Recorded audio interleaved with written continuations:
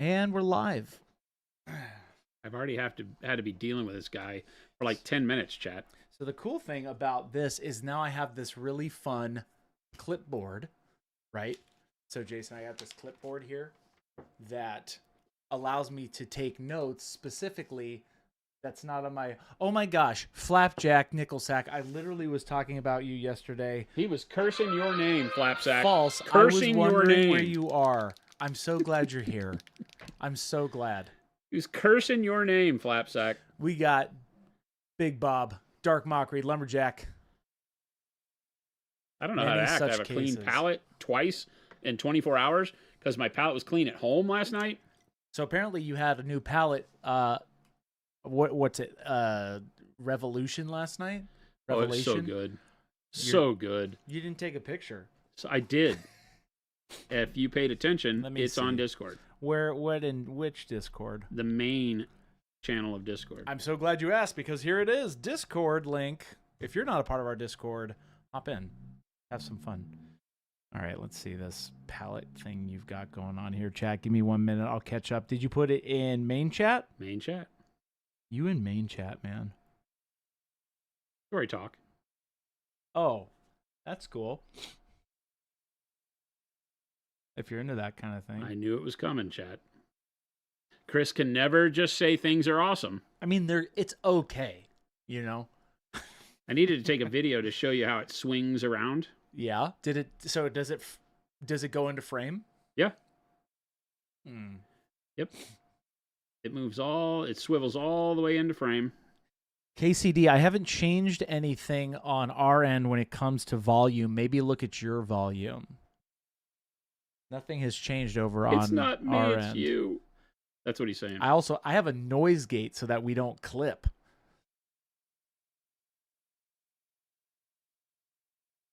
How's everybody doing today? Kruger, Flapjack. Flapjack, I'm so glad you're here. Truth be told, I haven't been around because I was off work for 2 weeks and basically never knew what time it was. Hey, that means you did your vacation very well. Yeah, I feel like that's the way that's supposed to work. Oh, I think you did it correctly. I had no idea what time it was for the holidays. It was so great. Anyway, hope you're all having a great time. Jason, that's pretty cool. That arm thing. It worked great. Looks good. I would suggest it to anybody who has limited space, but I don't know if anybody's as crazy as I am getting your space all kitted out. Hey, Immortal Kombat. Thank you so much for that sub. 18 months. Very nice. Thank you so much. Hey, I think I was dead for like 3 months because of work. Hey, that's okay. Welcome back. It's never too late to hop in. We're painting some Conquest, and now, if you weren't here yesterday, we matte varnished this because Jason bought a box of these models off of Marketplace, you said? Or some Facebook group. Some Facebook group. And yeah, we're repainting old they're not old, we're just repainting models. That's the deal. These probably are old, but old paint jobs, I should say, or yeah. quick or whatever. They came pre-painted. Somebody else painted them, and not the kind of paint I would rock on the table, but a good starting point. Yeah. Right? Mm-hmm. So they basically were, they were like this. Right? Oh, yeah. Right. Good point. And so now we are going through and using this as base coats to generate the final outcome over here. And we have only just begun. What do we got here? Hermit says, hey, quick question. Having issues when airbrushing light colors where it comes out really spotty. PSI is around 15 to 20 with a, I don't know how to pronounce that brand. Takamui Micron? Takyumi Micron? I've tried adjusting consistency and still struggling with it, shooting with consistent coverage instead of spotting, if that makes sense. So dealing with spottiness in an airbrush. Yeah, the brighter colors give more contrast on the model, typically. And so they will show imperfections in the spray or the consistency of the paint a lot quicker as you put them over. So thinning them down aggressively generally can help, and then just be able to feather and layer them back up to get the brightness you want. But that won't, that takes time. So if you're more impatient, then that isn't going to work. But yeah, you can get a little bit more spotting. The brush could be that it has, an issue with the nozzle, and you may need to go ahead and do a deep clean, let the nozzle soak, or get an old needle and scrape the inside of the nozzle out to guarantee that you don't have a situation where the aperture is out of round. There's limited things that make an airbrush do that, but those limited things can happen at multiple locations, right? So having the aperture not be completely round and clear of debris is a problem. Dried paint and the inside of the nozzle is a problem that'll do that, and the nozzle housing, the little nozzle cap, we'll call it sometimes, can have paint built up on the outside that gives it an oval shape to the hole that the paint is supposed to come out, and that'll cause all sorts of turbulence at the nozzle. Hey, great first time chat question, by the way. Yeah. Jason, Kruger says, this is a good question because I have a direct answer. What is the most common mistake you see in other people's paintings? Not painting enough. There you go. I think that's the only answer. Right? What is the most common mistake you see in other people's paintings? Can you make mistakes if you're having fun? Yeah, I don't know. That's a tough one, right? Because or Chris has a really good point. Is what is actually a mistake? Or maybe it's another way to phrase this in our angle would be maybe what's something that most people struggle with. Maybe. That's a tough one. I think that ultimately it's the interpretation of light is the place where most people fall short. Like where lighting is falling on the model? Yeah, environmental directionality. Lighting? I think the biggest problem is that they try to push it to where they give like a dramatic light and a directionality to it, and then kind of miss the mark with it.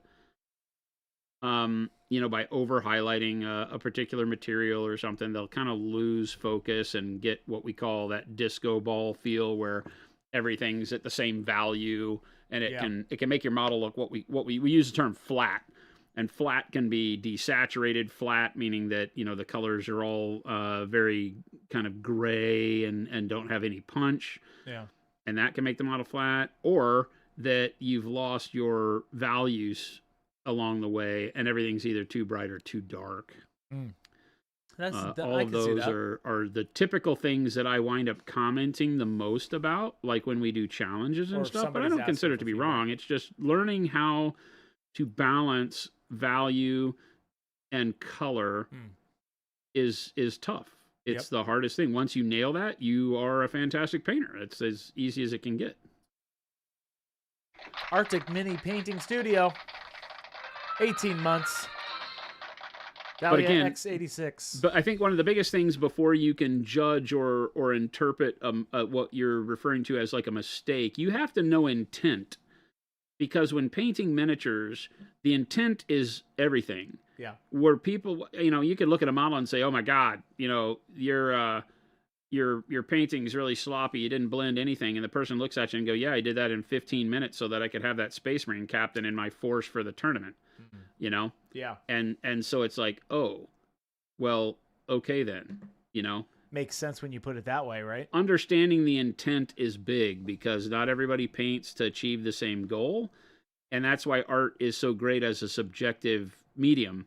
I can't just walk in and say, "Oh, you did it wrong," because they would come up with something and say, "Well, I mean, that wasn't what I was trying to do. Here's what I was trying to do." Or, "Yeah, I don't care." So it's not wrong if you don't care. Yeah. Now, the one thing that I always say about art is it's like chaos. There is no defined right and wrong all the time. There's as many ways to paint as there are painters. There are just some things that I would find myself critiquing more than not, and they typically revolve around the interpretation of light and value and darkness on a model.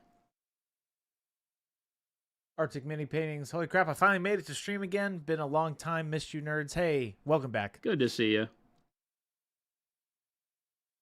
Ross says, I know you don't like picking favorites, but which signature series set would you recommend to someone still rounding out their paint repertoire? Vince.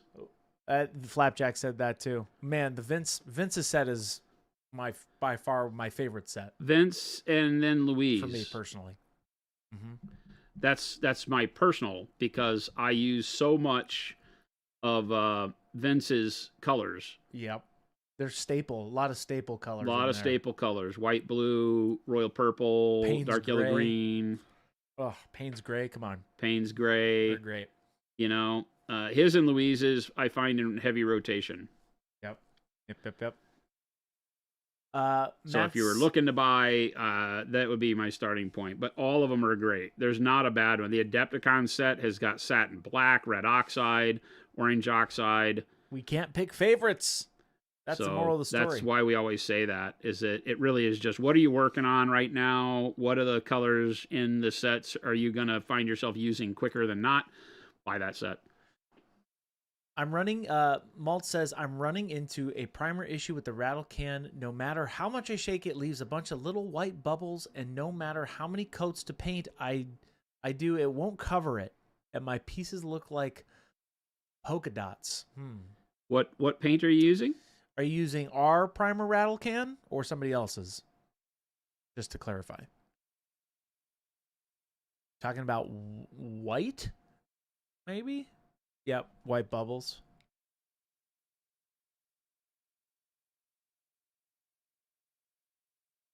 I'll stay on that question. I'll get to your guys' questions once we get to the bottom of this. Malts, it's white.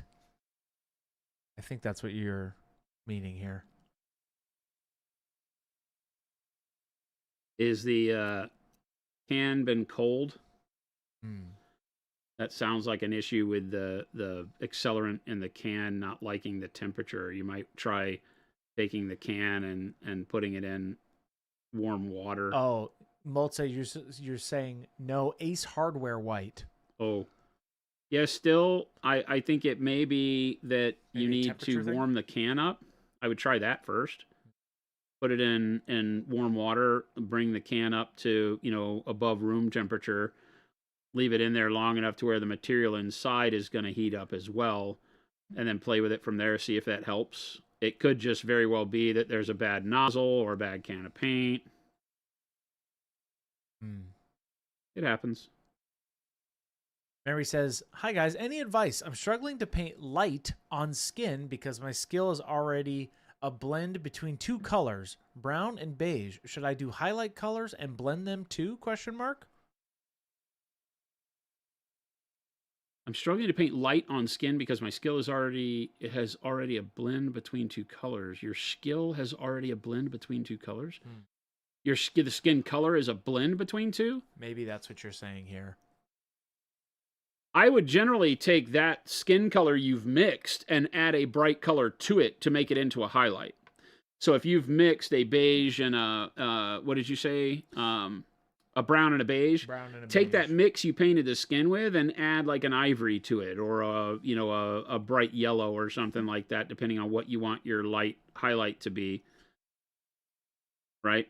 Right. So when you've mixed a skin tone, just treat that as a new paint color and then add a bright color to it to get your highlight.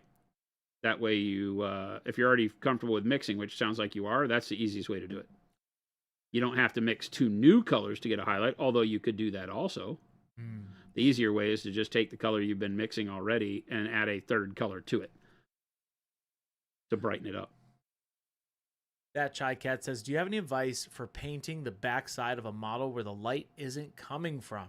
I've been struggling to understand how to approach the dark side of the model when picking dramatic lighting angle, painting the dark side. I guess it depends on what you're looking for, right? We see a lot of models nowadays that are painted in a style that shows cool lighting from one direction, and they have that high drama. It's very common in like competition pieces over the last few years. High drama. So you do like a warm coloring on the one side, and then something that's more bluish on the back and things like that. You can definitely do that. typically that's one of those things that you would never have that occur. So if you're going for realism, I don't suggest that. But you can, when painting the model, to get that cooler color on the back, you could simply like base the back in a purple or dark blue, and then glaze the colors over the top of the purple or dark blue, rather than painting with opaque layers. So like the skin doesn't have to be an opaque skin tone. It would be more of a glazed skin tone over the blue. Yeah. So that it cools it off in the shadows anyway. There's a lot of ways to do that. A lot of people will just paint the front and then paint the back in completely different colors. Give me just a second, and I'll show you Deidre and what we did for her. Because we have a old Deidre the Wanderer model that we did that I painted up that way. And how we did the kind of OSL lighting effect for the dark side versus the lit side with the torch. She had elements on the model that gave the light.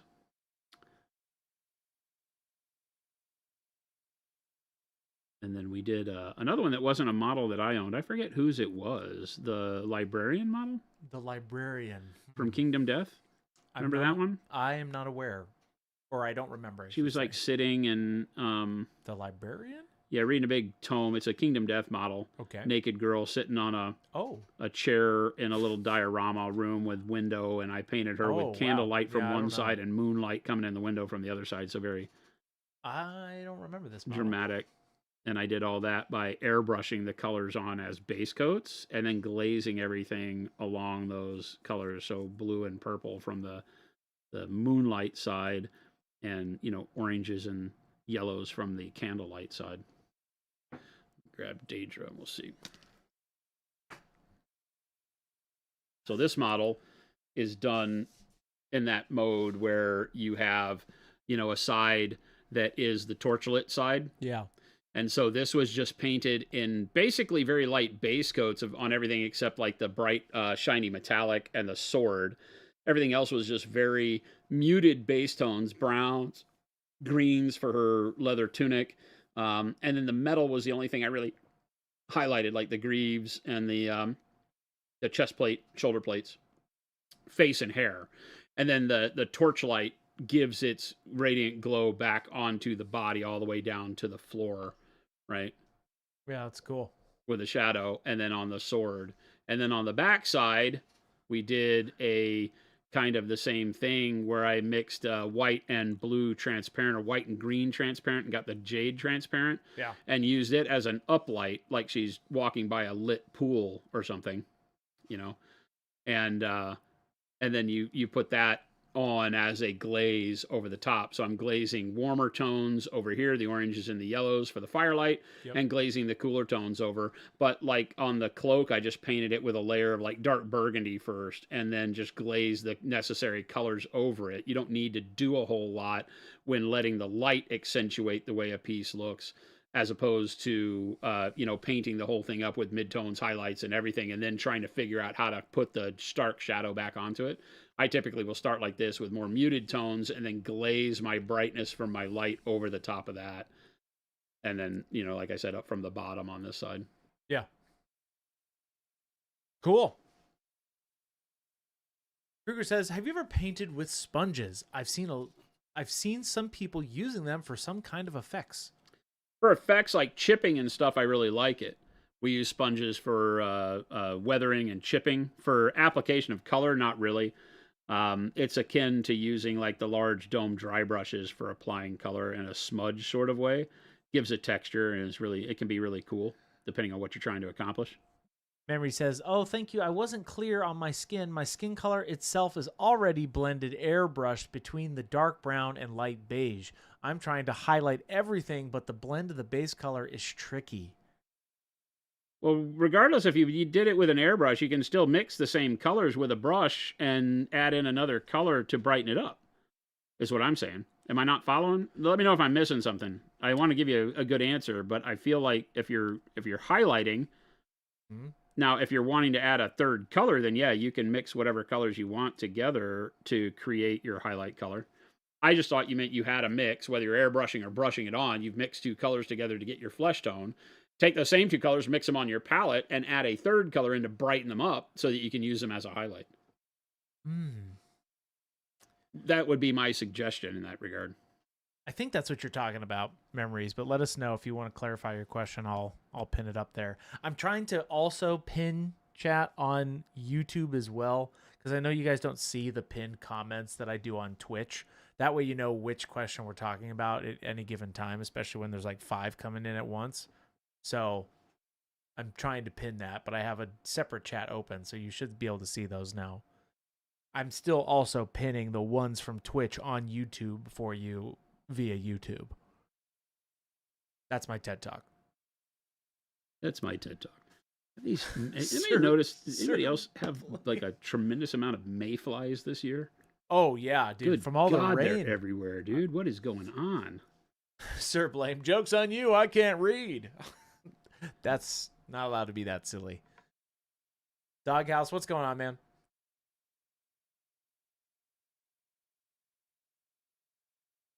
So we got rich gold here. Rich gold. Oh, okay.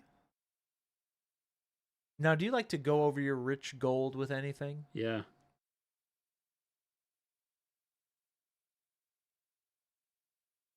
Cool. Glad we had that talk. Nice. Yeah, I do. Cool. All right. What do you go over it with typically, Jason? Like a brownish wash? The light bronze or white gold. Oh, typically. I see. You can also do bright gold if you want to keep it a little more yellow. So we'll probably do a combo, a hybrid. Would you call that a hybrid or a combo? Yes. Cool. Arctic Mini Paints here. So I should ask 42 questions in rapid succession about when plaid paint and how do the colors taste? Yes. You can ask any question you want. I won't pitch them up. There are questions I pitch, and there are questions I don't pitch. I'll just give you the eyeballs. Why are you doing these things? Don't eat the paint. You bet stuff for me. T-Schmid says, hi, bro, or com bid. Yeah, that's silly. No plaid paint coming out. What? I said there's no plaid paint coming out. Unless you haven't told me mean. Chris in my is mean. list of, he's keeping the plaid paint secret things that are coming out. I'm not keeping the plaid paint. I attempted to do it for you all and failed. What I do for love. Daka says, wait, I thought we already got plaid paint in a secret set a few weeks ago. You did. We did? Yeah, it was the plaid paint build your own set. Because you could mix all those colors to make perfect plaid. Little Billy, you're really calling out my timestamps here. December 10th, 2:36 p.m. Mountain Standard, Pacific Standard Time. All right, Little Billy, strike number 1. This is PST. We don't know. We don't go by PST here, mister. We are MST, Monument Standard Time. What the heck is PST? We don't know. I can't. Chris said, so you typically avoid that. I hope I avoid ever seeing Chris on stream again. Fired. Wow. Baited me. I got too distracted with PST, Little Billy.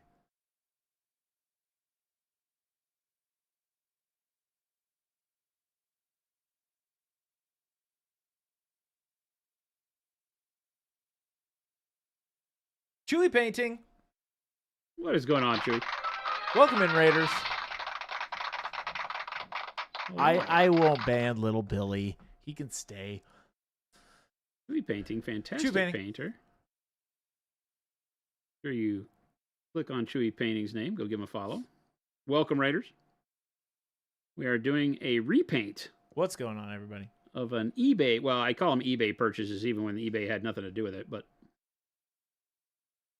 we got an army of Conquest models that came pre-painted. and they were done with what is actually on the stone kind of a good coloration. That faded jade with a purple undertone was actually cool, and the rest is just contrast paint, right? So it's like various colors of contrast to get exactly that on the model, but it looks like the skulls look like what do we say, caramel corn? Yeah, it looks like caramel So yesterday corn. we matted it down, and I'm showing ways that you can use models that you buy if you're looking to pick up a new game, new army. You can purchase models that are already painted and not worry so much about the quality of the paint job, because you can kind of get it going to your own liking without a whole lot of problem. It started coming to life when you started even just doing that simple dry brush. Yeah. Because it'll bring details out, right? Because it just kind of, it's that thing we talk about with depth. A lot of times you'll have models that just don't have any depth. They've kind of all desaturated into midtones, or too bright, too dark. And you wind up in a situation where they just don't have any pizzazz. You've lost all the detail by making it all flat. Things need to stand out. Things need to have their own vibrancy, their own value to create volumes on them. And, you kind of have to pick your battles wisely. You don't want everything. Like when painting, I'm painting with metallic paint right now, which is a good example. When you paint with metallic paint, you got to be careful, because you can over gold very easily.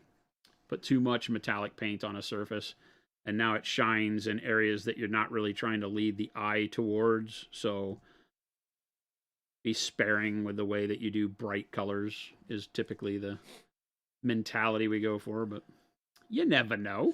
Ruckett says,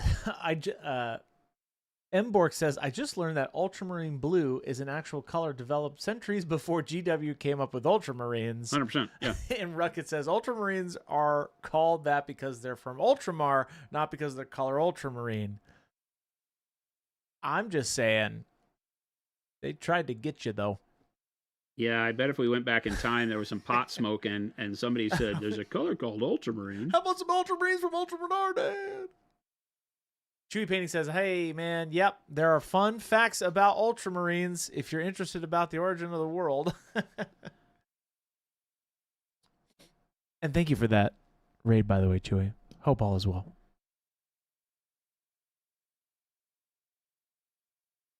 Yeah, we're just trying to take a inexpensive pre-painted army and show you a neat way to get a lot more out of it, make you unafraid to buy things that might be a great value if you're trying to get into 40K or Age of Sigmar. There's a lot of models out there that are painted. They get passed over because people, don't like the paint job. And you don't have to like it. The colors can all be used as like your base tones. Yeah. I'm using all the colors that were on this model, even the caramel corn looking skulls. I just put a little bit of color over them to get them more to a bone color, but let the kind of brownish warm tones sit underneath them. And then we'll do something with them. I don't think I want that bronze. I think I want all that to be steel. Avian says, can we get an updated what picture? I said, no. A big what? Updated what picture? Are you talking about some of our emojis? What? Oh, it's this one. The emoji. I like this one. Avian. It won't change. Newton Corgi said, after you mentioned it yesterday, I just ordered my transparent set. Can't wait to try it out. Oh, nice. They're going to change your life. They're super cool. Our transparent paints are in a league of their own for flexibility. They let you do all sorts of really cool stuff. Mixing, painting over other surfaces for filters. I really love them with metallics because you can create any color metallic you can dream of.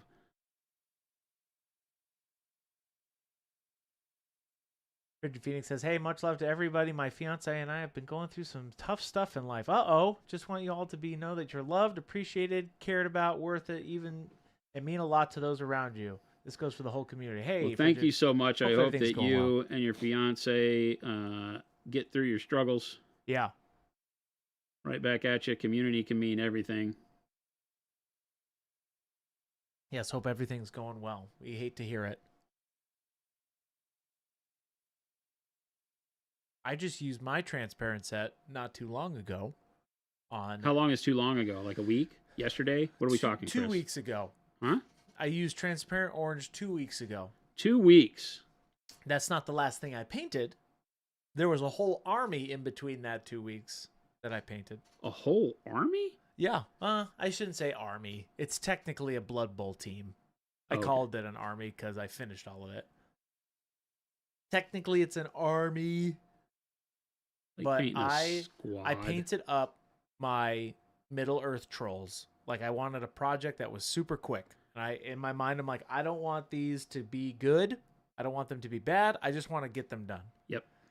And enjoy it. Did that.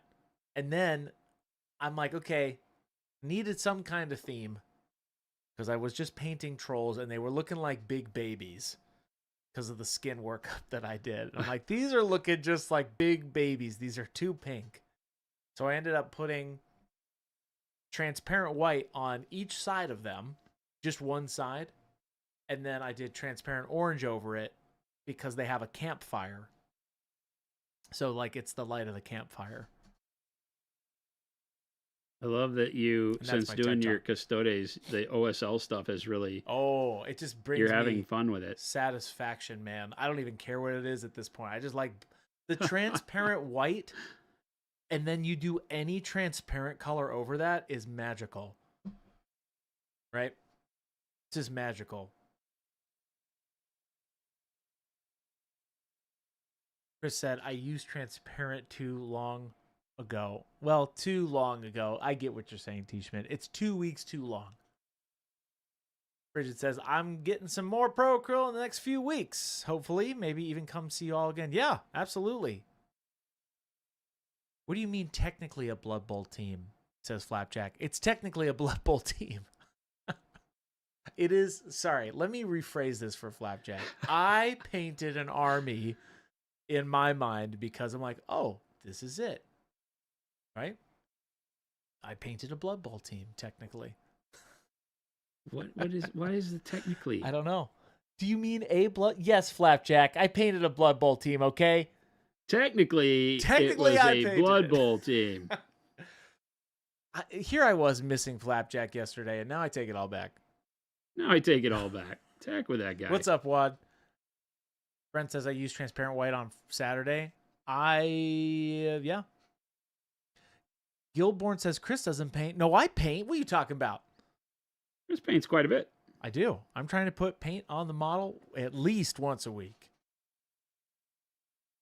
That's a good question for chat. Like, how many of you, if you're willing to share with us, how many of you during the course of a week schedule time to actually be able to sit down and paint? Schedule it? Yeah, well, I like mean, like you have a meaningful. plan. It doesn't Yeah. have to be on a calendar, but like, do you say, you know what, Tuesday, I'm painting? And like, how much time do you feel like you need to allot in your week to your hobby? It's a great question. Right? We get people that are always like, fatigue. I sit down to paint and I'm not really sure what I want to work on. I get bummed out about it.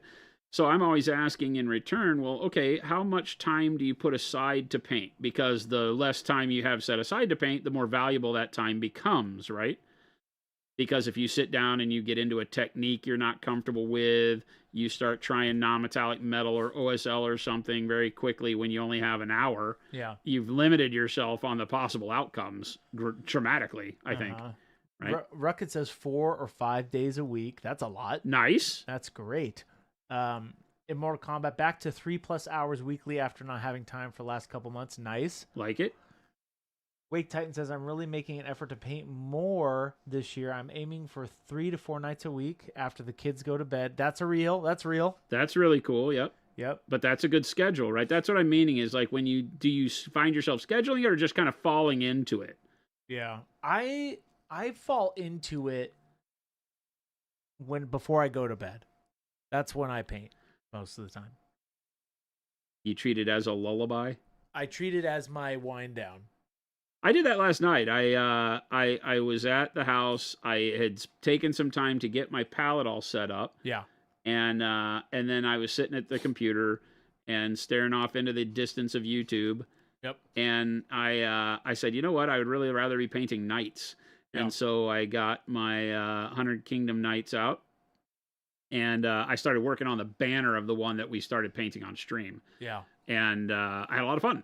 It put me right where I needed to be. And then when I was, kind of like, okay, that's enough, then, I went back, and Cora was laying there on her bed the whole time. And so I went back and checked email and looked at the internet for a little bit and was ready to go to bed. It was perfect. I painted for like an hour and a half. It's a good wind down. I got some really good red highlights done on the banner. So that was good. But it had a good amount of completionist feel to it. Yep. So it looks like everybody's kind of like in that mix, right? Some people have to do it when their kids are going to sleep. Sure. Or you can only get 30 minutes here and there. I always make sure it's out and about, just so that I don't have to set it up. I feel like if you have to set up anything where you can't just sit down, so just leave your project there. That's where I'm at. Well, but you don't have a family in your house either. That's true. So that's very true. You have to be careful with that, because like if you have to clear off the kitchen table, that's true. That becomes a real issue. Yeah. Because a lot of people, it's the whole reason why we made the go bag. This is right? true. Well, the whole reason we made the go bag is so we could travel with our paints, honest to God. But the reality is somewhere in that world of, being able to have a setup when you don't have a dedicated space makes your hobby time even more valuable, and sometimes can throw it off if you're like, long day, I really wanted to paint today, but I'm looking at it and I got to do all this effort to get it set up, and that's not worth it. So finding a way to keep that all balanced so that when you do have your time and your schedule comes up, that you can feel good about investing the time to get the paint on the model too. I have the unique benefit of being able to paint while at work. Sometimes I get multiple 30-minute sessions. Sometimes I get a few hours. Sometimes I get none at all for a few weeks at a time. I've been trying to dedicate more time, but being an adult is hard. Having the Evo bag is killer, though. Adulting is hard. I've been trying to set Sundays as a day to hang with my friends and just paint for multiple hours and watch random movies. That's nice. That's awesome. Yeah, Brian does that here at the office. Yeah, he and his buddies get together, and I think they watch like movies or hang out and have a lot of fun doing that stuff, that crazy stuff. That guy Joe says, Chris, we need the foam bag inserts for the paint bottle sold separately. That's true. That's what I do with my Evo bag. I use that foam tray to hold it. We'll have more eventually. We typically have them. They've been out of stock for nearly a year, though. My current project... You have an unfinished game that you've set up on the kitchen table? Probably not a good idea. Not going to lie.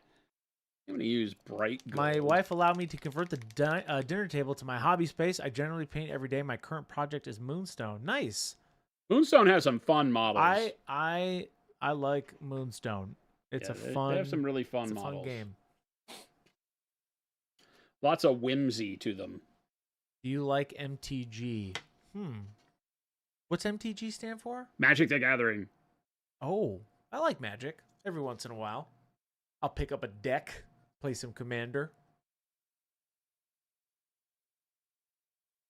Every once in a blue moon. We're filthy proxy players. Jeez. Yeah. I ain't buying that stuff that way. It's too expensive. I do like myself some tree decks, though.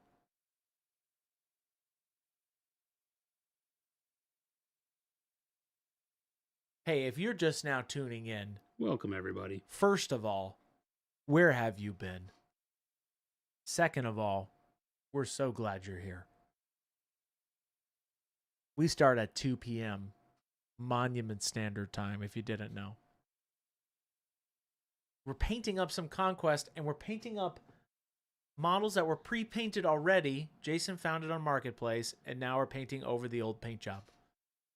Yeah, this is the first of them, so I'm taking my time to kind of just figure out what would be the right way to do all this. Not all the details were painted. They were pretty much just, a bunch of them were only one color. They were all at various states of completion. And so it's always interesting, right? I have no fear when contacting people on Marketplace and eBay and saying, hey, can you shoot me some pictures of build quality? I'm going to paint over these. I just want to make sure I can get right to it. I don't like repriming. I don't like having to worry about that stuff. So for me, it's very important to make sure that, you know, the coats are on thin enough that I can just paint right over the top. And that's what we've done here. We don't reprime. We're just going over the top of the colors as they've been provided to us. And painting in details that weren't there, you know, because like this is as painted as any of them came. Yeah. So some of them, like we had to match the other cloth bits that are on this thing, like on the front and the sides here. We had to match that to the red that they already had on the shoulders so that I could have a good point to build from. But none of the metallic details were done. They just treated it like a big statue with some skulls on it and stuff, which is cool. But it gave me I really like the statue color. Yeah. Even though it was kind of splotchy with wash and stuff like that, it was something that I knew if I dry brushed over the top of it, I could use it as a good starting point. The splotchiness would go away. Then it's a matter of taking the splotchiness out of everything else, skulls, cloth, all that. So we're slowly but surely working through those details, but it speeds up the process quite a bit. Sora says, today I want tips on a triad for Angels of Death Blue. Refused. Denied. What's Angel of Death Blue? Is that like a Marine chapter? Well, the Marines are called the Angels of Death. So are we talking about Ultramarines? Source. That's a generic title for Marines. Adeptus Astartes. You ever just get a hankering, Jason, to paint Space Marines? Yeah. I don't know why. I was getting a hankering the other day. A hankering for painting some Space Marines? I don't know why. Well, look some at you, old Chris. ones. Like old Hammer, you know? Look at you. I don't know. 30K, run around with your knights. I will. I'm not getting another project, chap. He will. I won't. I won't do it. Any recommendations on the best skill to start with getting analysis paralysis? The best skill to start with? Yeah. How new are you? That's true. Now, you said the second like when part you of ask that says, question, it makes me think like if you're brand new, where do you need to start versus like are you comfortable with painted a lot of miniatures and are now saying I want to branch out? Or are you looking like you're brand new and you're like, where do I start? Help me understand that part and I'll give you some thoughts. Source has no idea. I have zero 40K knowledge, but picked up a Kill Team starter set and it was Angels of Death. Oh yeah, that's just Space Marines.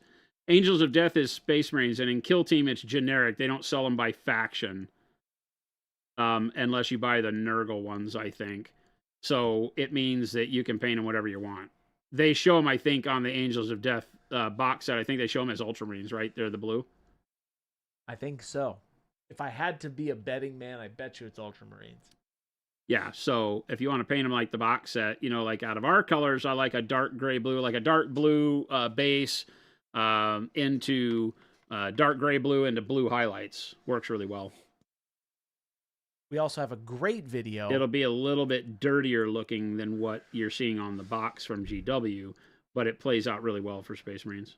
Hey, I'm just going to throw it out there. We have an amazing how to paint Space Marines video. But I will be very honest with you. If you don't know a lot about 40K, take a moment to look through some of the online information to find out more about the chapters of Space Marines and find one you like the color of and paint them up like that. Because the Angels of Death is a generic term used for Space Marine. It doesn't mean they have a color. And then you can go through. One of the best things about 40K is that it allows you this open-ended narrative that you can paint your Marines how you want. You know, T. Schmidt will tell you he painted his Marines like fishermen, like they were wearing blue jeans. Oh, that's fun. Right? So there are very little rules. Just paint it the way you like it. Any Frigid Phoenix says, any recommendations on a hobby cart or a way to make a mobile stand to paint with and store all your projects unfinished?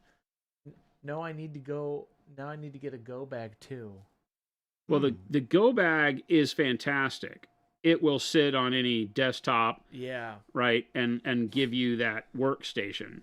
The storage of miniatures and stuff is going to be something bigger that you need to come up with, right? Some sort of cabinet or system there. And just, you can always get, you know, for carts, You can always find like old nightstands with multiple layers and always add little casters to them. I do that.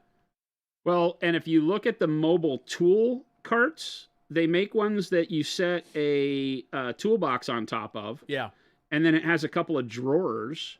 Husky at the Lowe's does it. You know, probably Home Depot has one. They have a big open tray on top. They roll around and they have drawers to put stuff in. And then where you would put the tool chest, you could put your go bag on top.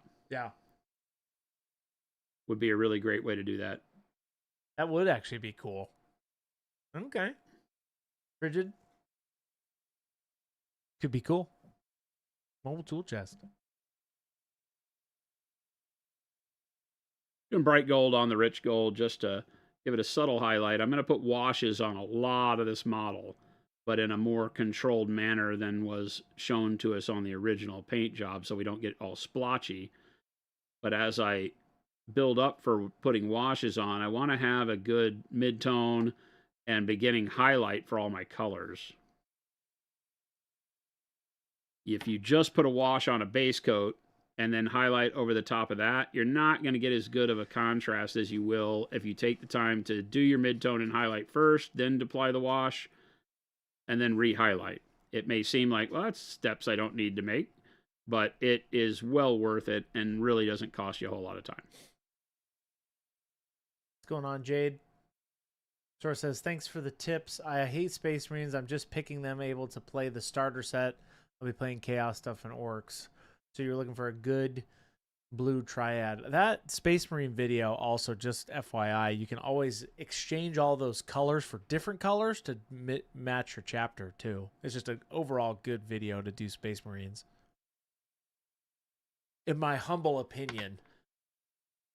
I don't think you're very humble. Me? What are you talking about? I'm talking about you. I'm humble. What are you talking about? You're always trying to tell us how great you are. Oh my. This is not true. False. Incorrect, as Jason would say. Incorrect. No, I say that's not how that works. That's not how that works. That's not how it works.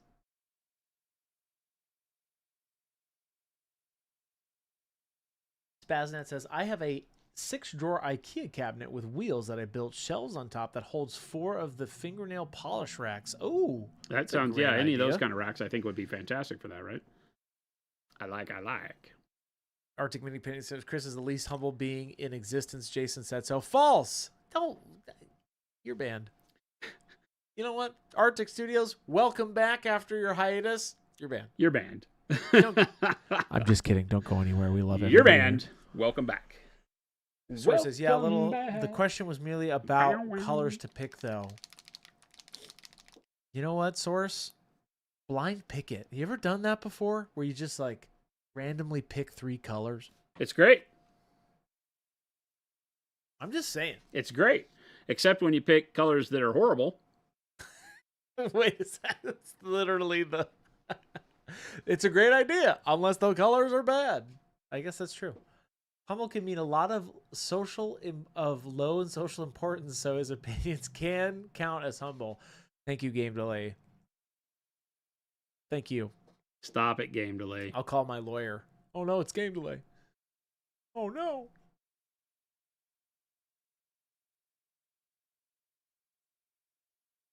Yes, there's many solutions for painting stations.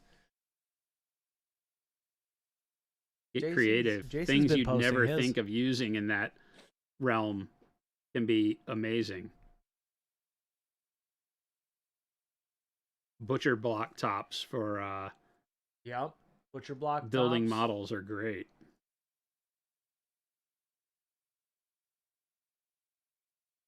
I watched the tip on wicking the brush on your thumb a few days ago, and it's only been a game changer, says Wake Titan. Yep. Nice. Thumb palette. It's the king. It is a game changer. Being able to control the moisture on your brush is one of the biggest things you need. Did we ever hear back about what technique? I asked where they were as a painter? And No, I did not, and I was specifically looking for that. that was you. I don't want to forget your question. Yeah, I didn't see it. I'll go ahead and ramble a little bit about it. Whenever you're a brand new painter, I'm the guy that is always saying you need to focus first on getting the paint where it's supposed to go. Can you explain that? Keeping the paint inside the lines, making sure you are, think about painting as a big coloring book. And, if you're trying to paint the boots brown, keep the brown where the brown boots are. Don't get the brown on the pants. Don't get the pants color on the shirt, things like that. And as simple as that sounds, that's your first goal, is to get really good there, because your confidence with the controlling the brush, right? Brushes don't work like pencils. They move around a lot differently. So getting control of them to get paint exactly where you want it can be harder for some people. And as silly as it sounds, like I said, just focus on putting the paint where the paint goes. Yeah. Keeping it in the lines, not slopping it around on the areas next to it. It's that patience, right? Taking a slow brush stroke as opposed to a very bunch of fast ones to get paint everywhere. Try to maintain your sloppiness and control. And then now you will start learning the things that help you become a better painter, because that patience to line up the shot, so to speak, right? Really just kind of think about how the brush needs to go across the surface to get the paint on there correctly. Nice. Tribe the Demon. Okay, this was your question, and he's saying, best skill for a newbie, only been doing this a few months tops, but I love this hobby and want to love my projects too. Yeah, just like what so Jason's I mean, saying. like I said, I think it's controlling the paint so that you make sure it goes where it needs to go. Automatically makes the model look better if it doesn't have sloppy paint. And then you start looking into, okay, well, what else makes painting sloppy? And it's like, okay, well, maybe I want to work on either my blending or my ability to make non-blended models look good too, because you can definitely have models that look fantastic where you don't do a lot of blending on them, but it means that you have to, start creating texture and working with texture more. So it really is up to you. I think that before I tell people to go off and try things like, techniques, non-metallic metal, or this or that, or this or that, is let's get the basics down. Let's get it to where every model you do looks good in your eyes anyway. Yeah. And then move on to things that can accentuate that looking good. It's a great question. Yeah. Because I have some people like, hey, I've been painting for a few months and I really like to try OSL. And I'm like, okay. OSL requires you to know a whole lot about a lot of the ways light falls on an object. Same with, non-metallic metal and all these other buzzwords that we have in our industry. So, before I tell people to go jump off and go down that rabbit hole, it's better about, okay, do you, the thumb palette question or statement that came up earlier, with being able to wick moisture off your brush, controlling the amount of moisture on your brush, meaning that, it's never too wet or too dry. I always have good control of the paint flowing off. I get to use all the paint that's on the brush, things like that. Will go a long way towards helping you then move into those other techniques, right? Because like doing stuff like this, where we're doing a bunch of dry brushing and things of that nature, is a very different task than, say, this. Yeah. Right? Where we're doing smooth blends, we're starting from scratch, we're doing non-metallic metals, we're creating, dense skin tones, right? We're having to separate material like feathers and things away from the rest of the model. So, you're always taking the intent at the kind of, beginner level and saying, what will make my models look better at this level that I'm at, rather than saying, how can I jump to a higher level, so to speak, right? Because you'll find a more natural progression through getting confident in your brush stroke and the application of paint, and then saying, okay, I feel good there. What do I need to do now? It's like, okay, well, you go from, base layering your fabric to putting other colors over the fabric, right? And so you get more color on there. Or, what you'll see me do with the reds is, layering up from dark to light and using 2 or 3 colors to get really good blends and create contrast. How to use washes better so that you can use them to your advantage. There's any number of skills that I believe are very necessary, and all of them will then allow you to kind of lean into what becomes your painting style. Some people say, I just want to get models on the table so I can play games with my friends. There's nothing wrong with that. So you may be looking for things that you can do with, say, speed paints that make painting look a lot better. Yeah. Because it helps you to go fast. You may say, no, I'm not interested in playing games. I want to enter more competitions and win a Slayer sword. And so you may be focused on things that are like, okay, well, you need to be working on brush control and textures and blending and the things that are going to set your artwork apart from everybody else's. So it really is just finding your way that way and sticking with the basics. Dry brushing. If you haven't been painting very long and you've been doing dry brushing and you're getting sloppy textures with it, learning how to dry brush and keep control of your textures is a fantastic thing to study. Yeah, it sounds like there's a lot of places, but overall it's just going for it. Oh, hey, Louise. What's going on? What? Rogue Hobbies. Rogue Hobbies. Happy New Year. We're going to make a wash. Hope we've had a great holiday. Thank you so much. Hopefully, Louise, you have had a great one as well. We definitely have. We're going to make a rusty wash to go over all of our metal with. Yeah, there's a lot of, there's so many good tips for new painters and where to start. Tons. And all that. Right? I think the biggest problem, because, we live in a world right now where information is abundant, right? Yeah. Louise came in. We have so many amazing painters. Yeah. And out in the world giving such great information out to you, no matter what level of painting you're at. That's way too much paint. And sometimes you can get so caught up in the, I got to try the thing that's the buzzword right now. And it's always hard because as an instructor, as somebody that's trying to find ways to help you become more confident in your painting so that you paint more often, I am sometimes a downer. It's not that I'm telling you not to go do those fun things if you want to try them. What I'm really saying is don't get bummed out because those are not in your league right now, right? Or you're not in the league of that thing right now because you're still having problems controlling the amount of material on your brush and keeping your brush strokes nice and clean. And then if you want to do something super smooth blended, it requires all of that to be, your confidence to be high in that. So that then when we tell you, here's how you wet blend, here's how you blend these colors, that you don't wind up with, I'm doing exactly what you're saying and it's not working, right? So that's why I say the fundamentals tend to be, we talk about that a lot around here. And then we take those fundamentals and try to turn them into very quick level ups in your painting.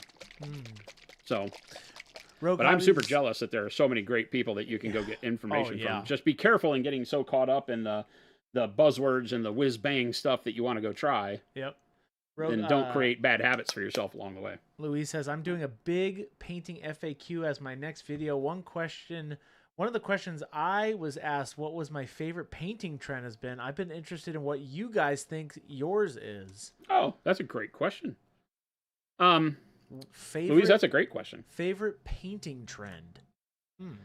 Oh God, I'm such an old dog that these questions really stump me. Okay. Because I don't pay attention. I will say in a weird way that just off the top of my head and out of my gut, Louise, is that my favorite is not necessarily a trend as much as a product. And it is, the whole contrast speed paint thing, which may sound very counter because I don't use them. But I love the fact that it is something that was introduced into the world that allowed people to find better looking paint jobs on their model than they could do right out of the gates. Yeah. And so that has kind of been a good catalyst for people pursuing more fundamentals. People coming in like the person that asked about, hey, what's the technique I should be studying? Right. I think that you can get to a level where you find enjoyment in the hobby faster now than ever with all the products that are out there, whether it's washes like our washes and speed paints and things like that. Yeah. It used to be that if you got into the hobby, it was such a hurdle to just get one model to look like it was worth spending the money in this hobby. Now I think you can get there a lot quicker, right? Yeah. And so I don't know that those are trends. I don't know if that answers your question the way you were hoping it would. Well, but I think what it is a trend of products that are helpful, that help people realize this hobby's worth quicker, that it's fun, that they can do these cool things and, there's a light at the end of the tunnel. I can't draw a stick figure, but I might be able to do this hobby. And I think that's amazing. Yeah. Yeah.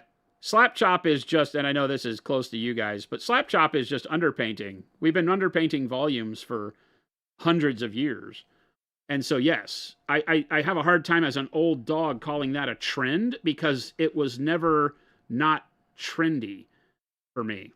It's one of the first things I learned as a scale model builder way back in the day was underpainting for values. Whether you did it with an airbrush or a brush or whatever, you would do it on airplane wings to create the the darker stained areas Yeah.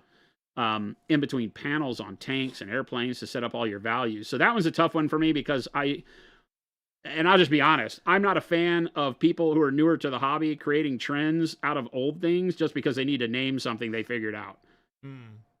Rogue said people have been doing it for 100 years. That's true.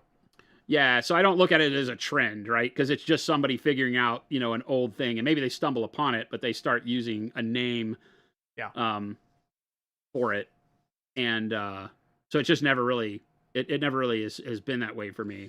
I'm trying to think of what would be a painting trend. Hey, Ruben, 105 months. That's a lot of months. Ruben says, my favorite trend was when people first started streaming mini painting in general. Yeah, I think streaming, okay, great one. Yeah, I think that's another good trend, as I think the offering of content in a visual format, streaming, YouTubing, all that stuff. It's cool. Right? I mean, being able to go and watch Louise, even, if it can be for community, it's grown the hobby tremendously. Yeah. I would be lying if I said any different. Our whole company is built off of the content creation side of our business. Monument Hobbies would not exist had I not started streaming painting content all those years ago. Good God, this is the 10th year, Chris. That's a long time. Right? So yeah, I think if we were going to say a trend, I think that trend is probably the best for painting. I think technique trends is what I was reading into Louise's statement, and that one's tougher for me because I try to think of what's a trend. Yeah. Like oil painting comes around every few years, but obviously it's not a trend. People have been painting with oils longer than there have been acrylics in existence. So, right. Again, it's just a hard by definition in the art world to figure out. I think that, we get things where people fall into step with an old new idea, maybe is the way to say it. Louis says, I may say that in my video. I'll quote you guys. Do it. I really think Ruben nailed it. I think that the content creation around the hobby is probably the best trend ever for this hobby. It's really cool with all the technology and being able to set up ways to share it now. It's a lot more accessible to do that kind of stuff. So anything, obviously Google Foo and YouTube and all of that makes it even more relevant because people are just on there all the time. But it definitely brings it in a cool medium. And some people have no idea what this is, which is awesome to explain to people. I paint little men. Dude, I do that all the time where I'm like, yeah, we stream for 2 hours a day. And they're like, what are you talking about? It's funny that people that have dealt with me from business for years still can't get it through their head. Like they'll still try to call me and wonder why I don't pick up my phone at 2:00 in the afternoon. And I'm like, you realize I do my show? And they go, well, you don't do that every day, do you? I go, yes. Monday through Friday. And they're like, what? I've known you for X amount of years. You do that every day? I'm like, yes, for 10 years. It's what we do. And they just don't get it. A lot of people are like, you are insane. How do you run your business? Like, well, you have good people and you hope for the best. You hope they all do good things and make good decisions when you're streaming. That's true. That's all I got.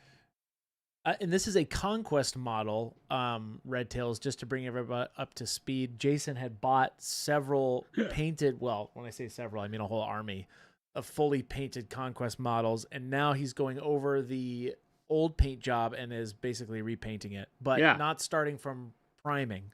He's just painting over the old paint job. I'm just keeping the original paint job and using it as base coats. This was a way to show you that you don't have to be afraid if you want to get into a game and try it. Like Conquest or whatever game you want to get out there and try. 40K, Kill Team.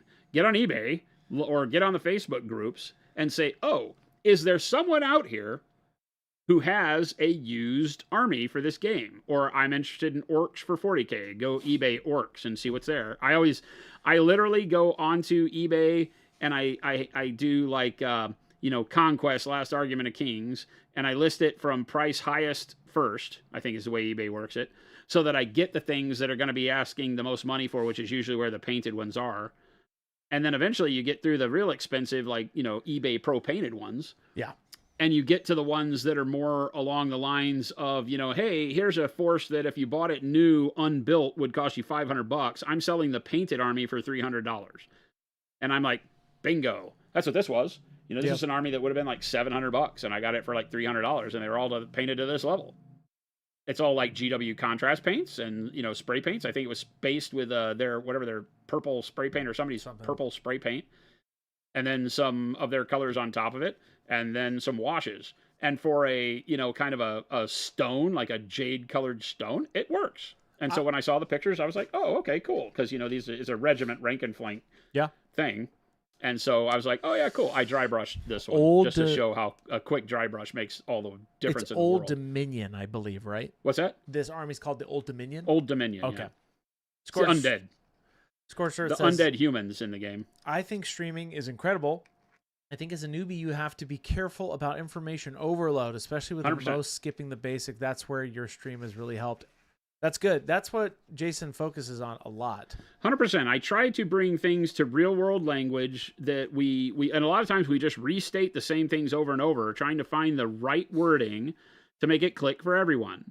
We've talked about glazing and layering and blending and non-metallic metal more than, I can imagine in 10 years of doing this. But the reality is that I can never say it enough until it's clicked for everybody. Yeah.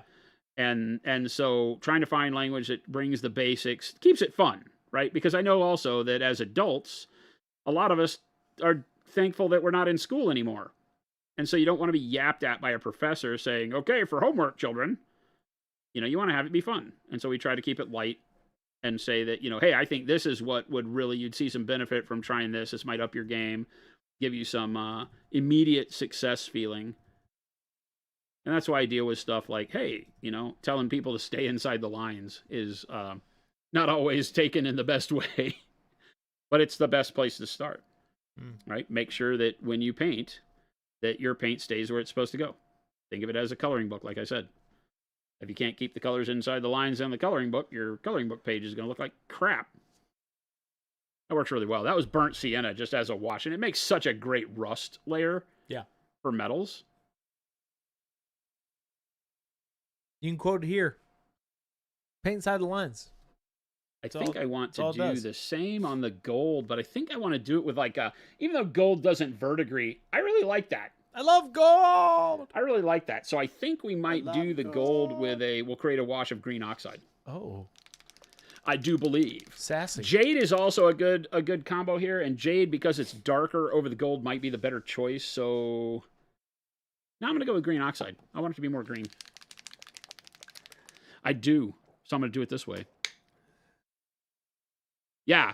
You miss school, but you're constantly researching and learning stuff still. I didn't like the part of school that is what I believe the 80-20 of school is that 80% of school is to teach you to stay in line and follow directions, and the other 20% is to actually teach you stuff. Yeah. And I like the teach you stuff part of school and not the other, as most people, right? I think that's just normal. Nobody likes the authoritarian part of school, but the portion where you're actually getting to learn cool stuff. Not that everything in school is cool. Mouth McCoy says, between you guys and Kenny, I got back into hobby and started to really paint again. Sweet. We love Kenny. Fantastic. I call this, 3-to-1. I don't know what it really is. That's not 3-to-1. It's a very scientific measuring method. That is parts to parts. And that then is science to. And then you give it a little. Just a little water. Just a little of water. A little skaloosh. A little skoshly. Nick says, good evening, Monument community. Today is the first time I've ever used an airbrush. I don't know if I'm doing something wrong, but it seems like I get clogs a lot after priming 4 to 5 minis. Okay. First time using an airbrush, Jason. Is it a brand new airbrush or just your first time using an older airbrush? Might be That looks new. pretty good. That's pretty translucent. Nick Larser. Remember that new airbrushes also need to be cleaned in a lot of cases. So be careful with that. Brand new Harder and Steenbeck Ultra. Yeah, brand new airbrushes can need to be cleaned. They can have problems, not problems, but they can have excess chaff left from the manufacturing process.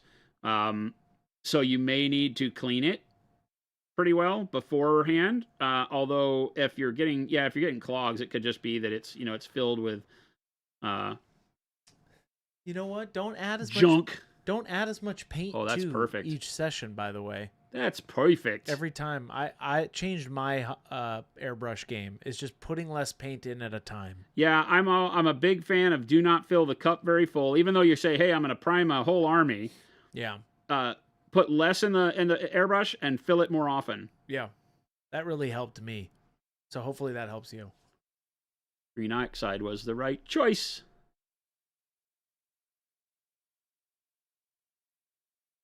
Gilborn says, if it weren't for streams like this, I probably never would have tried painting. Oh, awesome. I don't have the money to waste practicing/failing painting, so I watched tons of videos before I bought my first brush. Yeah, that's a great way to do it. Yep. Love to hear it. You're stuck at work. I'm sorry. I'm sorry you're stuck at work. So am I. You are? I'm stuck at work. I'm at work, literally stuck at work right now, Chris. You're stuck. Stuck at work with Christopher. Matthias, what is less? Like a few drops for your airbrush? I would do like 4 or 5 drops. Okay, so here's the thing. Don't register it in drops because depending on what cup you're using on your airbrush, that's not going to make a difference. Well, that's a good point. Like on that Masters airbrush that I have at the house, 5 drops doesn't even look like you put any paint in it because it has that huge cup. Oh, good point. So what you want to do is fill no more than what it takes to have the paint go to the bottom of the cup. So remember, when you put paint in the airbrush, you're putting paint into the body, the barrel of the airbrush, so to speak, as well as the cup. I typically, even when I'm priming, I only fill to where the paint is just starting to show in the bottom of the cup. You still have a lot of paint in the airbrush itself, and that should be plenty. And then that'll let you spray. Sometimes if you're priming a big model, it'll only do you 1 model. Sometimes you get 2 Space Marines primed. Don't worry about that. Go back and put more paint in if you don't have enough. Great tip. Thanks, Jason. Hey, you're welcome. From Jason, from me to you, to Jason, I'm accepting your thanks via Jason, via me. I don't know what he just said. You're welcome. That's from Jason. Hey, speaking of you're welcome. This is the best segue I've ever had for this line. Speaking of you're everybody. Welcome, there it is. Welcome, everybody. Hope you're putting paint on the model, even if you're at work. Quit your job. You heard it here. Quit your job. Do more painting. Don't do that. Don't do that. Wait a minute. That was a test and you didn't pass. Don't quit your job. No, wait a minute. I quit though. These 2 random guys on the internet. The Unemployment Commission calling us saying, "Would you please refrain?" They told me to quit my job and pay more. I didn't tell you to do that. He did, literally. I didn't. I won't. Chris fills the airbrush with enough to only prime half of a model for Jason's planning to paint. Frigid, calling me out. I was told never to paint the back of a models as a young kid. It's not true. I was taught that when I was very young. That is not true. Why would you paint the back of the model if you're not going to see it? And absolutely not true. It was wild that I learned that at such a young age. Never Do you prime the think back. Masushi the senior Masushi the senior has given that kind of advice to his son? I think you are disrespecting your father by saying that someone in your life. I don't do that. I don't do that. He's painting. Speaking of painting, he's on a painting kick. I bet he's painting the back of the model. He's painting all the model. He's painting every model. My dad doesn't have what's called a pile of shame because his pile is his project. And then he moves on to the next one. Paints one model, moves to the next. I love it. I love that he's so inundated with stuff. 10 tanks, I think. No, there's 10 vehicles on his desk right now. Finished. Done. Fully done. Dudes and all, too. Little men. The little, commanders. All of it. You'll notice how I made a wash, but I'm painting it on like a normal color almost. I'm not just slapping it off of the entire area, right? So I'm not loading my brush up tremendously. I still have a lot of paint on here, right? But I'm bringing it downward using the stroke to make sure that all of the wash collects at the bottom of this shape and that it runs through the parts and pieces and blends upward to where there's no wash at the top. I get zero filter at the top where I want the shiny gold to be, and all the filter is down here at the bottom. And again, I know gold doesn't verdigris. I'm just doing this because I think it would look good. It's a ghostly verdigris. It's a ghostly. These guys are undead, metal. so I'm thinking we can do what we want. You can do whatever you want. Whatever we want. This kind of would be cool to paint on the whole model. What's that? This green would be cool to just paint everywhere. Everywhere? Yeah. Like on the whole model? I'm kind of digging it. Just throw it everywhere. Make this a noosh color and just throw it everywhere. No. Does noosh leave a glossy finish that blends well with water slide decals? Says Isaac. Noosh is matte. It will, the more you thin it out, start to gloss up. Like anything matte, the more you dilute it, the more you're going to break the matting and turn it satin. But it is meant to be matte. So it has a little bit of a satin sheen to it.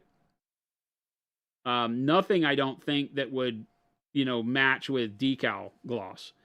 I typically, when I put decals on, then immediately matte varnish over the decal so that you can then paint effects on it and you lose that edge. That's the worst part of decals. I don't use them very often, if ever. I don't think anybody on this channel's ever seen me use a water slide transfer. Oh, Spaznat. Okay. It's not verdigris. It's ectoplasm. There you go. I like it. Oh, okay. Oh, okay. All right. It's not verdigris. It's verdigris, Spaznat. That too. Verdigris. Like debris, not debris from yesterday. Debris. I'm going to paint this debris. Good. Don't ever listen to Chris when it comes to like the English language. Jason, no. I'm a wordsmith. That's what I call it. Matthias says, this is going to sound weird. I already love it. In terms of competition, what is more important in judging? Ooh, realism or authentic coolness? Like gold verdigris going to lose even though it looks rad? Oh, great question. That's always subjective. I guess it's up to the judge, right? Yeah, it's always going to be subjective. Who's judging you and what do they think? Are they the kind of person that's like a rivet counter and is going to say, well, actually, that doesn't work that way. This verdigris is not proper. So yeah, you could run into somebody that would do that. I think that, that's why art as a competition is always tough for me. I want it to be something that the subjective part has power and has say in the matter, so to speak, but doesn't just rule the day. Because you could have somebody that doesn't like metallic paint take a look at something like this and just immediately, this isn't meant to be for competition anyway, but if they don't like metallic paint in the first place, then they might look at something like this and go, oh no, metallics. Okay. You didn't do non-metallics. I'm not looking at your model. Yeah. And so you might, just miss an opportunity based on some nonsense like that. So I don't even know. There's so many ways to skin a cat when it comes to what people like and, what they hold up as better than another thing. So I think when you enter, it's always good to just kind of ask the judges beforehand if you can. Like, what are you guys looking for? I think that green oxide wash, though, looks great. Works a champ. So I've got some rust. I've got some verdigris on there. I need to do some wash on these skulls. I think we can just use the brown gray or the petroleum. Maybe petroleum? Let's do petroleum on the skulls and see how we like it. It's kind of a greenish brown.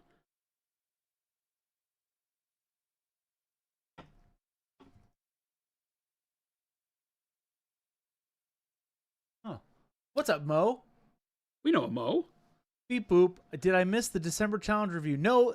Great segue, though, into this comment that I'm about to make about the December challenge tomorrow. tomorrow, Wednesday, we're doing the December challenge review. It's going to be me, Jason, and Grant. So if you are waiting for that, I just gave you that. What's the January challenge? January challenge is up, so check that out. It is painting something clean, like a clean paint job, right, Jason? Not what I'm doing right now. The antithesis of what we're doing right now. Antithesis of Grimdark. And Jay's Mathis says, in lieu of competition, is there a better way to get a gauge of where you are in a journey? Oh. You mean in your own painting skill? Yeah, a great one. I mean, the competitions are a great way to talk to judges about that, but if you have friends that you regard as being very high-end painters, obviously asking them is a great place to start. People in your community, maybe, that you respect as painters. I think that speaking from our end, I think our challenges are a great way to get that feedback. It's a good one. Because I spend a lot of time on giving some, fundamentals, but I don't know necessarily, I don't recognize everybody's growth. So I don't know if I could offer you oh yeah, you've grown so much and done so much in the last 6 months, because I don't know where you were 6 months ago all the time. Right.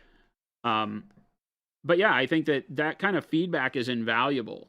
And I think that if you find a competition, especially locally, where you have more time, and you don't have to jump on a flight on Sunday right as they announce the awards, and you can, actually talk to some of the judges and the people involved, then being able to get that information is, super valuable.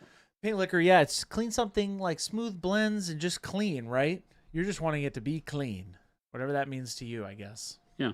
It doesn't. Don't overthink it. Clean. I want it to look like it's new. Yeah. I want you to paint a model. The trick on this one is that I'm asking people to step outside their grimdark nature, the wargaming nature, the weathering, the nastiness, the skulls, and to start looking at, okay, what would I do to paint something clean, right?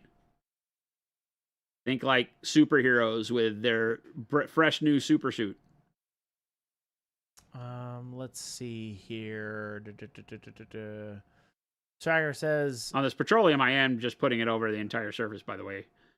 Not a lot of care. I mean, there's care to not get it over everything next to the surface, but... Swagger says, any tips for the learning curve jump when trying to move away from a wet palette to a dry palette for PA paints? I mean, are you doing it because you don't like the way your wet palette reacts? Or you just don't like using a wet palette? Because our paints work great on a wet palette. You just have to make sure that it's not overly wet. Or maybe you're just trying to make the transition and you're used to a wet palette. I think that's the question. I mean, in all honesty, the dry palette works mostly the exact same way. Your paint's just going to dry up quicker. There's not really anything you have to plan on other than I always tell people, put out less paint more often. Yeah. Right? You could paint a soap bar, Avian. Paint a clean soap bar. There you go. We talked about that yesterday. Call Me Molden says, for glowing effects, should I paint with some bold titanium white first, then airbrush fluorescent paint over it?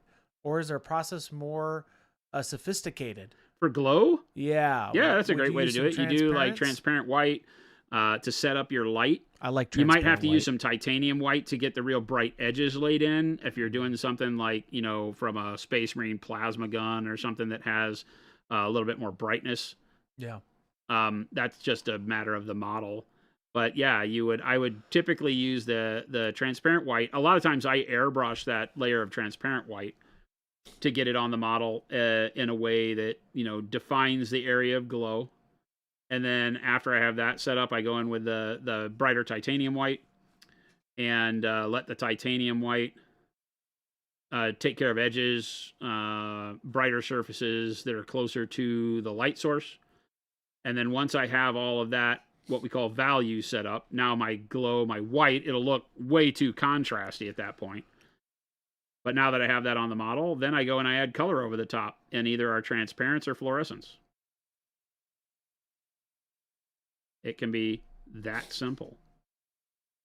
In a lot of cases, to really dial it in, you want to put the bright color on the top of your light that you've set up, and then go back over it again with more white to re-brighten areas that maybe dulled down too much, or to just over-brighten areas closer to your light source again.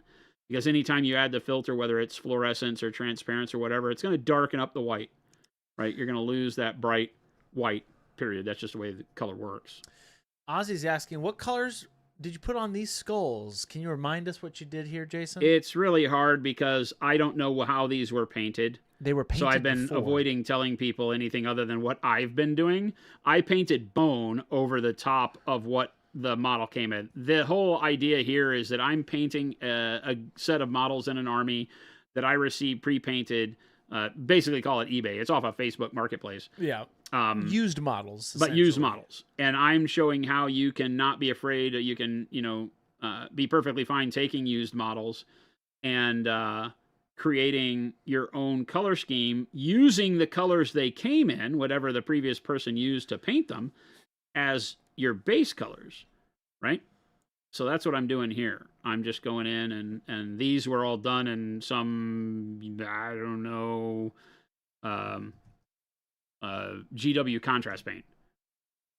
The gentleman that sold them to me was actually nice enough to give me the whole recipe, but it's all done in GW color, so I don't really have a good answer for you because I don't know those colors.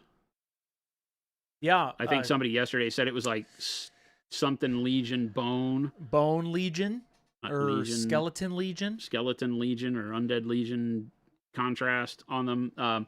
The coloring wasn't bad, but because they used the contrast paint, it looked like caramel corn, right? You have all the colors not being smooth once they dry, whereas you look at it when we do it with our wash, I get a very similar color, but it's very smooth. Yeah.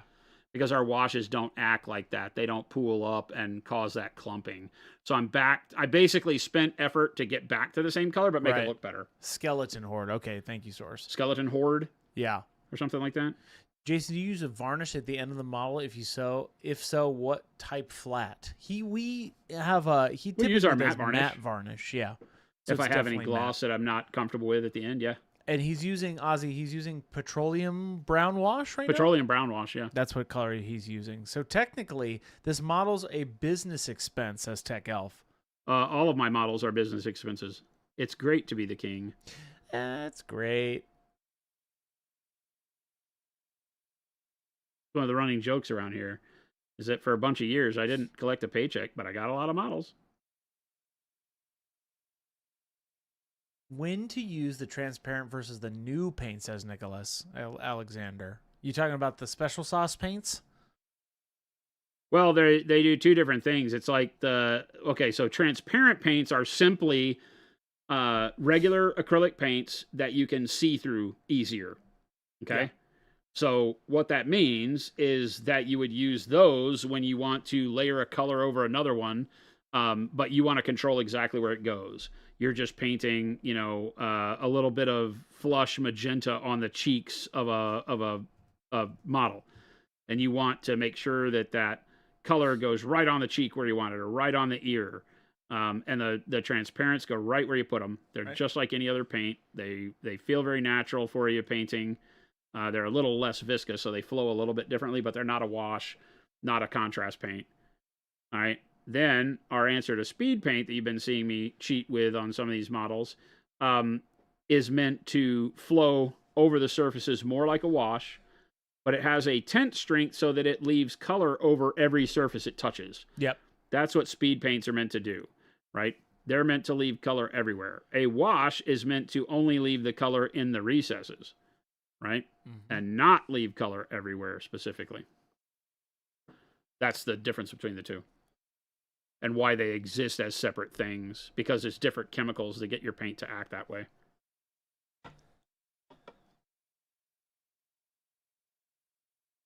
The mo you know. We know them all.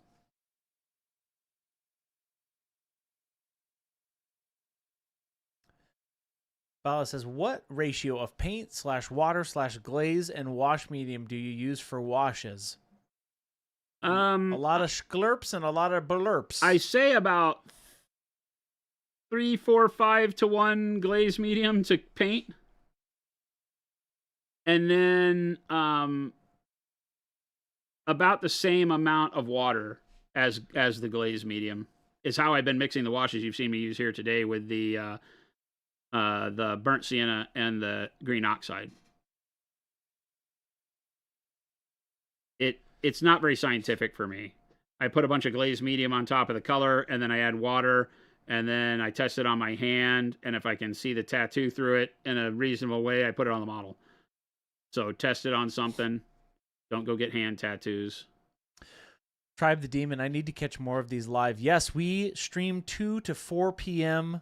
Monument Standard Time, and that's MST if you didn't know that. If you don't know what MST is, look up what the time is in Phoenix, Arizona, and we stream from 2 to 4 p.m. Monday through Friday. We do! Or whenever nowadays. Or we stop whenever I feel like it, is what he means to say. Jason sometimes goes a little later than 4. He does his little bits at home. He's got his little projects at home that he'll do. Where I don't have to have a freaking producer? Jeez. You know you miss me. I do miss you, actually. Deep down. I could Last night when I was painting, I could join you. I missed chat and everything. It's been so long for me to like sit around with all that gear because my house is set up like a stream. We have Restream. You just send me a link and I can just pop in there like a little. Yeah, I didn't put it on there, so. Oh, I see. Oh. I didn't put it on there. I wasn't ready for that level of interaction. Oh, I see. You're avoiding me.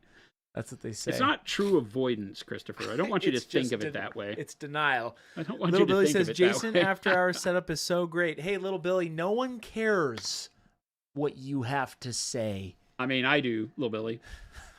Sorry, I lashed out. Today's not my day, Little Billy. Not to put up with your debauchery. I approve.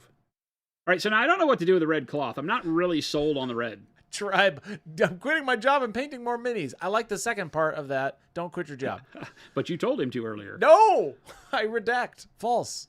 I don't know about this red cloth. What do you mean? I think on the butt cloth we'll try some other colors because, it's undercoated. The whole model's undercoated with purple. So I think that the purple could do better. I'm doing purple on my 100 Kingdoms, but that's not necessarily a bad thing. Okay. What's the matter with that? Let's try some dark burgundy over the top of it. Like a wash? And see, not a wash. We could try some of the secret sauce. Avian, you need to ask Jason what he does need for work from home painting, such as a VPN, remote connections, a small glass palette. He's got all of those. Crimson would do anything because it's too bright. He has all that stuff, Avian.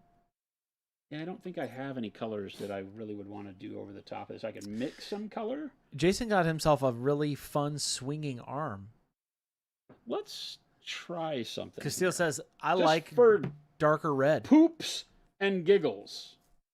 Right? Too late, the deed is done. No, Tribe, no! Tell him to get your job back. Castile likes, I think, a darker red. Well, I'm going to mix our dark purple and our crimson together. Oh, is this what is this? This is special sauce. This is in your hands or me now? What? Special sauce. This is Monument Hobbies' answer to speed paints. Available coming soon at Adepticon. He did get a swing arm for his palette. It works really well. He says that. I've yet to see it. Here's a very convoluted mix. I'm going to put that much in there because that's a very scientific measurement of crimson. Little Billy, I won't give you a bucket. And the hard part here is that I don't want a whole lot of purple, probably, because I want it to be more reddish so that the red undertones we have work well. So I'm just going to go doodle-doo-doo-doo, about like that. Oh, doodle-doo-doo-doo. That's how much I put in there. Huh. You put a doodly-doo. You go doodly-doo-doo, and you measure based on when you stop. So if you put a doodly-doo, he measures on his vibes, bro. He's all about his bruh. Castillo says, create and sell temporary tattoos. I can apply them to my hands for the purpose of painting consistency testing. And I think we just got dark burgundy. That's not a bad idea. We're gonna get some temporary Jason tattoos for thumb palettes and testing opacity. You can just come on and buy my hand tattoos and That's a temporary applique. That's wonderful. That'd be awesome, actually. I approve. Drive the demon. You guys hiring? I need work. So Dealy Dude of Purple into Dealy Dude of Crimson. It seems about it.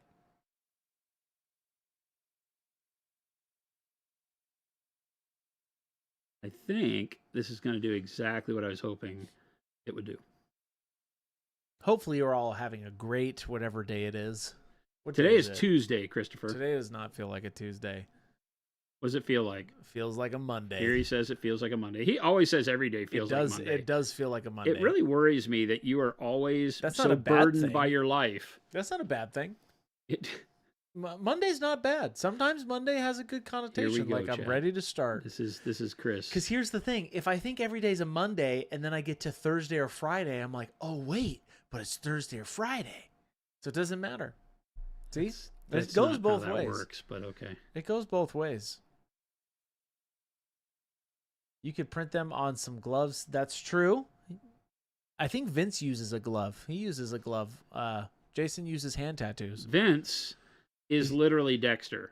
I'm convinced. He's got his painting glove going on. His painting glove gets wild, man. I've seen some layers on that glove in some of his videos. He's Dexter. He's the Hampton Bay slaughterer.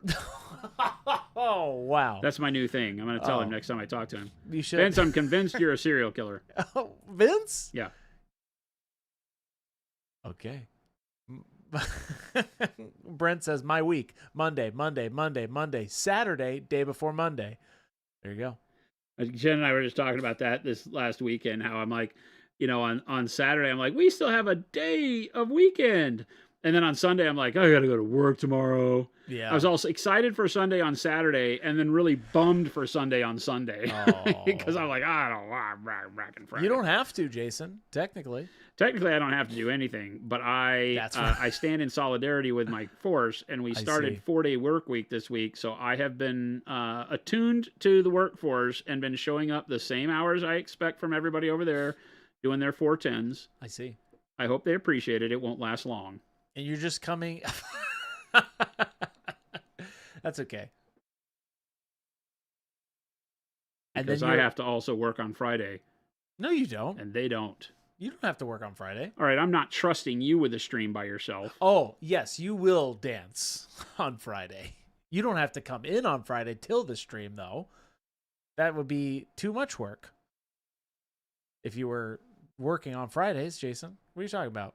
All right, I am enraptured with just how simple this makes this whole freaking process. It's pretty nice. This is so dumb. Tech Elf says, Vince may be a serial killer, but a damn good painter. Yes. Vince is good people all around. Jason is going to be streaming from home this Friday. Oh, yeah, that's right. Yes. Chris has asked for a day to do some magic in the studio, and I have to work from home in the morning. This is wonderful. As they're delivering a new refrigerator to our house. So just stay home. So I will stay home and stream from Casa de Fuse. I'm doing a bunch of tests with the stream chat. I'm doing a bunch of different tests. I have no idea what that means. I know less than you do, chat, so just... Different tests. Just different macro buttons that I need to create. Grin and bear it. Different layouts that I would like to test for recordings and all that. Just a bunch of different tests. And I need a full day to do it. Because I'm going to shut that door and I'm going to tell nobody to come in. Because when Chris does that, it's a little bit of a war zone. I'm like, it's. He cusses a lot. I'm not my prettiest self. So I shut the door and I allow my coworkers to imagine me how I am normally: peaceful, quiet, honorary. No matter what you hear coming out of this room, leave that door closed. Exactly. 100%. I'm not even joking. Don't come in when I'm doing these things. So it's good that Jason won't be in the building that day. And I'm going to hobby from home. There we go. Good. I don't talk like that. You do. Not once in my life. You're like, Yeah. Doghouse, you want to see some pure evil? You come in here when I'm making custom macros. That's when it gets dark. What do you think? I like this red better. So are you going to do another highlight over it? Yeah. No, Matthias, Jason you're from Texas, right? You grew up in Texas. I'm a Texas boy. Born and raised. Yes, you don't come in this room when I'm messing with stream technology. I've been told it's a part of the landscape, which is actually true. I have to remind myself that every day. What is? Live production of any kind, regardless of what you do, anything could happen. Oh, yeah. That's why it's actually incredible how we do this without thinking about it, but that's good. There's nothing behind these veils. That's good. That's really good. What's up, L? Fire Spray? What's going on? I just don't think the red was the right thing. I think it was both good. Yeah, this is better. Yes.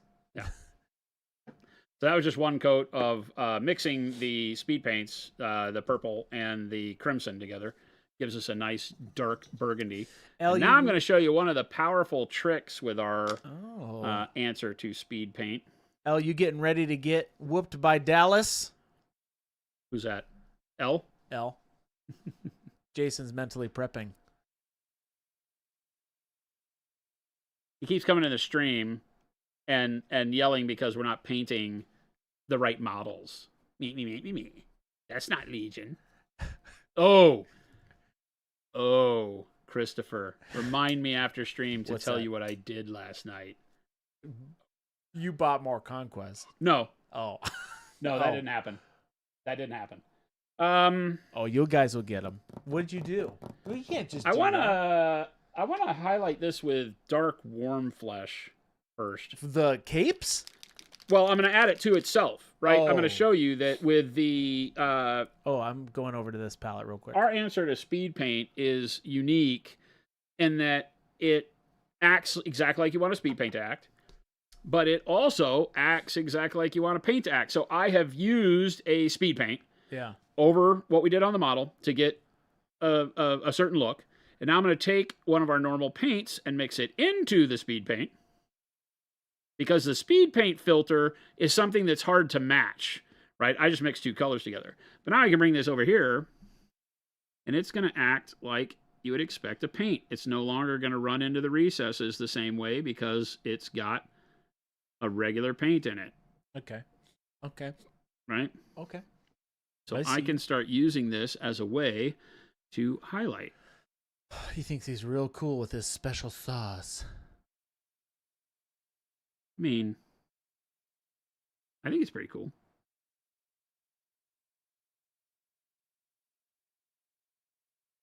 I mean, if you're into that thing. Oh, here we go. I mean, it's true. I mean, pretty much everybody who's here is into that sort of thing. That is literal heresy in a bottle. That we're calling it heresy paints? Heresy. It does what you've been wanting things to do for a long time, but now does it officially. That color you made is like a fine wine. Yeah. I like it. It's like called burgundy. It's like a wine highlight.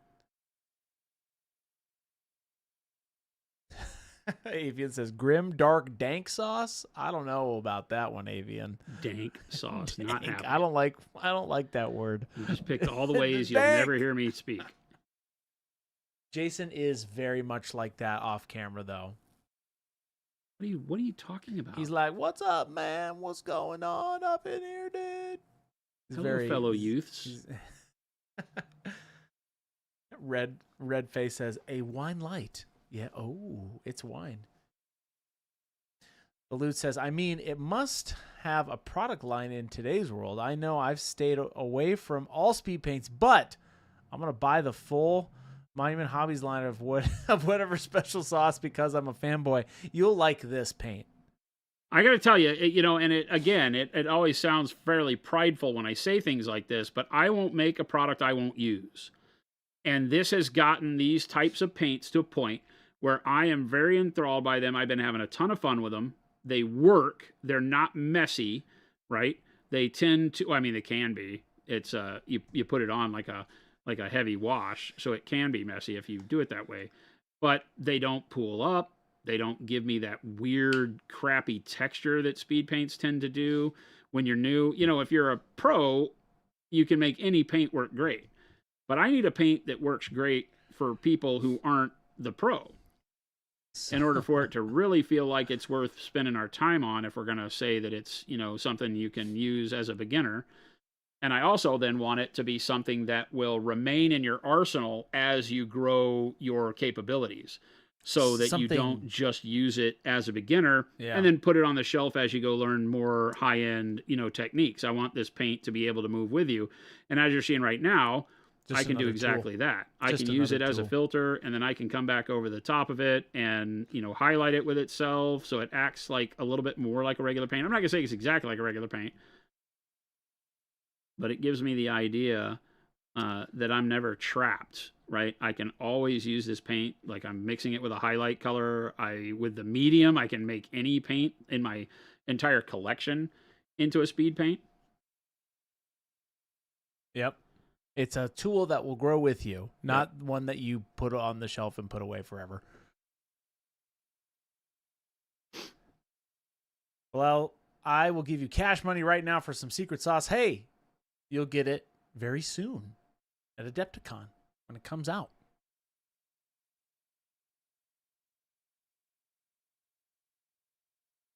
When painting with it, like what you see me doing right here too, it blends like a dream because of the limited opacity that it brings to the table too. So kind of like a good hybrid wash, transparent, when you want to mix it with other colors. Vitals, it was warm flesh with the secret sauce? Yeah, this is warm flesh with our crimson and dark purple, just because I wanted a dark burgundy. I was going to just use our dark burgundy paint and mix it with the medium, but I figured why not have some fun and mix the two colors together. November has a question. Sure. How come adding medium to a normal paint makes it special sauce, but adding regular paint to special sauce makes it normal paint? Great question. You are basically right now, I'm using this in a way that is allowing it to take advantage of the normal paint properties, as opposed to loading a normal paint with medium, right? I'm loading basically the medium with the normal paint as you described, so that in this regard, what I wind up with is something that is more normal paint than medium, and the flip side turns it the other direction. So it's really just a teeter-totter. Okay, yeah. You decide.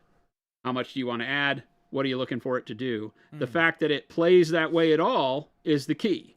It allows you to say, okay, great.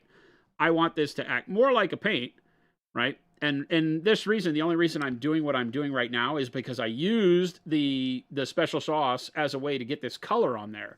So now this color over the red that was already there is not a color I have in my arsenal. It's no longer dark burgundy.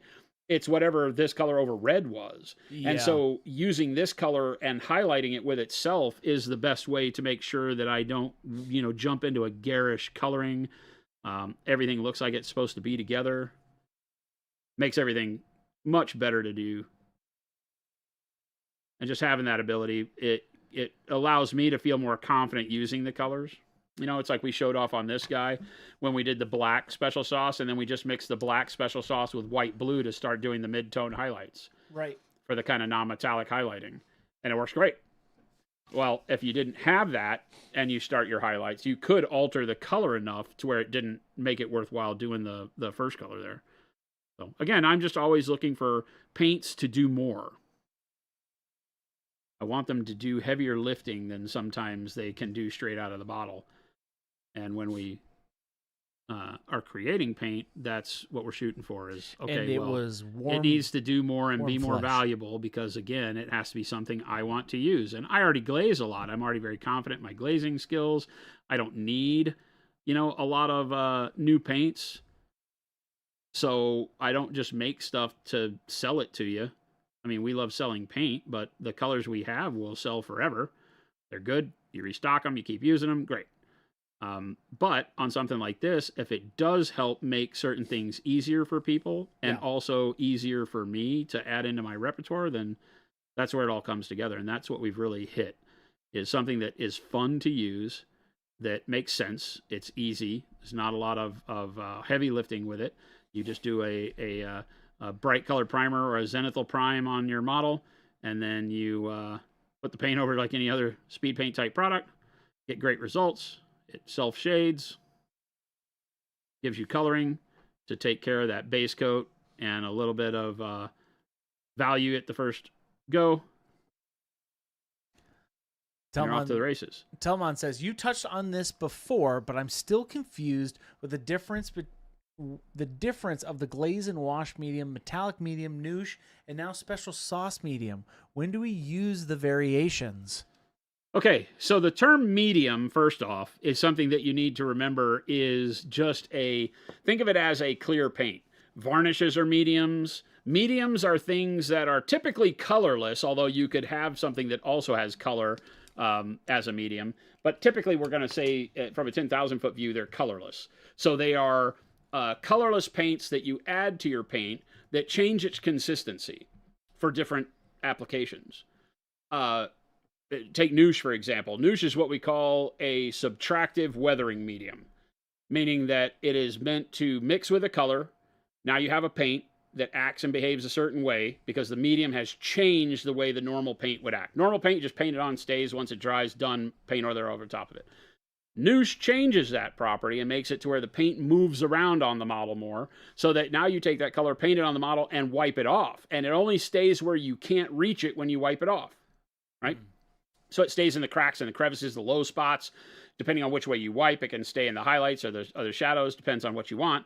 So it makes it very, very flexible for doing things like weathering, right?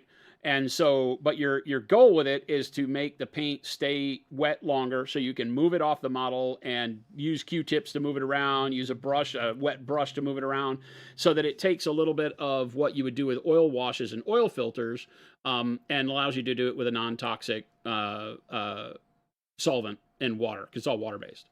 So that's when you use nouche. It's when you want to do that kind of weathering, that you're not just trying to paint on the model. That's not what nouche is for. Nouche is for painting on and then taking the paint away, and the paint that stays gives you the effect. Okay?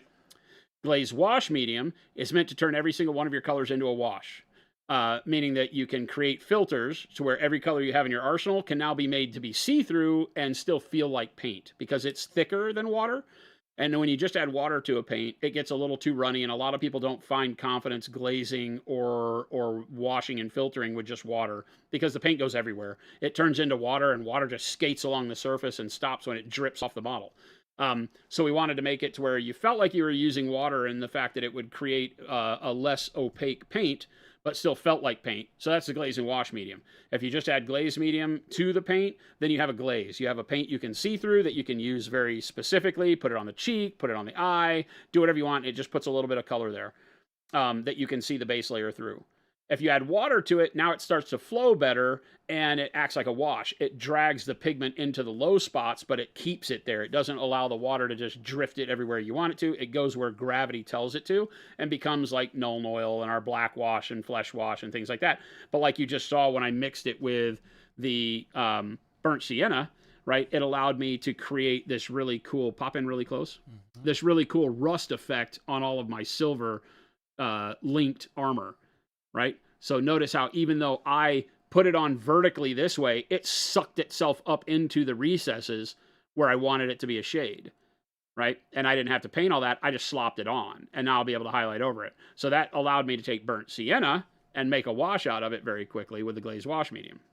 Okay?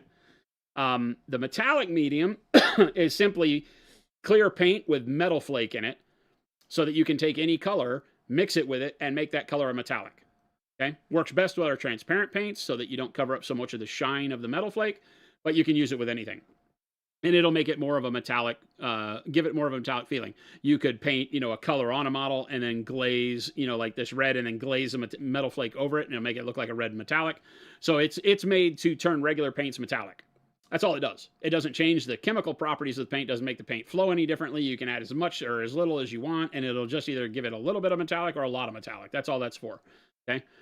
And then the special sauce medium is meant to turn every paint into what has become called a contrast paint in our world, which is a wash that instead of when I put a wash on, most of the pigment goes into the recesses and leaves very little on the high surfaces.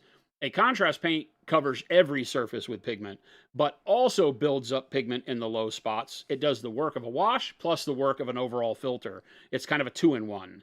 And so that's what makes the difference there. And because it requires different chemical properties to make the paint work that way, right? One of them, you're using a lot of petroleum products to grab the pigment and draw it down with gravity. And the other one, you need to limit your petroleum products so that the pigment stays everywhere you put it. So you turn the whole model the color that you're painting, right? As opposed to just having the pigment drag down and leave a very small filter over the paint on the high surfaces. So each one of them has a niche of what it's attempting to create when you use it. And a lot of them do similar things, but different enough that there is a specific reason why you choose one versus the other. Okay. Hopefully that helps. That's a lot of words. No, that was great. That was a great bit you just did. A lot of word salad there. Honestly, just that we get that question so often about like, okay, just explain the mediums to me. That's a great one. Hey, that's great, Jason. Hey, good stuff. Wow. Mondays has a question. Would this be a good application for Noosh? I am painting Storm Boys and I paint an even color on all the surfaces. I was going to use Noosh to add dark colors as a dirty wash in the areas I want and wipe away after a minute or two to darken the recesses before I highlight. Yeah, if you leave it on there for a while, it will turn the whole surface that color. The longer you leave Noosh on, the more it will affect the entire area. So yeah, if you're trying to turn the area that color, then yeah, leave it on for a little bit. If not, just put it on and wipe it off, and it'll just leave it in the recesses. Yeah, sounds like exactly what it's made for.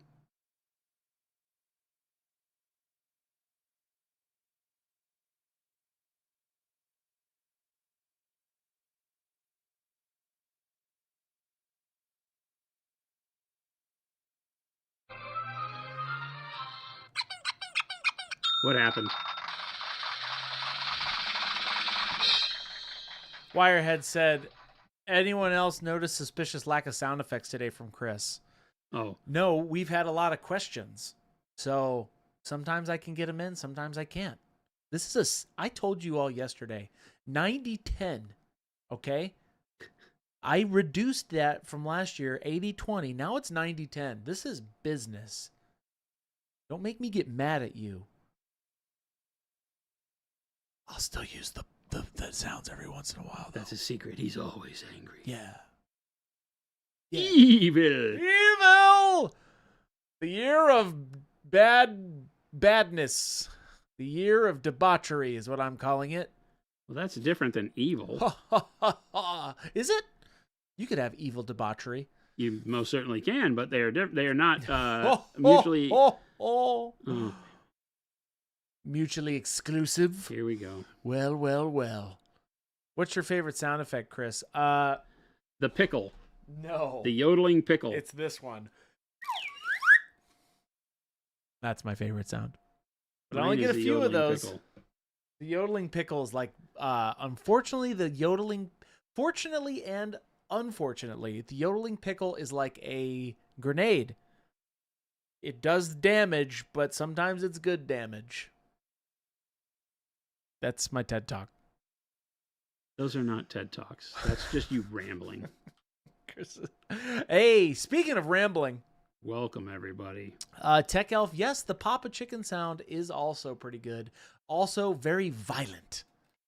It's a very aggressive, very high quality rubber chicken. Sesmic. So I saw a guy online who has that chicken. Yeah. And it's crazy because he has a huge one. It was like a large child. What? And he held it next to him and he just hugged it. No and way. Then just sat there staring at the camera and let his hug out. And it was like this one, but baritone. Oh, I need this. It's hilarious. Here, can you pop that chicken for us? I can. Would you like for me to invite him on the screen? Because sometimes he needs a little bit of loving too. So yes, I can give him a nice hug. Hi, hug. So it's aggressive. Aggressive. It's a lot. But He likes hey, hugs. we got that from Papa Chicken. Shout out to Papa Chicken. I haven't seen you today, Papa Chicken, or have you been in here? I didn't get a dad joke, so I don't think you're in here. You might be lurking. Jason, it's almost 4 o'clock. What are we going to do? Dude. Are you going late tonight? Whatever, dude. Don't whatever me, dude. Whatever, dude. Jason, are you going late tonight? I don't know. Am I? I don't know. You tell me. I can't go late tonight. Unfortunately. I'm going to continue on with the red for a little bit. So He's going to power through chat. I would stay, but I can't tonight. he's got a hot date. I have serious business things to attend to. So, I can't. What in the world could be so serious that you leave your friends adrift on the ocean alone? Got him. Oh, L. No, I was reading. I'll find you. Email me at christopher@monumenthobbies.com. That's my email. And now the rest of you have the access to that. Surprise, surprise. But yes, I would stay, Jason. But I can't. I never asked you to anyway. Can't stay tonight, everybody. Can't stay tonight. But hey, I'll leave you in good hands. Isn't that right, Jason? Was that a compliment? To you? Absolutely. I will put these links up for all of you, you crazy little mixed up kids in your drugs. Did you say mixed up kids and their drugs? Yeah. You crazy mixed up kids in your drugs. There you go. Look at all those sassy I don't know what to say. Look at all those sassy little links for you. It's bingo night. Yeah, I got to go get those votes. Run for mayor. Mayor of Cookie'ville. What'd you say? The mayor of what town? Bricktown. Bricktown? Yeah.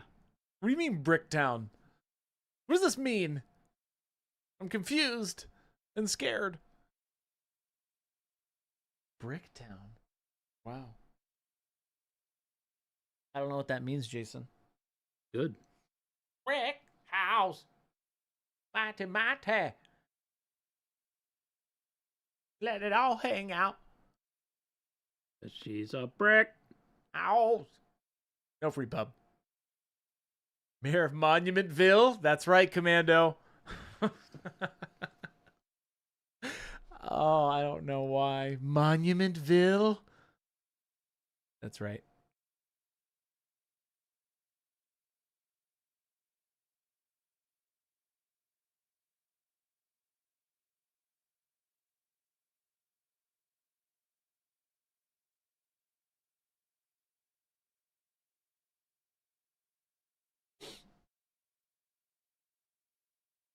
That's right. He doesn't know English or geography to focus on cameras. That's correct. Yes.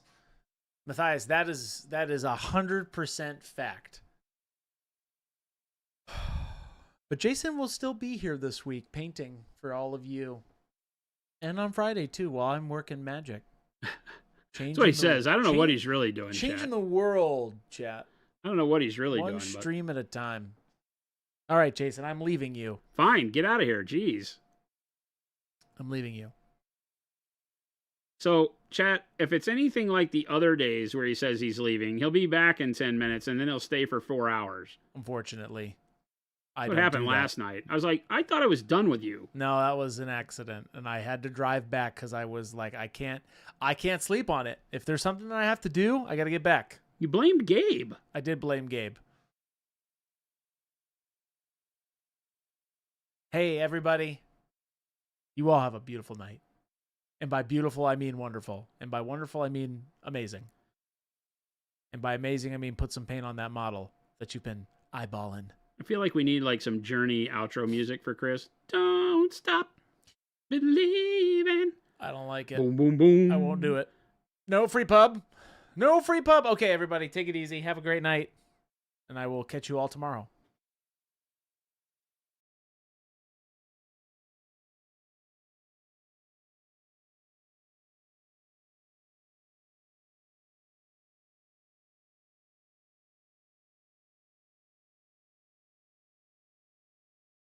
He's talking to himself over here. It's very disturbing. All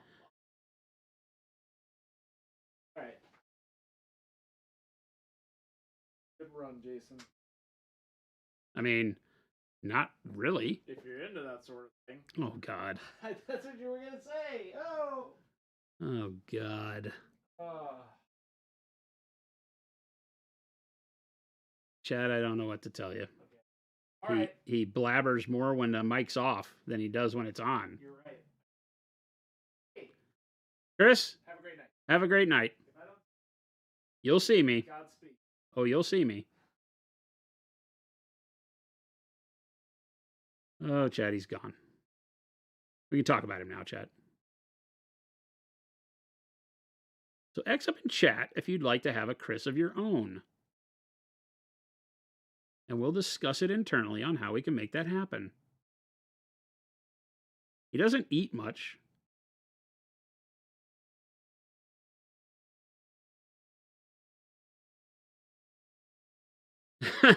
Everybody wants a Chris. Everybody needs a Chris. I love it. All right, what's the final highlight color here? Pale pink? Or is that too much? I don't know. Let's try pale pink and see. I feel like pale pink's always the answer, even though we used a more flesh tone in this. And the pale pink will strip out any of that kind of peachiness. I think it's the right answer, though. We'll see. Let's meet in the middle with Wheel in the Sky. Are they finally calling it quits with the Filipino guy? Did I see something that's like their farewell tour? And at the same time, I saw a video of why Steve Perry actually left Journey. Is there drama there that I don't know about?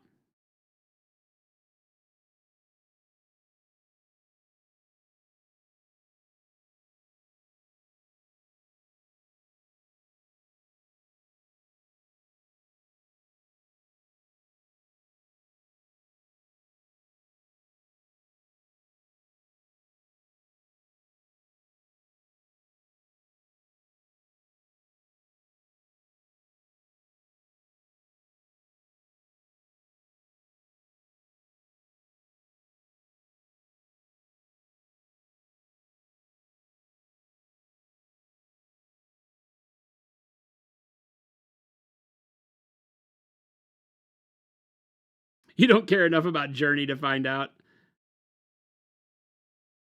How dare you, kings of rock.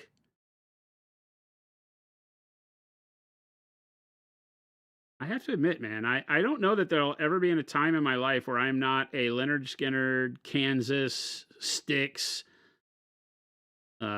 Journey enjoyer. They never really find it into like listening rotation. Last night, I found myself listening to Winter Sleep all night long while I was painting at home.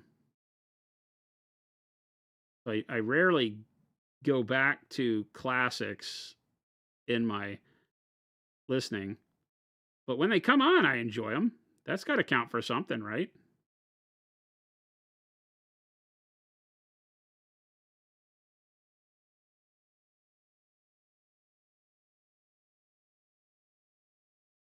Do some final scritchy scritch on this stuff here.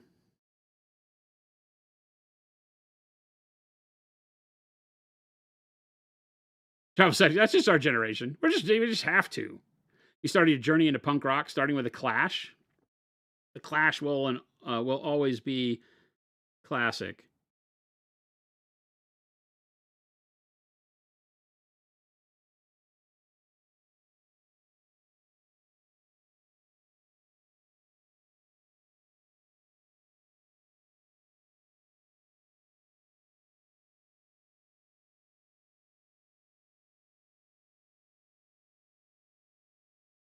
Greta Van Fleet? I do not know this. Do I? What is Greta Van Fleet?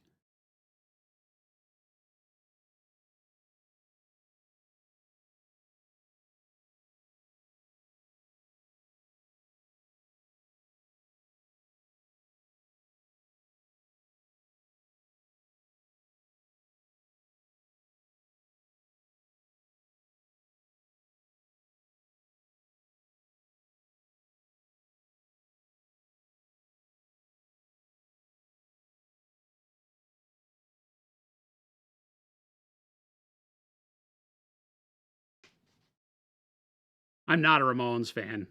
I don't care. I don't like the Ramones.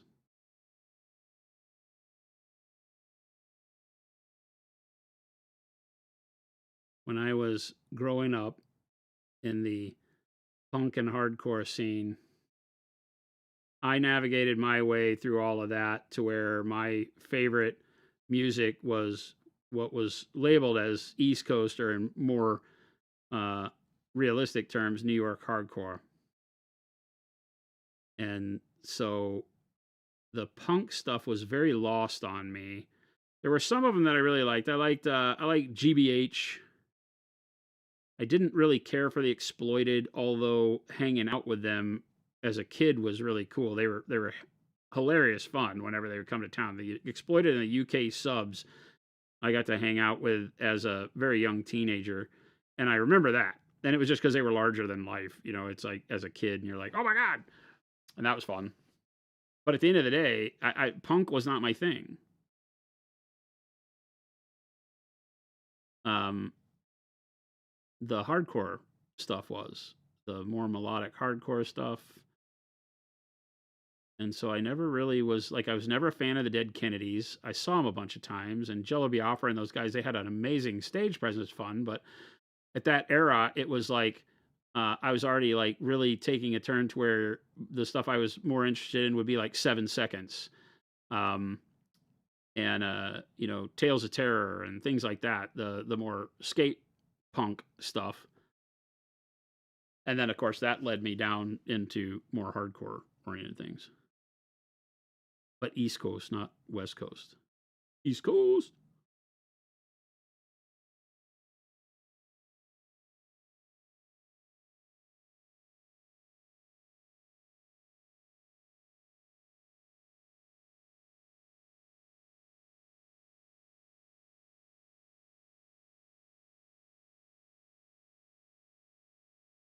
Rattlecan, how did I get to hang out with him? Because I was at the shows and I played in bands, believe it or not. And that would have been the UK subs and the Exploited and all the British invasion punk rock stuff was coming through town when I was in my 16, 17 range, 15, 16, 17s, before I could drive. And we got to hang out with all sorts of people at a place called the Twilight Room in Dallas, Texas, or later the Circle A Ranch, but initially called the Twilight Room, down off of Commerce Street, Elm. I think it might have been on Elm at first and then moved to Commerce. I don't remember. Then forever ago.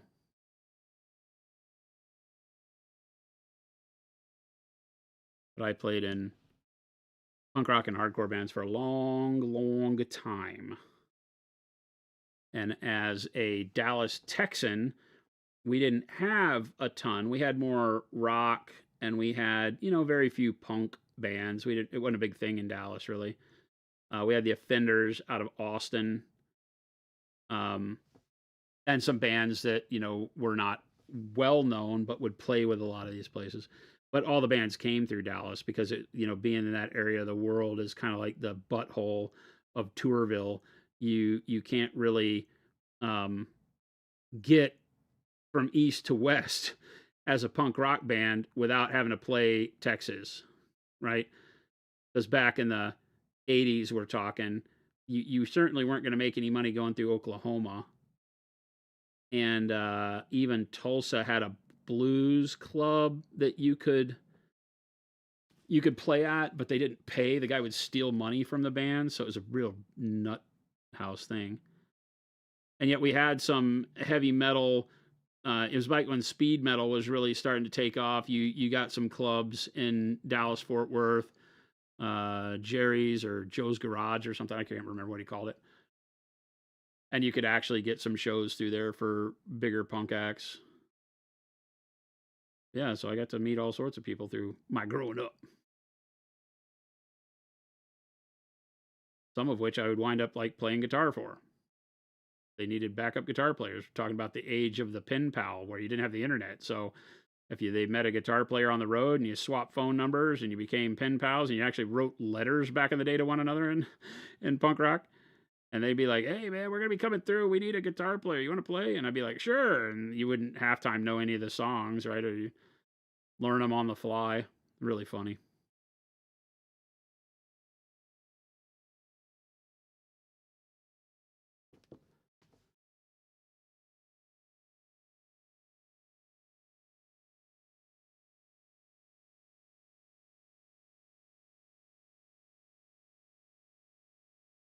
Pantera at one point in time asked me to sing for them.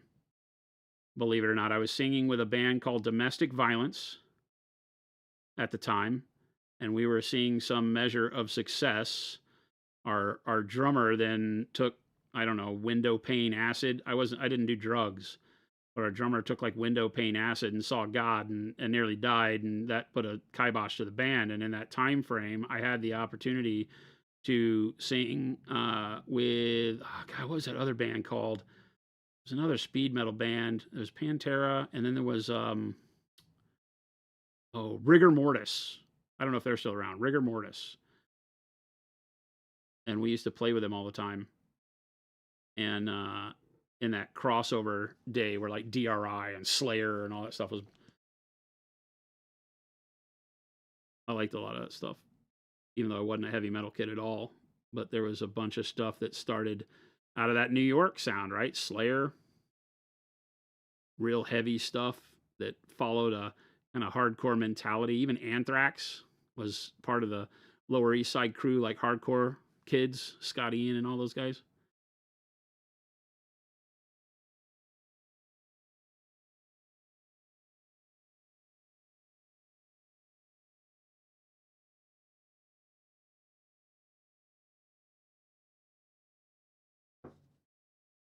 Morbid Angel. I remember the name, but I couldn't tell you what they played. Cannibal Corpse. Um, God, I can remember a lot of names of bands like Tankard and Death and stuff like this that would come through, and they were like a lot of them from like Germany and places like that. You're like, holy, what are you playing? What is this music? It was like heavy beyond words.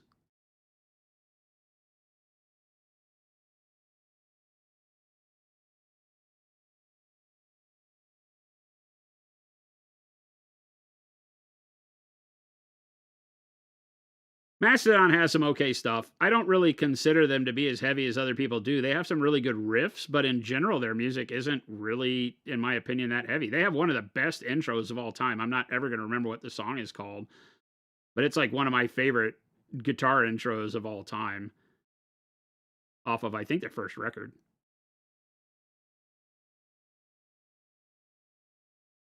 I like really heavy stuff, but I don't like it to be like, I think Tim, Lumberjack Tim is into what we have as hardcore in the modern age. And it's all like floor punching, guttural stuff.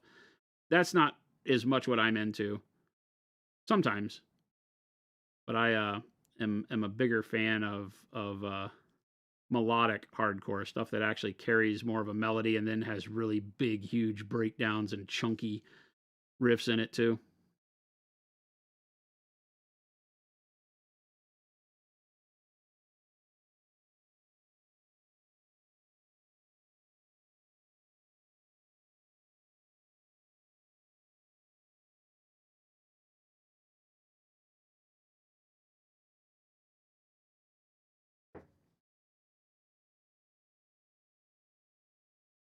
Sir Blaine, fit for an autopsy. I love the names.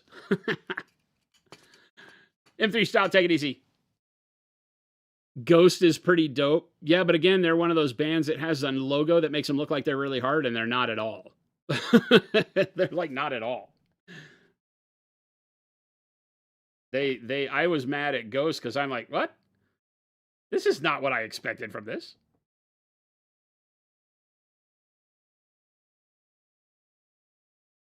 Oh, Mazatron, you just found Mastodon recently. Yeah. Good music. They're the oh, wait a minute. What is this? Somebody on no, they don't. No, they don't. Scott Ian's beard is superstar on its own. Yeah, exactly right. Been listening to a lot of Animals as Leaders recently. Oh, I don't know. Jazzy metal. Whitechapel.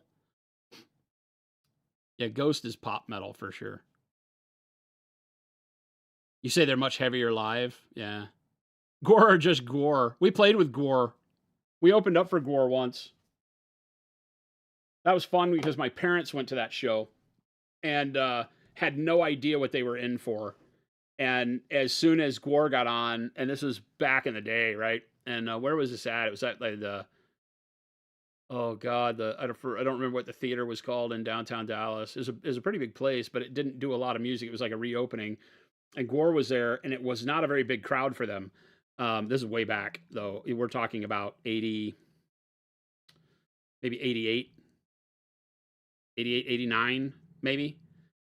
And they came through with their full show. They have a lot of people. They get a lot of local people when they would go to the shows back then, and they did the whole um, bring out the slaves and throw them in the pit of flames, and all the blood, and the shirts at the show where I survived the front row of Gore, and it was like because your clothes were totally covered with nonsense during the time. And then it wasn't long after that he got. I think he went down to Houston, and they took his big prosthetic away from him, and so he dropped trowel with his real out at the show saying, I'm growing a new one. It was they were hilarious, absolutely hilarious, absolutely hilarious. Yeah, always wear white to a Gore concert. Another band where the music didn't matter at all, it was all the stage presence and all that.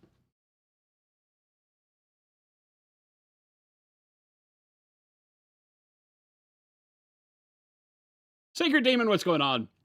A food and drink streamer. I like this idea already. Can we do a like a combined show where we just talk about food and drink and Procreal? Wait a minute. Wait a minute. This could turn out horribly. Yeah, Gore was messy.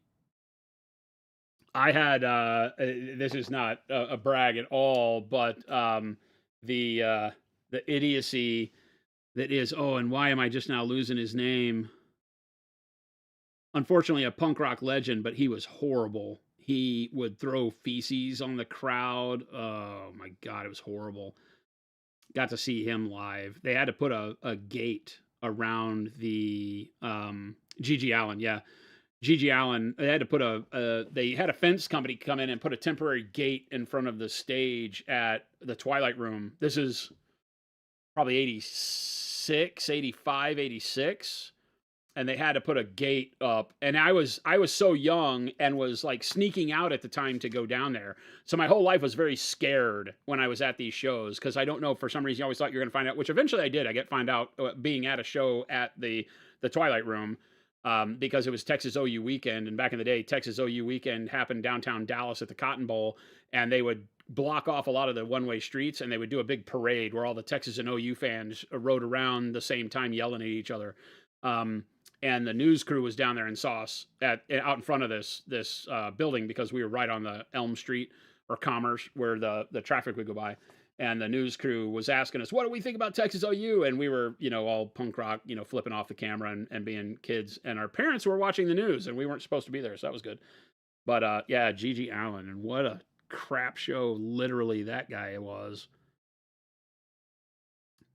I had never been so scared for my life out in the real world as at a Gigi Allen concert. Horrible. I'm going to put some yellow on this real quick. I'm sick of looking at the pink. Boomer sooner. Oh, Archimedes. You know what I'm talking about then. I was just a kid from Dallas. I had to vote Texas. Actually, I didn't. I think the Sooners were closer to home. Right? But your family would have disowned you, so hook 'em horns. Ha! Now we're fighting. Now we're fighting.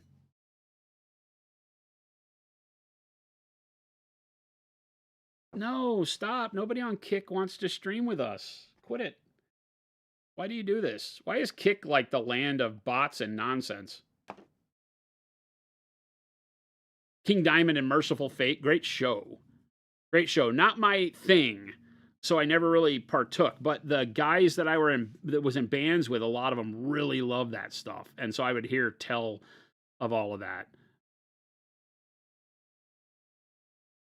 Wasn't my thing. I got into the band Domestic Violence because they were looking for a singer at the time. I was sick of my band that I was with at the time. That was called Rated X because they were just going in a direction I didn't enjoy. Yellow over magenta like this is great because yellow and magenta make red, so it's going to give us an orangey look in a bunch of spots and create fire out of this magenta. And a lot of these models, the guy used magenta speed paint over all the flame effects. So it'll be really easy for me to just come in and use the yellow to give me a start of flame. Now I might move it back towards, some otherworldly flame, but I really like, just the idea of a regular style fire effect on these guys. So just the yellow secret sauce on these, but yellow transparent, anything would work. And immediately goes from the, this to flame, which is kind of fun.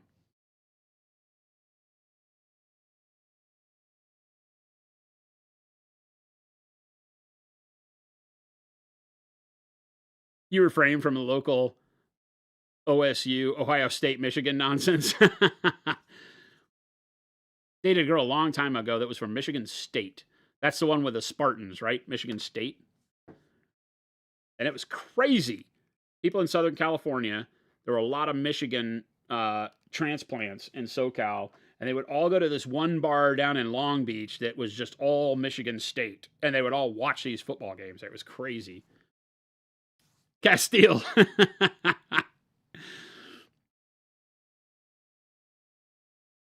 Audition for a band playing keyboards when you're 17 and end up not getting the gig, but got hired as a bouncer instead. I don't know how I feel about that.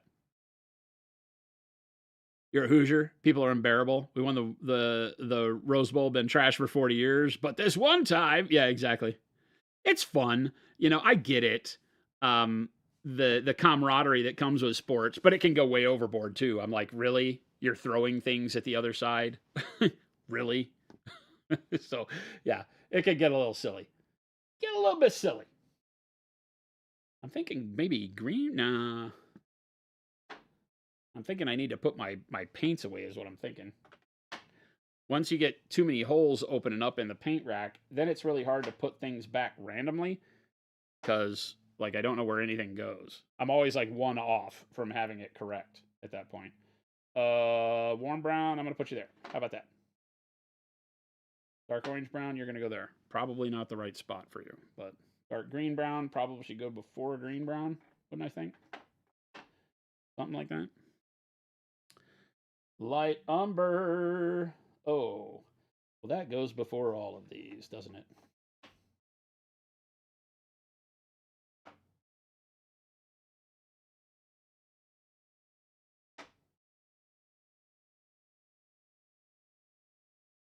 And dark umber.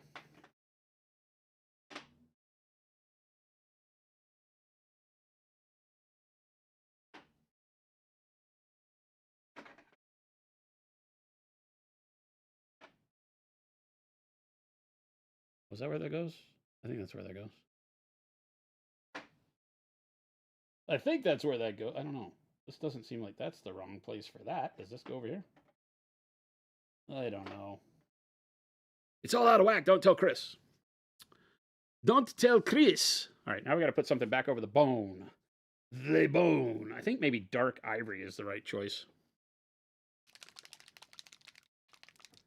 There are numbers on the bottom. Everything has a skew, but they are not skewed by hue. So we put them by hue. I do reds, orange, yellows, greens, blues, purples, pinks, flesh, browns, grays, whites, and then metallic, transparents, all the other stuff that you might need. OSU's a cult. Jen, take it easy.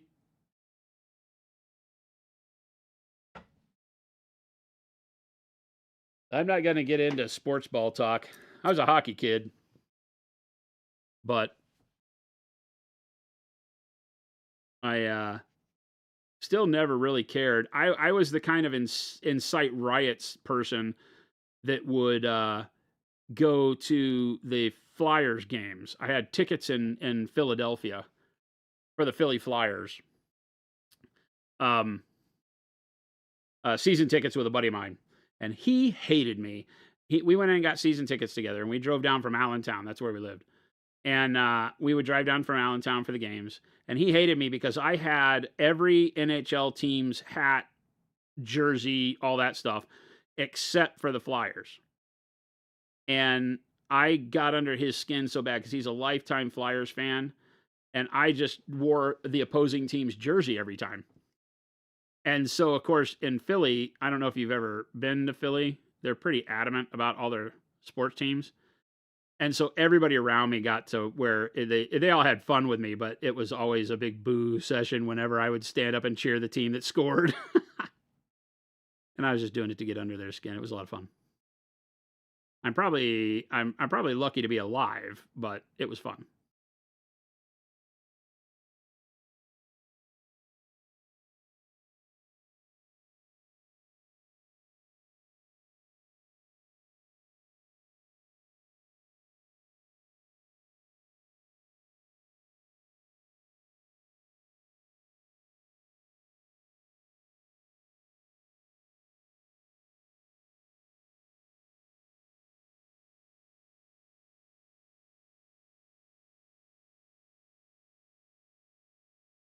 That's just mean. But it was fun, right? I did it for fun. It was only supposed to be fun.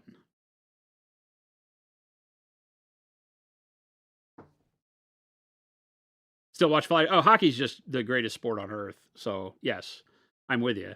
I don't care who the teams are that are playing. I just go and watch hockey. Now, you'd like for the teams to be at least semi good so your time is well spent, but still. It was one where, unfortunately, you don't, it's very rare that anywhere in the States you would get any type of collegiate hockey unless you were up in the Northeast or the Midwest and the bean pot was going on or something, right? You could see some of the stuff happening over in Massachusetts. But it was just hard to get college hockey. And college hockey is something that I think if you introduced everybody to it, they're like, oh my God, this is great. Because it still has, some showmanship and all that, but none of the over the top bravado that turns some people off from hockey with the fighting and stuff like that. I grew up with it, coached. No problemos.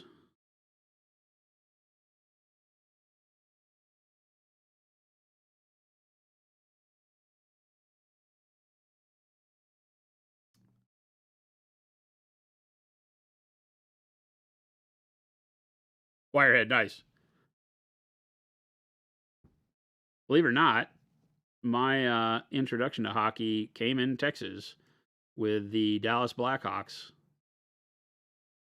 the farm league team for Vancouver and Chicago, believe it or not, or what was the old CHL. And we used to go to those games. I got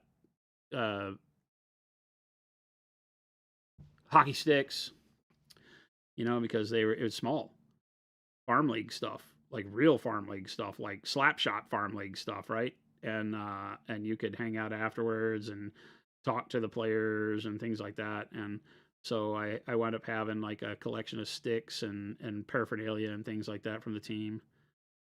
And later in life, I was in Van Nuys, California. When I moved out to Van Nuys, I played. I lived in L.A., but when I went out there were only ice rinks at the Health South Center in L.A. Really, and that one is the one that we would play at. But it would close down all the time because it was like the rink for the pros, basically. And if the NHL needed to rent it, or if it had Olympic stuff going on there, because it was, a legit, I don't know how to say legit, but they used it for legit stuff like Olympic training. And so you couldn't always get ice time. And so you got to Van Nuys. Well, I'm out of Van Nuys, and there's this old dude that skated at Van Nuys religiously. He like worked close or lived close by, and would skate at Van Nuys all the time. And he played in goal all the time. And we'd be out in the locker room, which at the Van Nuys ice rink was Connex boxes out in the parking lot. So it's funny as hell. And talking to him one day, and we're doing our life stories or whatever, and somebody had asked like, what got you into hockey, and blah blah blah blah blah, being from Texas. And I told him about the Dallas Blackhawks and this and that, and that I had a stick from this guy who was nicknamed Banana Man. And that guy looks up and he goes, my God, he goes, I've been listening to your whole story, thinking there's no way this guy's old enough for this. And he goes, I'm Banana Man. And so I had been skating with this guy off and on, and he was a dude that, I had his stick, and I don't know, I probably cared about it when I was a kid, but that was just fun. Small world type stuff. He had wound up playing for the Vancouver Canucks, and for up and down contract. That was fun.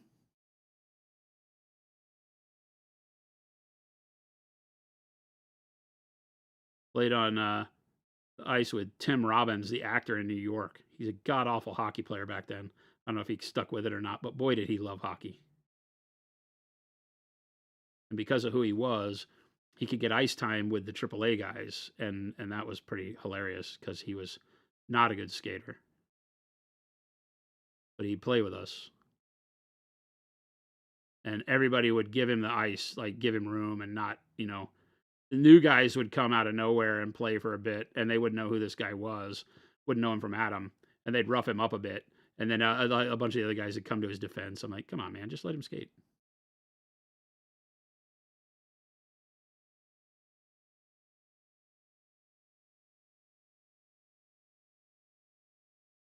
I'm Banana Man. Zilfer, what's going on?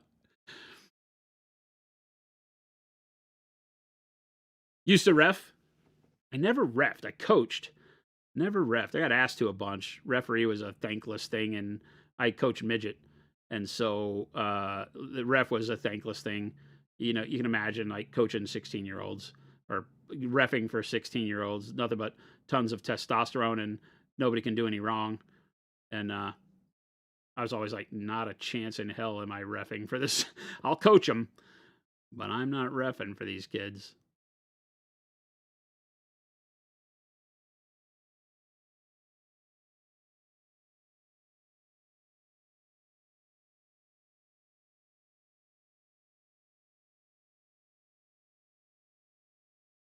All your Texas-related sports stuff is baseball? Yeah. Baseball big down there. Texas Rangers. Arlington, whatever stadium. I don't remember any of that. We would go see him every now and then. Baseball, I love playing. Hated going to, though. It was such a boring sport to go watch. Great to play. Horrible to go watch. I never understood why everybody wanted to go to the baseball game. In a world where you have hockey, why would you ever choose baseball?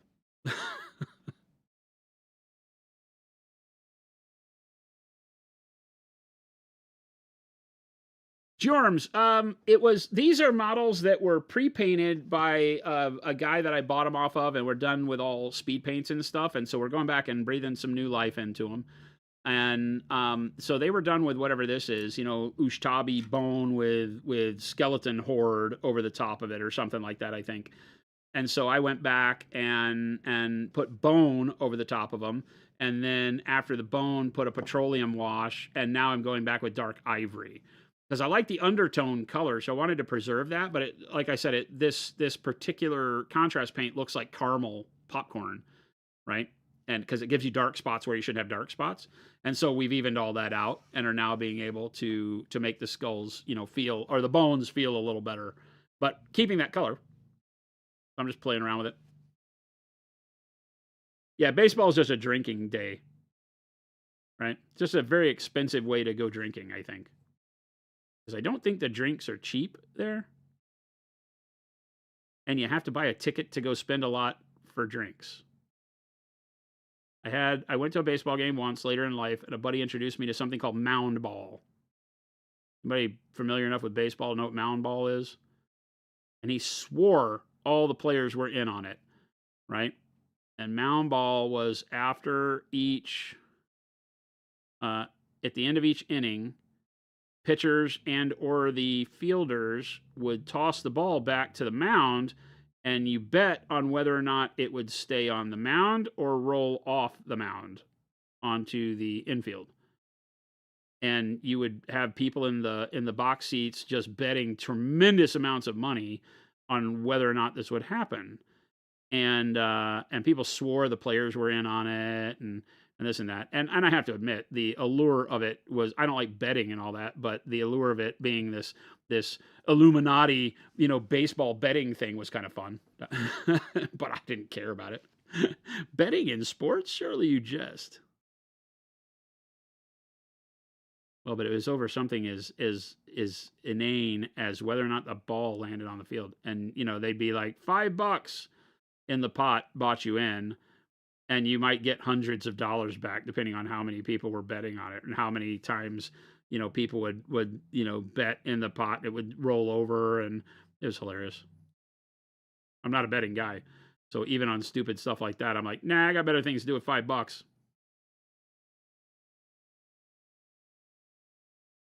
That said, I do spend on lotto tickets when it gets to be like $1 billion, right? I don't know why. The guys around here ask me, they go, your odds aren't any better at $1 billion. I go, I don't know, but it seems like the risk is more worth it at $1 billion. I get it. It's stupid. Don't question me.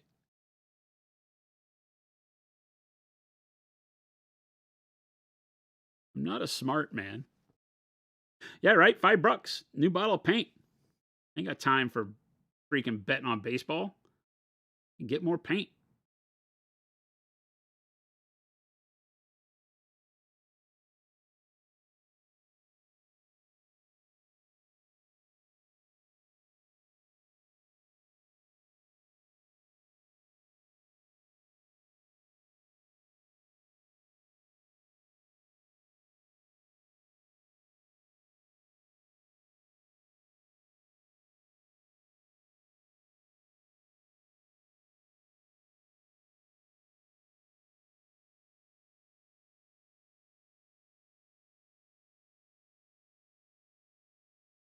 If you want $1 billion, could you just pay rent around here to hang and paint all day? Sure.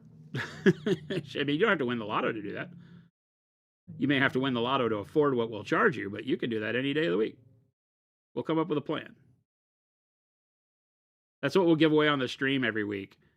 One lucky person who visits the shop gets to hang out and paint with us on stream. There you go. That's what the golden ticket is all about. We've thought a lot of times about doing that, doing like a golden ticket kind of a thing. It's very hard to think about doing it actually in product like Willy Wonka did, right? But having a way to do some sort of golden ticket thing where we would pay to bring, a person or a group of people out here to hang out would be kind of fun, huh? I think it would be. I don't know if I'm really worth hanging out with, but I think it'd be fun.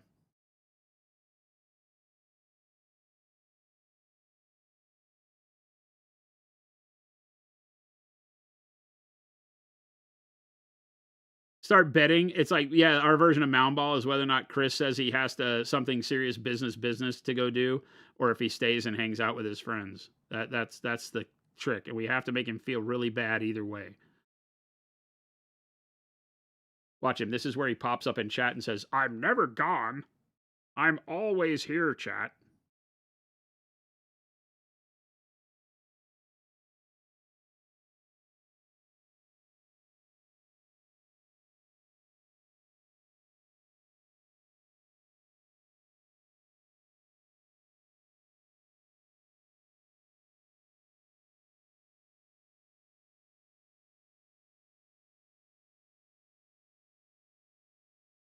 be hard to get international people over here. I mean, it's just a plane ticket, just like any other one. It might cost 3 times as much, but it's all the same beyond that. If we're committed to the bit, you can't shy away from the deal.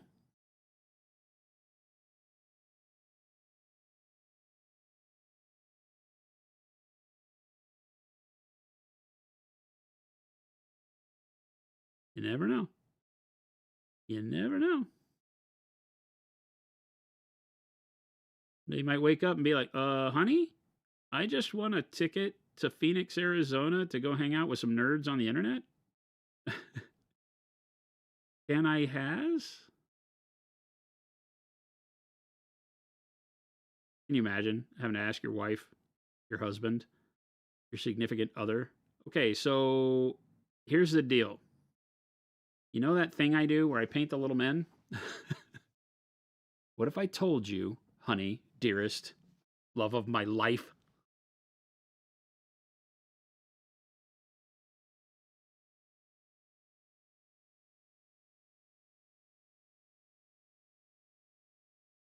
Or sell our own lottery tickets? I think there's a law against that. I think that at some point in time that becomes like something that's governed by like betting and whatever the group is that runs casinos for the government. I don't think you could just do that. There was a time where we were doing giveaways on stream and we had attorneys contact us that were viewers saying, hey, you need to watch it. You guys have passed the threshold, or here's what you need to be doing to avoid, betting restrictions, because you have to have like legally, you have to have a way to get a ticket without ever paying for it. It's why like cereal boxes, when they do the giveaways on cereal boxes, if you can buy the cereal box. There was that thing for Pepsi. Remember the guy that you could go and get you didn't have to collect the bottle caps for Pepsi to win the fighter jet or whatever. He just went and figured out what the amount you had to buy was, and then went and got an investor and paid the amount to get all the tickets to buy the fighter jet. Remember that? Well, that's part of the legality of it. You have to have a way for everybody to get an entry without paying money or buying the product, I guess. And even as streamers, we were all scared. We were like, wait, is the government going to come and freaking take us to jail for doing giveaways on Twitch? The Wild West days of Twitch TV, and even before that with Justin TV.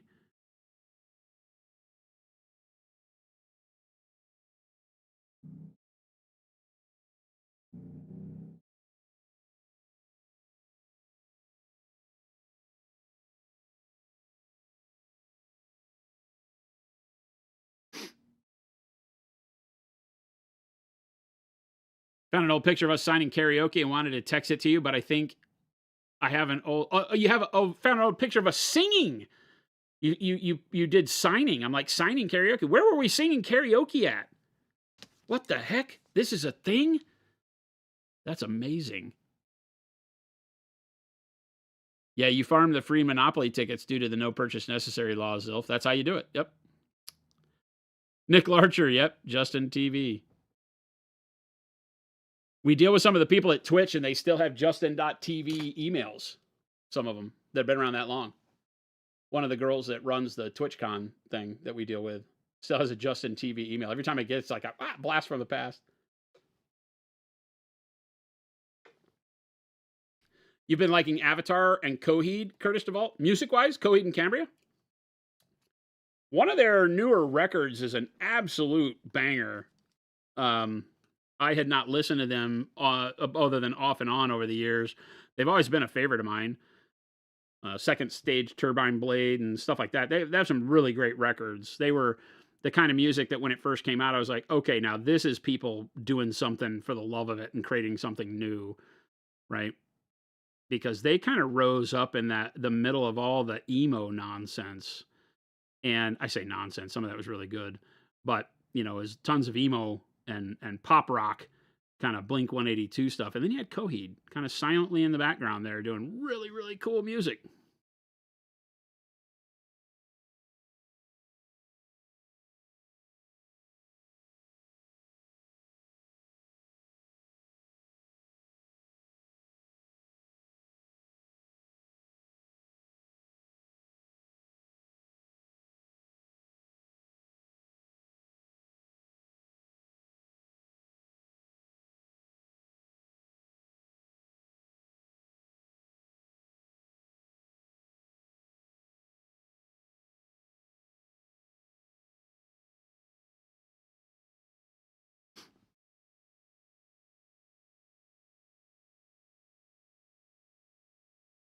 think it was an old place you had in Orange. It's when I introduced to that redhead chick. I think her name was Melissa.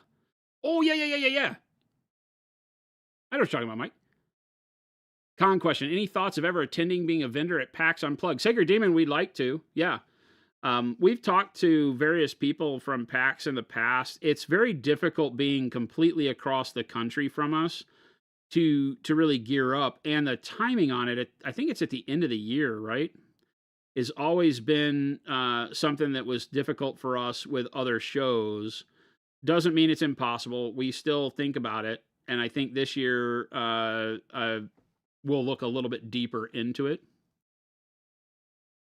I like the idea. I don't know how great it is for vending and all that. So, we talk to people, but the kind of people that give us oh, it's fantastic, aren't thinking from the business standpoint. They're thinking about how fun it is and all that. So we would either attend as, more of a brand awareness thing like we did at Nova, or, to bring the booth.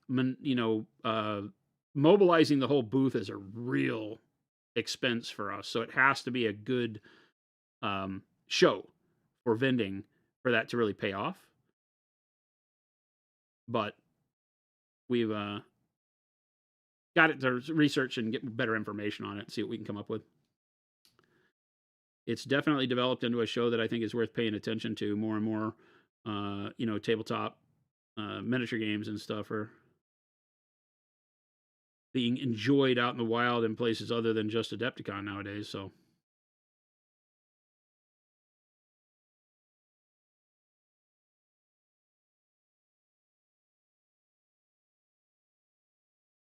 a lot of really good stuff planned for Adepticon, though. So if you're hoping to go to Adepticon, you should go. It's a thing. You'll like it.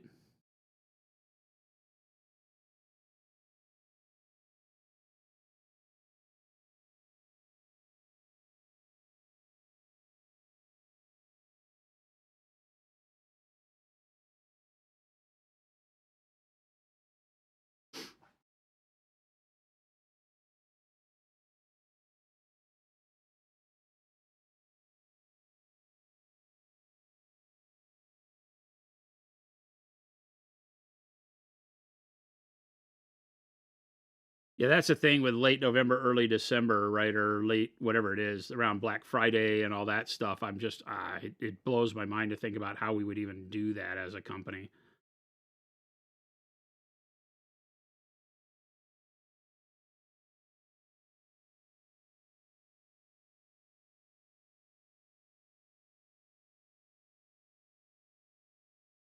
I personally get really beat up with shows at certain points in the year when it's like, oh God, towards the end of the year when you start off with like Gen Con and Nova and then all the European shows, and by the end of it you're like, ugh, can I just go home?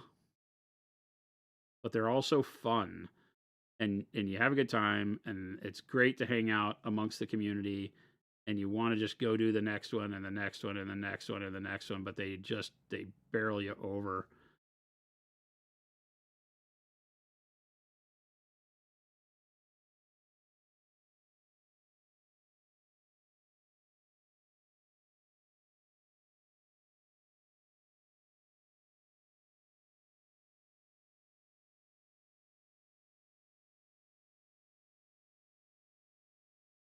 Being real sketchy with the way I'm applying the dark ivory on these, just because bone in itself is a very good kind of natural texture that doesn't have to have smooth blends. As a matter of fact, it typically looks better when you can find a way to glaze your midtones and highlights on to give a little bit of stippling or a little bit of texture so that you get that kind of not necessarily cracking in the bone, but that irregular um, not bumpiness. What am I trying to say? Like the plates of the skull, especially as they go together, give you the ability to kind of paint some fake ridges and have some texture in there. When bone dries, it gets that rough texture anyway.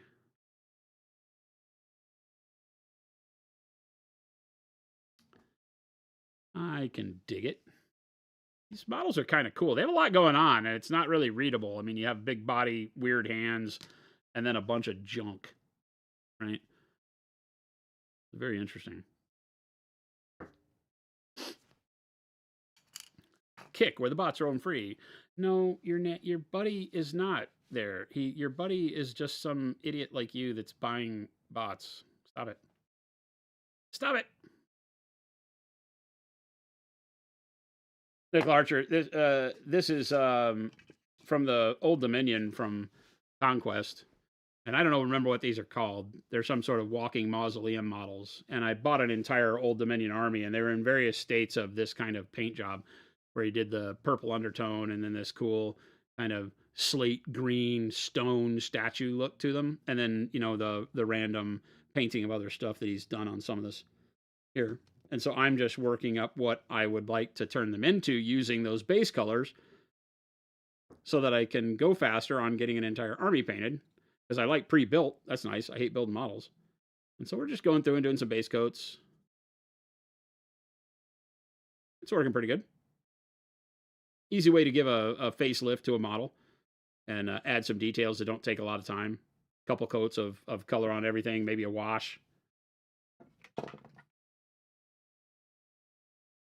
But just a quick dry brush does so much work on these because of how he did them as, basically like stone statues.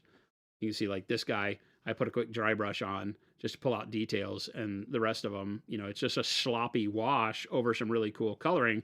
The dry brush helps push the sloppy wash into not being as sloppy looking because it gives rid of some of the splotchiness by framing it. And so you can do a lot of work just by doing something like that, and then pick out the details. So the troops will go really fast because they have like, I think it's a skull. We'll paint like their skull. Yeah, they're like undead. We'll paint like the face and the hands and break out, and like the knees look like they're uncovered. But they're fun.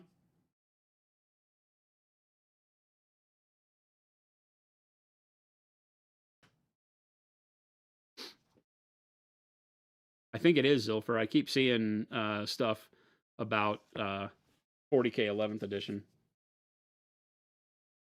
I mean, I don't know about any of that stuff. I continually look at it and say, geez, do you really have to have another edition? Like, you're never going to rewrite the rules. So is it really addition that we're doing? I guess there have been times where they've changed the rules dramatically enough for it to make a difference. But all in all, it feels like just a iteration on the previous edition most of the time. It just pisses everybody off and makes them buy new models because your old army is not as good as the army you don't have. No matter what army you play, the army you have won't be as good as the other armies. Okay, so I am going to paint the rim of this base because this brown is killing me. As I'm sitting here looking at it, even if I rub the paint off as we continue going, I'm at the stage where I need color to be in the right spots. And this brown base surround is driving me bananas. And brown's not the worst. We know what the worst is. The worst is when you do goblin green. Friends don't let friends paint base rims green.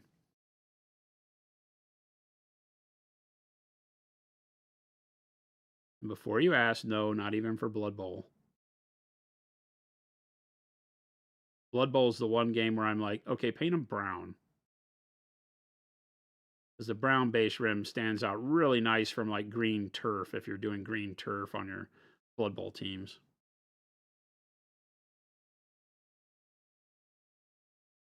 No, T. Schmidt, you sucker. Stop it. I know where you live.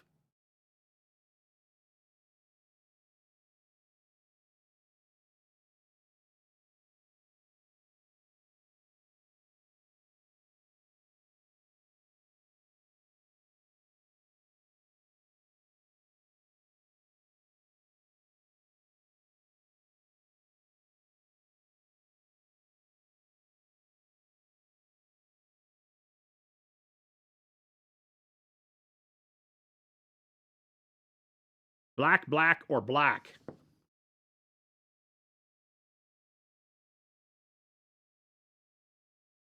Travel Cedric, take it easy. Have a good one.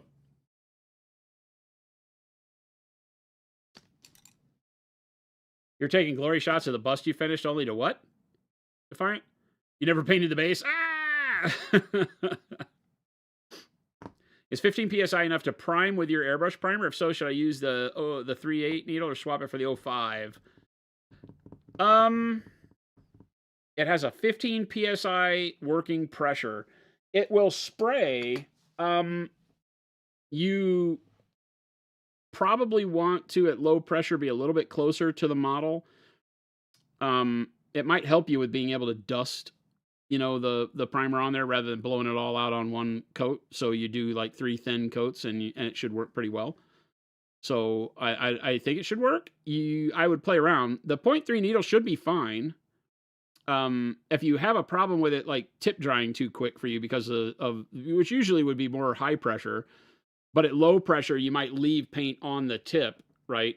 Because the viscosity of the primer is a little bit thicker, and so under lower pressure it might skin the needle over a little bit more. So watch that, and if you wind up with tip dry, then go to the larger needle so you're putting out a higher volume of paint, but you should be fine with a 0.3. Your Old World Army has green bases. I mean, I get the nostalgia of it, but it's just wrong. I don't say anything in the hobby is wrong, but green bases are close. And I say that more as a meme than anything, but green, the bright green base detracts. There's a reason why I say it, though. The bright green base detracts from the contrast of the model, no matter what model you've painted. So black, the reason we do them black or dark black brown or some black dark color is because now you get immediate contrast. Just by changing that base rim to black, now the base and the model stand out apart and look much better. Green would detract from all of that.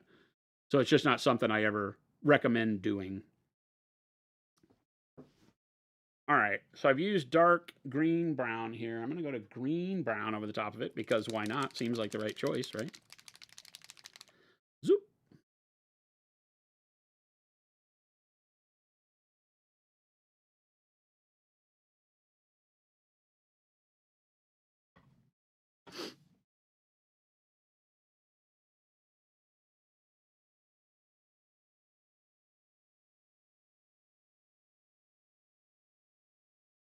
I do not need that brush.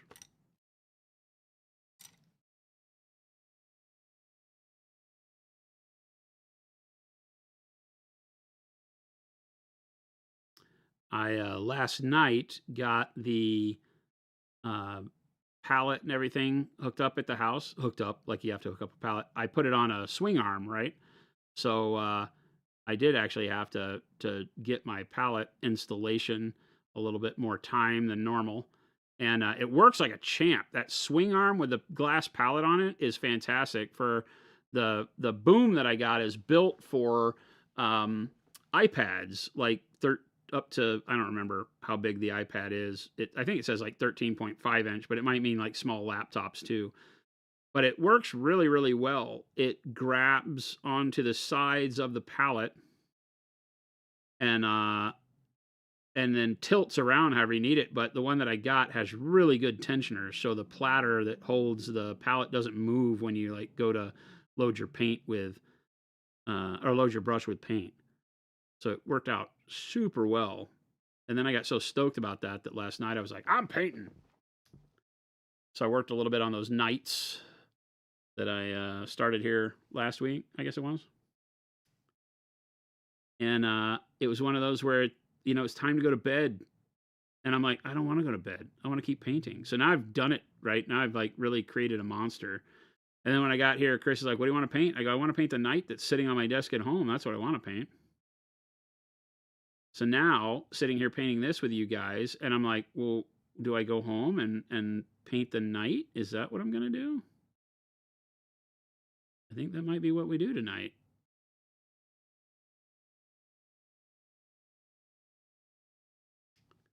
Too much army.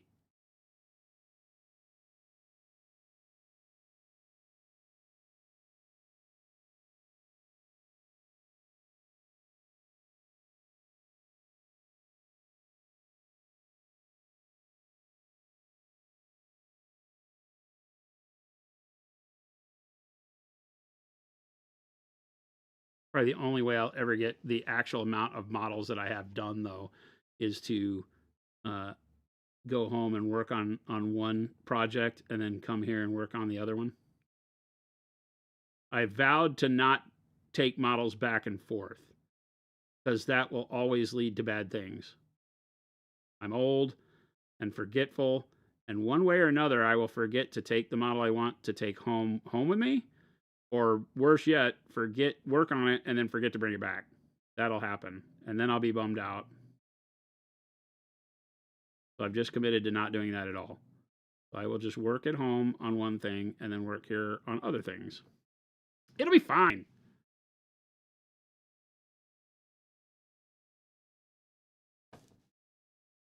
Why do I keep turning the dang mouse off? That's my fault. You love building but not painting? I love painting but not building. We're a match made in heaven. You want to come? Your pile of shame is big. You want to come build all my models? I'll put color on them and make them look nice. I have 5 million models that need to be built. I'll pay. I've got new guy Phil building some models for me right now. And I'm like, I will pay you. He goes, I will not take your money. I go, yeah, you will. One way or another, I will pay. I was talking to him about hobbying. He's like, yeah, I think I want to build my my old world Bretonians. And I was like, no, forget that. Come here and build big ass knights for Conquest. I'll pay you. he goes, well, I said you should get the 100 Kingdoms for Conquest. And he was like, well, I don't have Conquest. I say, yeah, you do. You can build mine. And so now he's got all of my Kniggets and my 100 Kingdoms stuff at his house. Oh, I was supposed to talk to him today about that.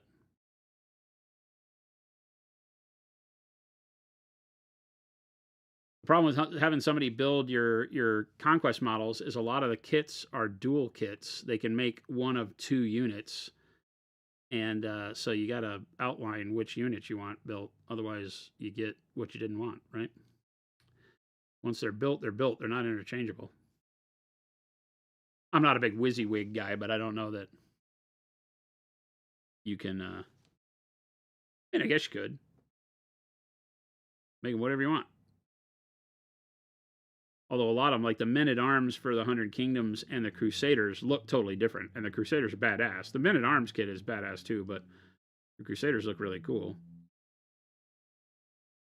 And if I have an opportunity to build a bunch of raging religious fanatics dressed in knightly armor, I will do it. So that's what I'm doing.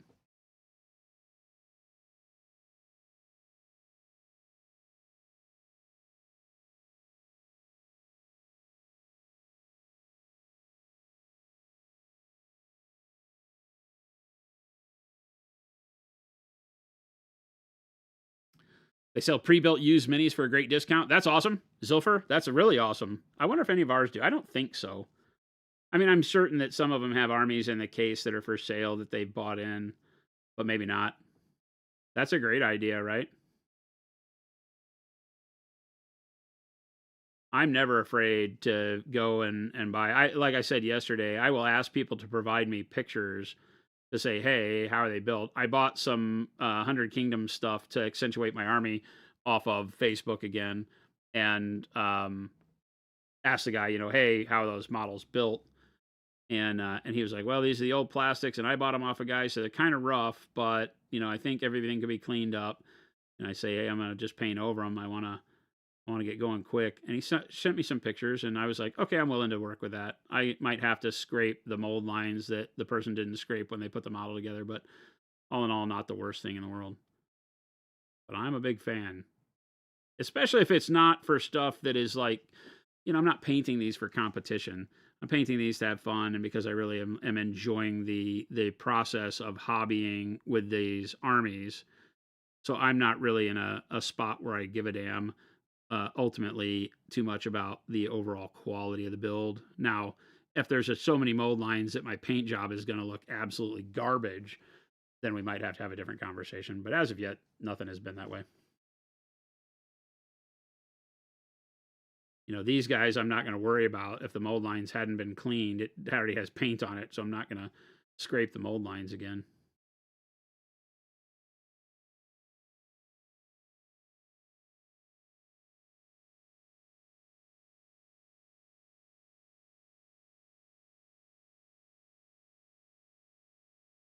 It'll be interesting to see what some of the 3D printing does to the third party aftermarket for models, right? It's not huge, but like we're sitting here talking, you know, it's like, oh yeah, I like going and buying old Age of Sigmar models or whatever. It's like the more models become 3D printed, the less that industry has any viability because, you know, 3D printed models just don't last very long. So what's going to happen? What's going to happen, man?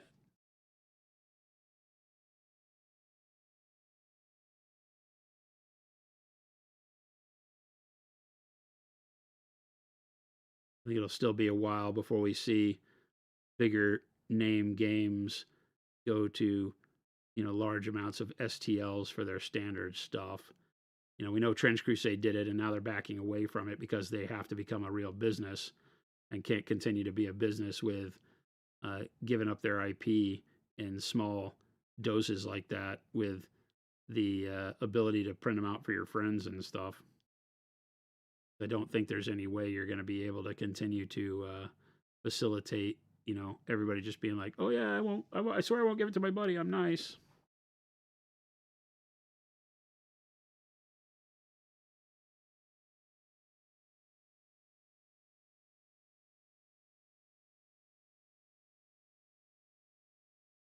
That's the only place those straps are, right?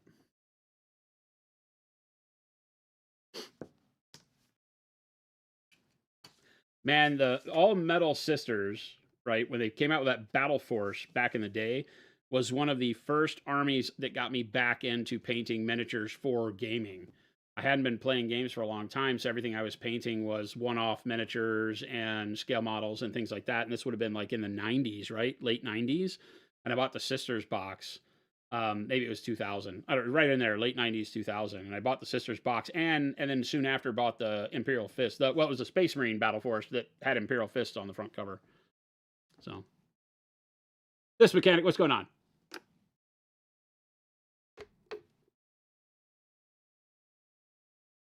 I'm doing great. How are you?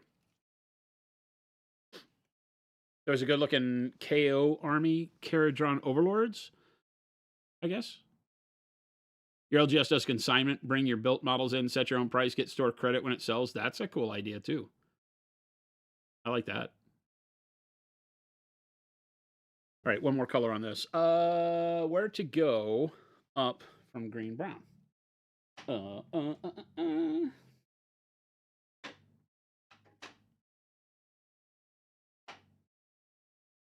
I think. I don't know if I'm not going to do khaki.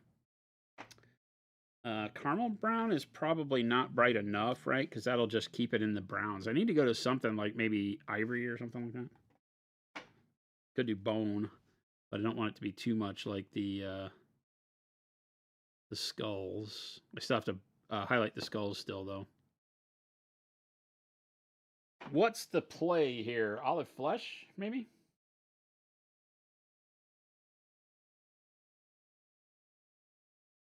Olive flesh or the bright warm gray.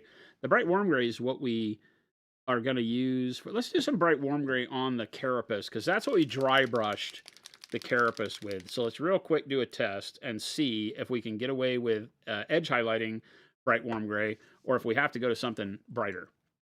When you dry brush, right, you're kind of filtering, believe it or not, right? The dry brush is a great way to get highlights, but sometimes it doesn't apply the color as bright as it could be off the brush. You have to really build it up a lot. And if you're being careful when dry brushing, right, it'll kind of have its own level of transparency. So I want to see if by coming in with just the bright warm gray, are we bright enough?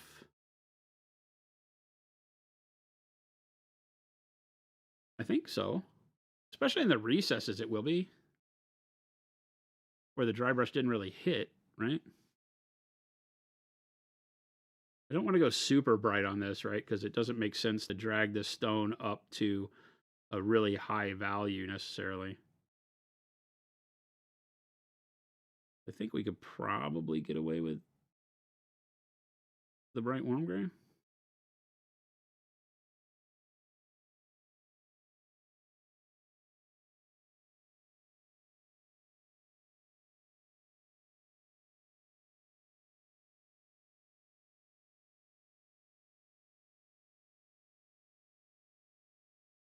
Maybe?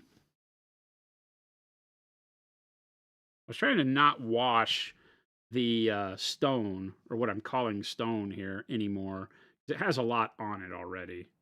And at some point in time, you just kind of overwash. I don't know that that's actually a term, but feels right, so we're sticking with it. Overwash.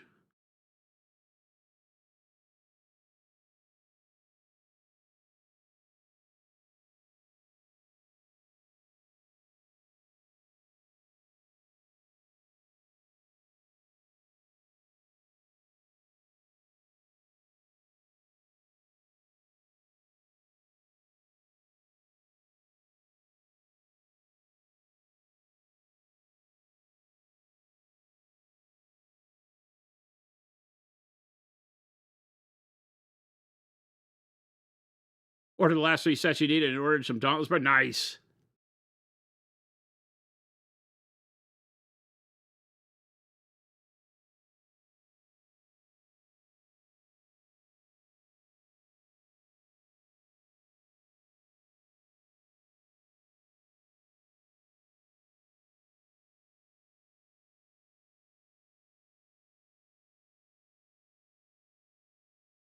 Nice, mechanic.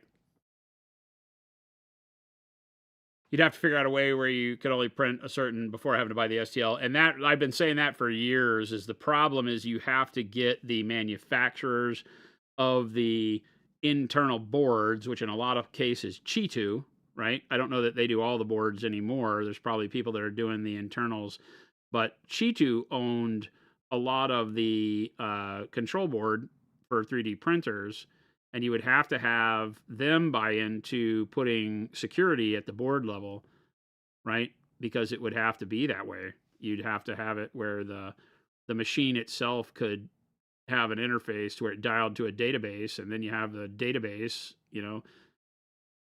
that either is updated in the machine all the time or something, so it knows the serial number of the file it's being told to print if that serial number has been printed too many times already. And that's just, I don't see that happening. It would need almost like, let's just take GW for example. It would mean that GW would almost have to sell a 3D printer, right? You could buy the GW 3D printer, which I can just imagine the nightmare of having to be GW and think about selling printers.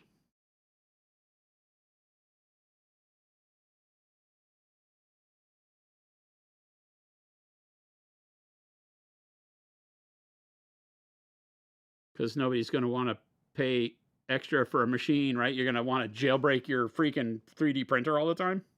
Can you imagine? This just sounds like hell to me. I don't think that the licensed prints will be a thing ever. Because everybody would just be jailbreaking their machines and, trying to find ways around the protection, which is what hacking is built for. Even if it's at the hardware level, I think you'd have a real hard time overcoming it. Being stripped back by hackers.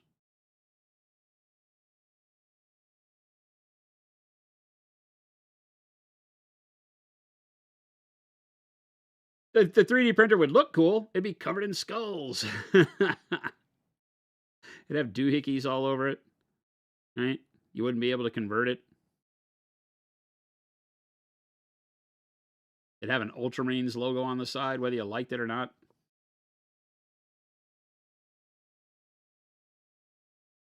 It would wake up every now and again saying, "I am Cato Sicarius."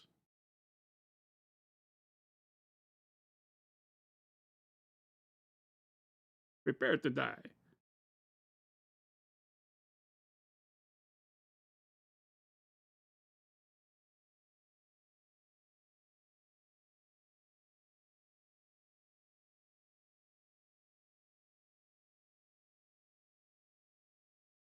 I feel like that's doing an okay job, yeah?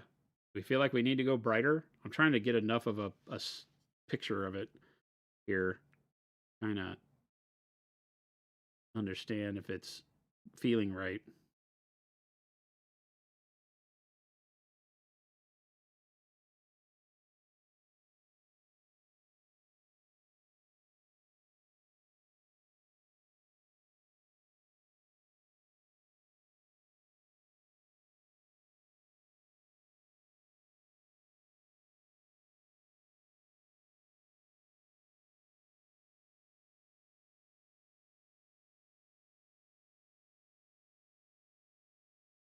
You'd have to buy a new one every year. Yeah, they wouldn't update the software. Oh my God. That's the funniest thing we've heard. Yeah, it would never update the database. If you want access to the newer models, you have to buy the new 11th edition printer. Oh, I'm sorry. You only have a 10th edition printer. RIP. And when it tried to connect to the database, the 10th edition printer would freaking blue screen of death and never work, right? It just brick itself.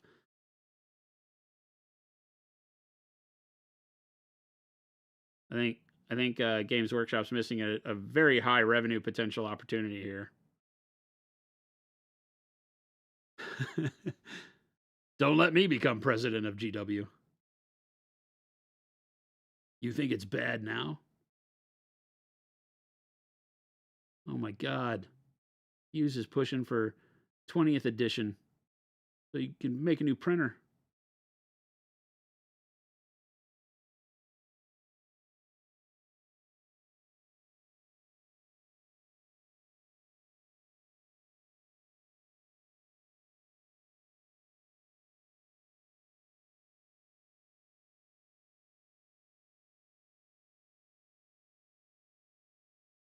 Grab one of these.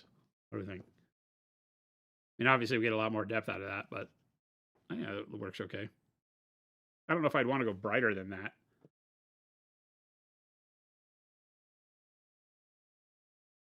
So we'll probably stay with that. People would still buy it. You have to have the Warhammer TV annual sub to be able to use it at all. Oh my God. Kick. Go jump in a fire.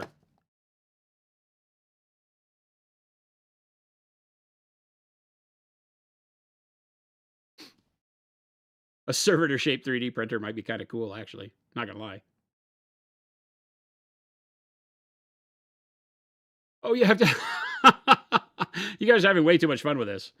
Each game needs its own printer. Horus Heresy, 40K, Necromunda, Middle-earth. Then they just make more games, right? Age of Sigmar.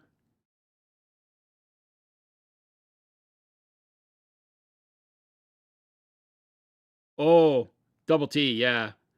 Yeah, burnt red as a base if you're doing chainswords and bolters with that cool, like, old Dark Angels red casing, I think is great. I feel like that's what I did here. For all of mine, I did all of mine with the old school kind of red, and it's burnt red into bold pyro red, but very little pyro red, right? So you're really letting the burnt red be the beat up darkness, and then just a very little bit of pale pink to give it the metallic sheen on the edges. I think that works great. I'm a big fan of red bolter casings. Unless it's Blood Angels. Blood Angels can't have red guns because they have red armor, but everybody else gets red guns. I don't care who you are. It's the only way to do it. The only way. Do not argue with me. Do not pass go. Do not collect $200. The only way. And Blood Angels should be black. Yeah, right, Wad? They just have to be red. Bolters must be red.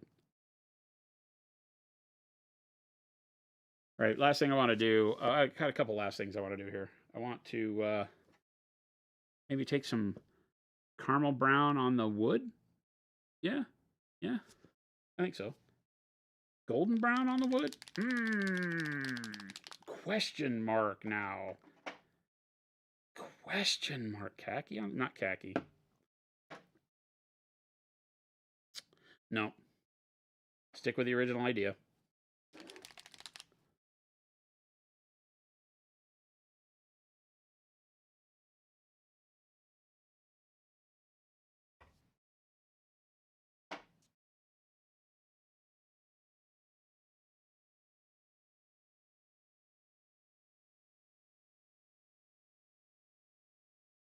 Want to be able to go in and do a little bit of contrast on some of the wood grain here. I don't want to do the entire line of the grain. I don't know if you can see, right? This is why I don't like satiny paint, We're getting a little bit too much contrast.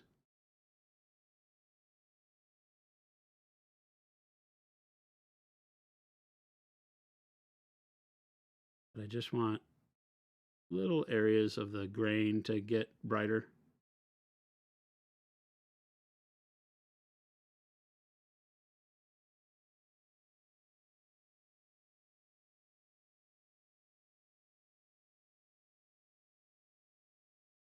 We did the transparent brown over the dark umber, light umber, olive flesh work up here. And so you have a good brown color for the wood. You still want a little bit of contrast on it. I don't like poking the wood grain out so much that it looks comical. So you don't want to go too bright. A little bit never hurt.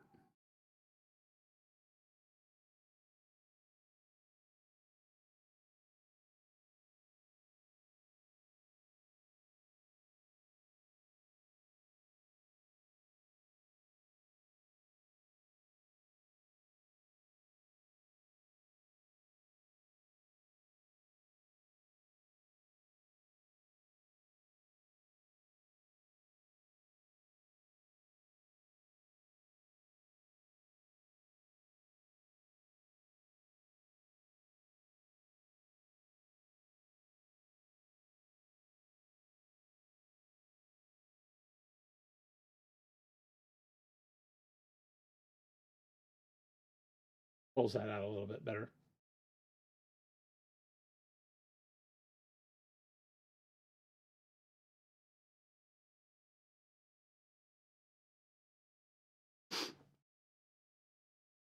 Oh, this stuff too, huh? More wood.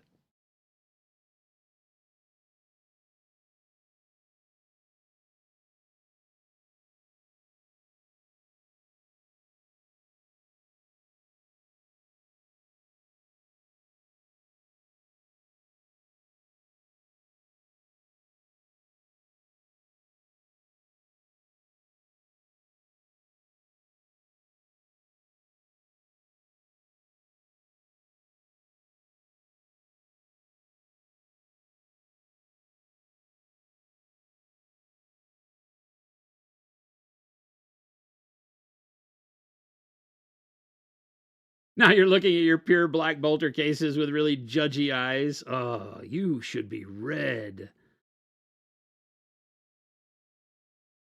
Black looks really good too. I like the black with like a blue black base to it, you know, something that feels like a really deep gunmetal almost, you know. I don't like it to be too blue, but something that's kind of like that really deep grayish blue can look really badass with all of the Marines too. Becomes the angry black rifle color.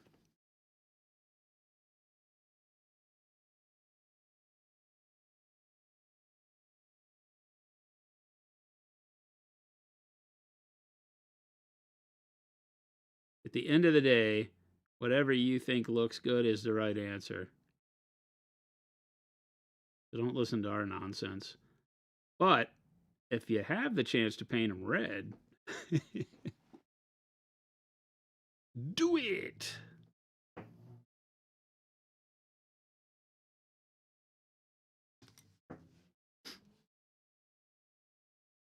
Yeah, the red casing makes them fire fast.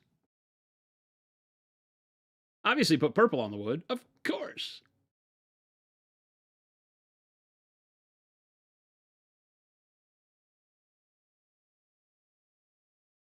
Danger. That's awesome. You rock. Thanks for joining us as you push through the end of the workday.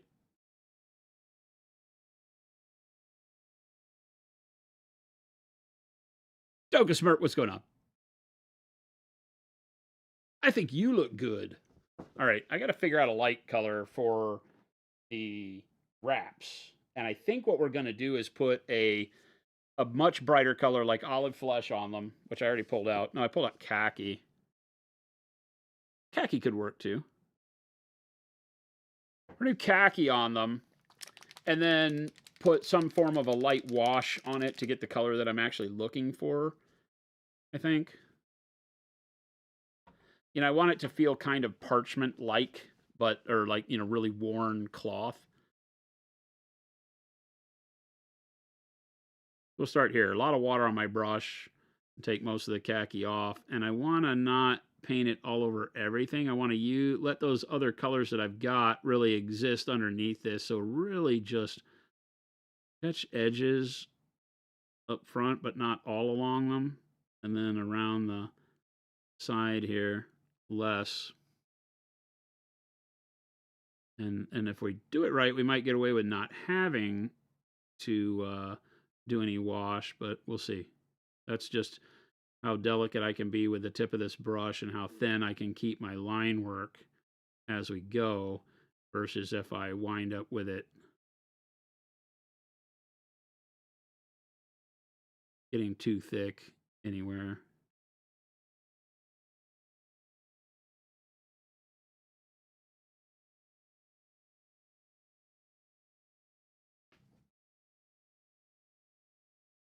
That's pretty good.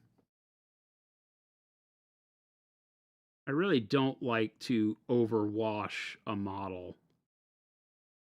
You can use wash to bring, you know, contrast back into places that you might have lost it, but you also filter so much color and desaturate color with washes that then you got to be very careful if you do every bit of the model with a wash and then build it back up from a desaturation point to not make everything look so samey, right?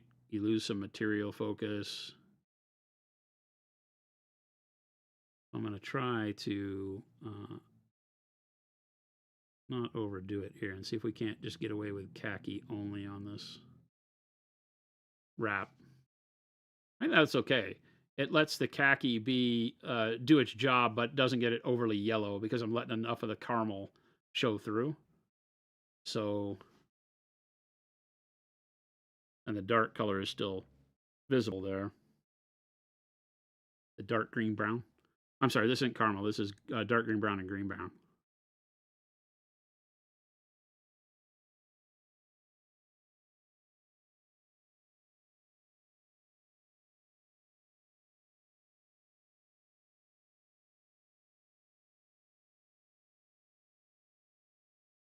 Watching that painting a space marine video now, your dry brushing burnt sienna, dark gray, blue, blue, sky blue, white blue should be possible to do all the way with an airbrush except the white blue and it'd be a little faster. Yep, definitely. Definitely. The burnt sienna works the best with the dry brush because it acts as a texturing for it and it gives it that rusty kind of random placement that I think works so well in that regard. But yeah, you could still airbrush it. I think you might like it better if you dry brush that burnt sienna and then airbrushed over the top of that. But try one and see.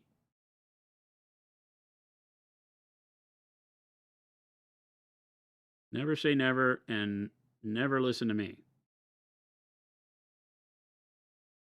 I have no idea what's right and wrong anymore. Crazy world. Everybody's painting ultramarines. Dogs and cats sleeping together.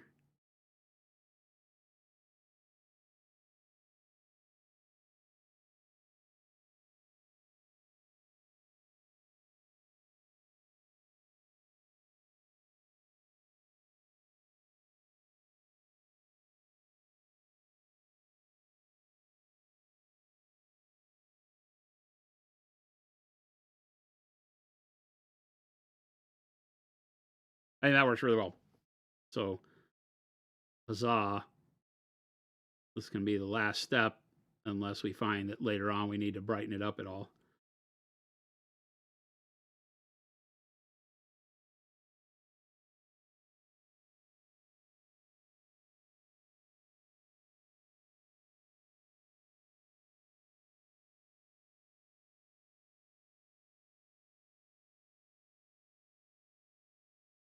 Khaki was the solution. Yeah, you can skip the burnt sienna altogether if you just want a cleaner look. Straight over the black.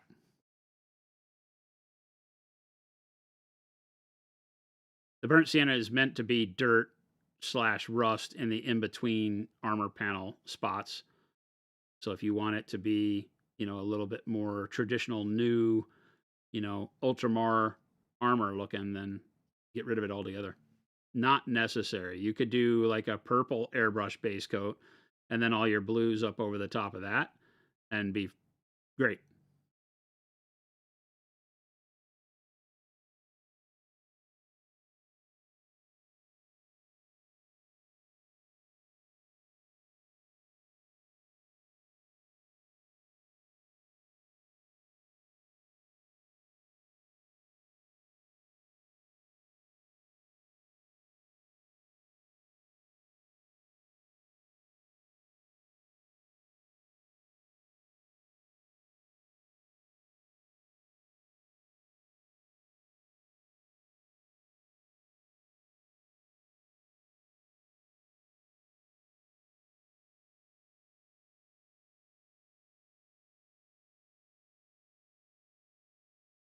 I'm using really loose brush strokes so that they're uh, able to keep the kind of worn fabric feel. It's a very light texture and not even really texture all the time. It just means that the line, I'm not taking a ton of time to make sure that the line stays perfectly straight. Just taking these really quick swipes so the line may cross the edge a little bit down into the rest of the sculpt, which is fine. Might tail off a little bit. It's just going to be random. And it's a good way to learn to bring texture into your model by just doing these really quick hits of the brush and just controlling, making sure you get the value where it's supposed to be. But it'll give you texture along the way. Make that a lot easier.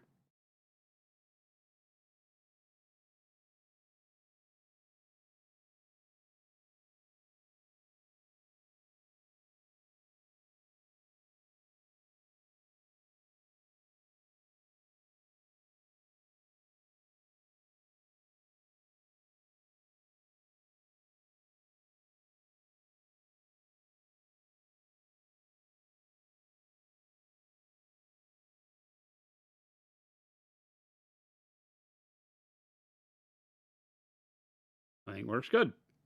Gives me what I want. Thank you, Khaki, just for being you.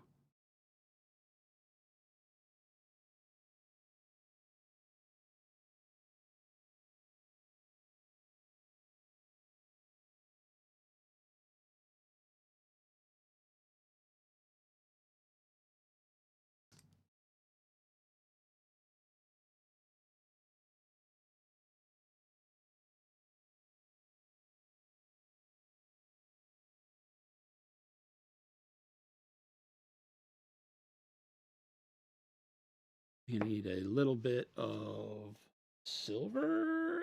Question mark.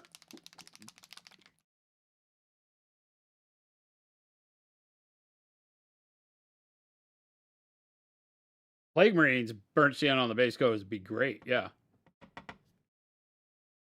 They want that rusty undertone. I think that would look really good. The green under the gold bists. This was just the green oxide wash over the top. I just created a wash and put it on over the top to make it simple, right? Rich gold, bright gold, green oxide, and it works like a champ. Just the glazed wash medium and the green oxide. So it is just a really simple application. It even works on like these round surfaces. Works really, really well. I haven't highlighted anything back up because that gold's super bright. Like it interferes with like the skull brightness here. I keep wanting to knock the skulls darker, but they don't look the way I want them to. So I might have to do something with the gold to make it darker as I brighten the skulls. Metallic paint always drives me bananas that way because it's very hard to make your values on metallic paint match with the rest of the composition because it can get so bright depending on the light you look at it in. And then if you go into a room with dimmer lights, then it won't be as bright. And so you'll think you have it just the way you want it, and then it'll be darker than you want in other venues. But like on the front, this is reading really good because it's not right next to the bone anywhere. Well, right up here, that little chunk is. When you have it in your hand, it's easier to pick apart, but yeah, these look fantastic. That green oxide is just great. Too good. All right, so the silver, I want to dry brush.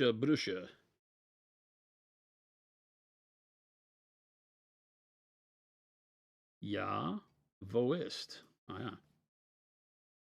Take a smaller DA1 for dry brushing. The coins, we did the rusty wash over the coins. I thought about, I think we might, before we do that, I think we might do like we did the rust, and one of the things that is really fun to do over the top of that is a black wash. So if we just take a standard black wash and thin it down a bit and put it over the coins, it'll help dim them down, the shine. And might get us to a little bit better spot for when I go back and dry brush over the top. So let's do that real quick. I'm going to take a bigger brush, load it up with a bunch of water. I do want to thin the black wash down. I want it to be like a very light gray wash over the top of this, right? So we kind of throw it on because this will let the rust show through, but it give it even a deeper shadow. The burnt sienna, believe it or not, is still a fairly bright looking color because orange, right? Even though it's a dark orange, it doesn't pull a lot of contrast onto the model. It gives the rust effect. We'll do this with the black. I usually do this over the top of the coloring rather than black first, then color, because you want to make sure that you get the good shading out of it. And just a big brush load of, oh, I didn't paint a lot of the money over on his side over here. I'm assuming, I don't know what this is. It looks like coins. But I'm treating it as like steel scale mail. Might be some areas we have to go back and retouch up because I missed a bunch on here. Or we just say, hey, who cares, bro?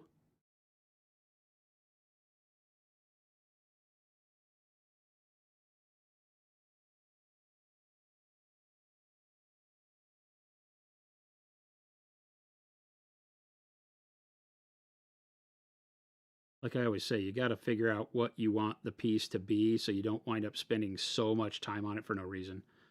If the goal is just to, save a eBay save, then I don't know that I have to seriously spend too much time on much of this.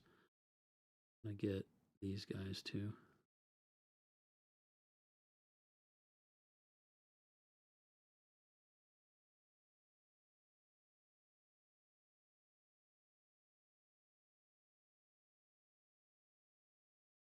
By thinning the black wash, you just get the shadow and you don't mess up the coloring, which is super cool.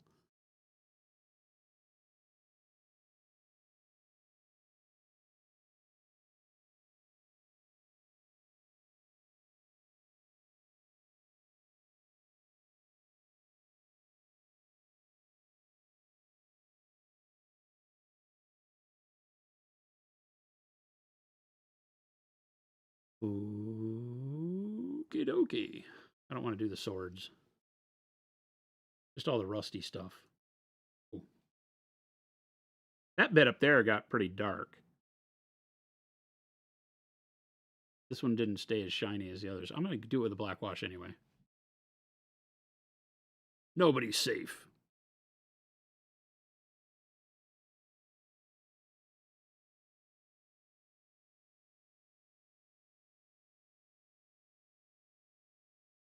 Yeah, definitely worth. All right.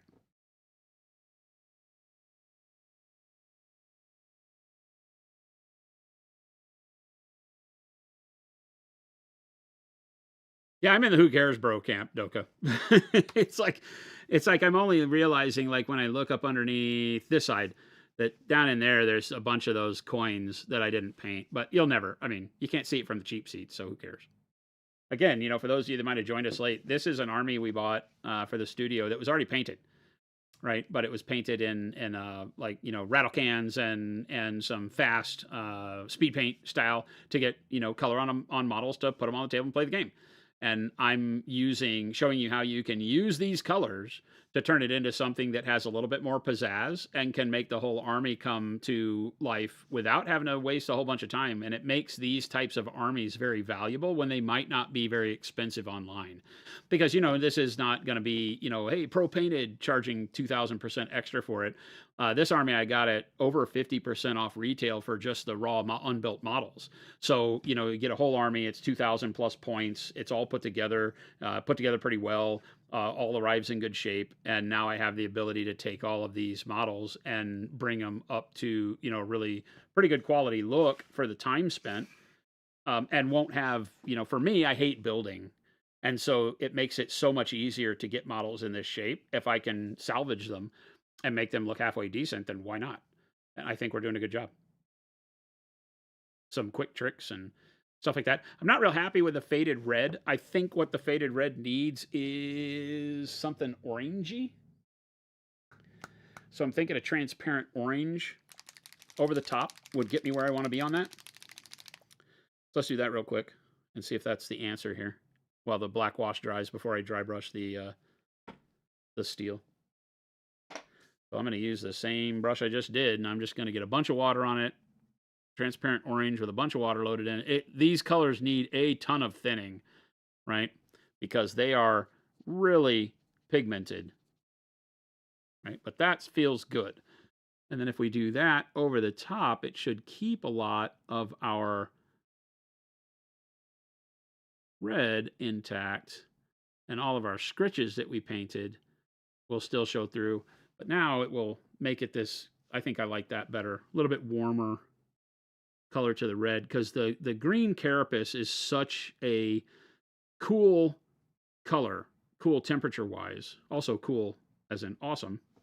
But I think a little bit more warmth on the red would help. So here we go. Sometimes you just do it, man. Just do it.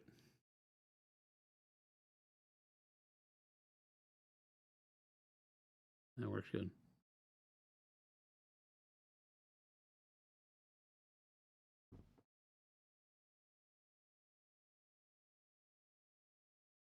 Yeah, just that little spit of warmth on there from the orange. And when it dries, it won't be nearly as orange either. The nice thing with the transparents is that they look a lot more intense when they're wet than after they dry. But just like when we did the wood grain, we can still see all the little, scratches that I painted on there. And that little hint of warmth is going to be exactly what I want.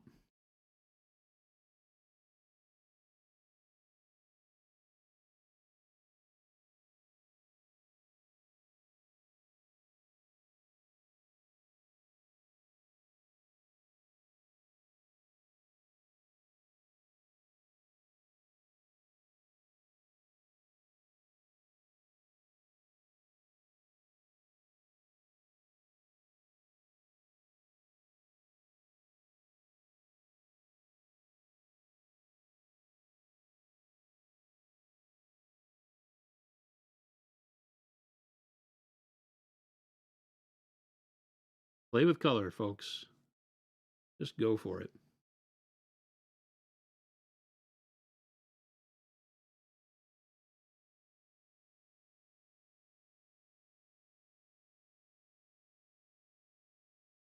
This is what makes the transparent so freaking versatile. Is that in one pass, change the whole look of a thing without really upsetting and having to go back and worry about doing anything over.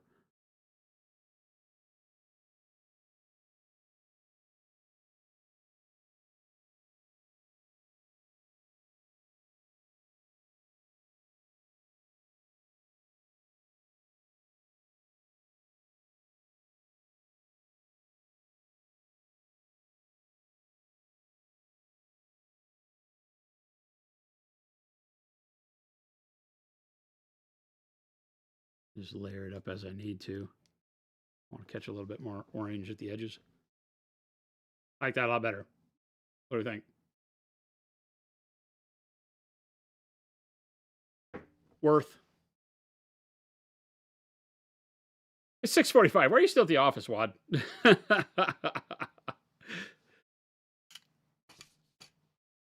Doko's like, why are you making me want to paint, bro? Well, that's my job. That's literally what it says in my job description.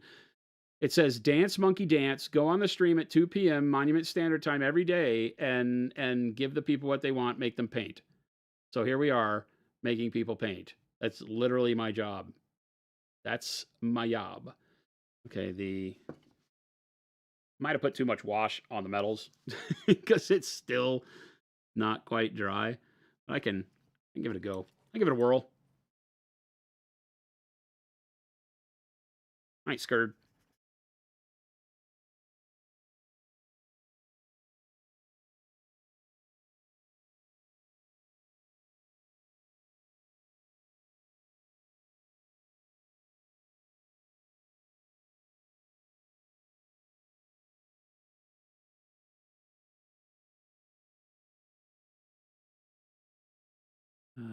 That's a little scary. That I'm a little scared. Nah, eh, eh. You know, I hate doing this because you grab the wash and streak the wash because it's not dry yet, but that worked out okay. Not horrible. Not horrible.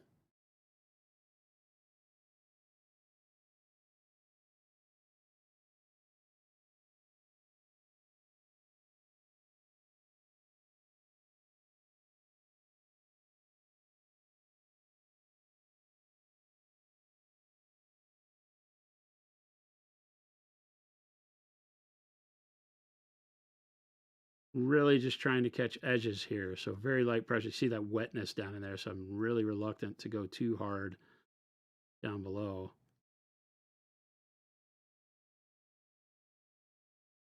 Bring a little bit of that highlight back up. And that works really well. Easy, easy.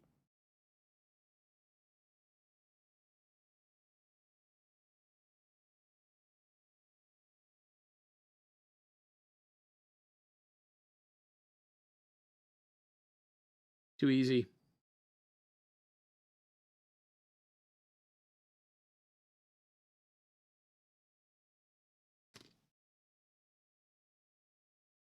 Got to work on the flame, right? It's not bright enough with the yellow on there because that was a magenta. Remember, that's this magenta, whatever contrast paint. He did that on the fire, but the yellow, our yellow speed paint over the that one does really good at making it just orange. Now we go back and paint yellow in there, and I think it'll be great. Yellow down deep. It's got some shading in it from the pigment buildup from the contrast paint, but whatever. Makes it look oily, I guess. Makes it look a little oily. I think we'll use some ivory on the bone bits. Might have to play with the bone a little bit to get it where I want. I'm still not happy with it. Doesn't have as much contrast as I'd like. And I don't know if going brighter is the answer because I'm going to push it up brighter than the damn metallics here pretty quick.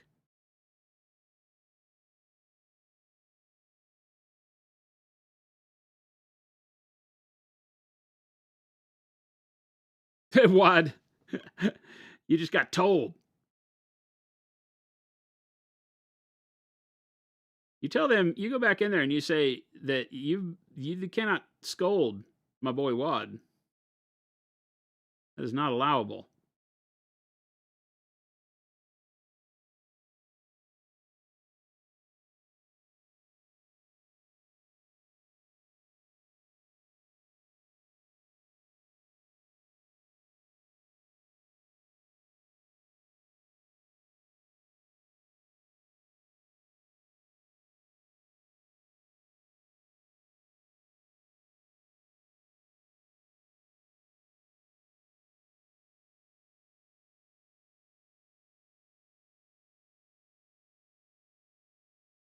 Helps a little bit.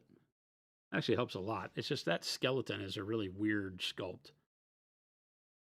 Bunch of not so deep details on it. It's very soft sculpt.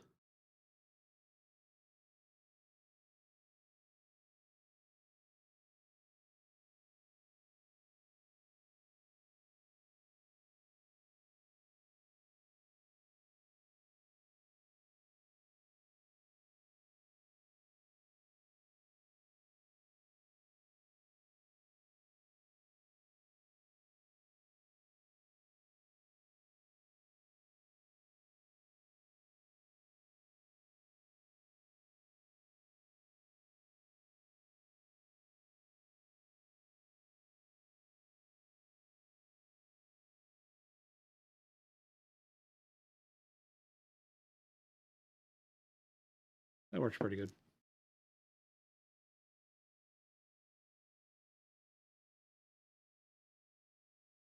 Who would want to run a test transaction after 5:30?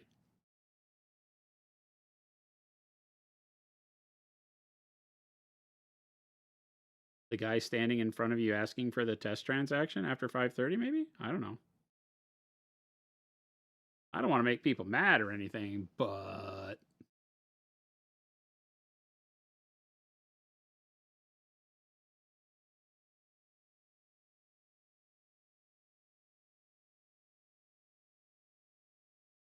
the key on the skeleton bits in the background is to start glazing the ivory, right? So that I can kind of just bring it up to high spots and use my loose brush stroke to make sure that it is just not a big circle of color on the dome, but just a kind of a blended hodgepodge, and try to just get the brow area on the eyes, and depending on how the skull is facing, the bridge of the nose.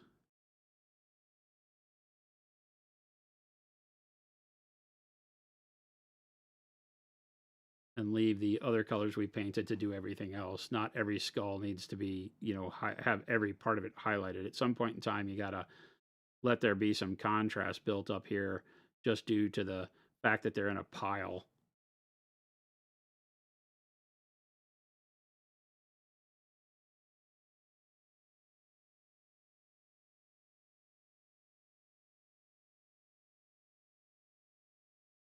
You saw how wet the ivory was, and you can see how it now gives that kind of peak of brightness in the sphere to match the skull. You look at these look dim now compared to these in this area over here. But it takes a lot of water on the brush. So I'm only hitting my brush once on my paper towel so that I'm getting this kind of consistency out of it.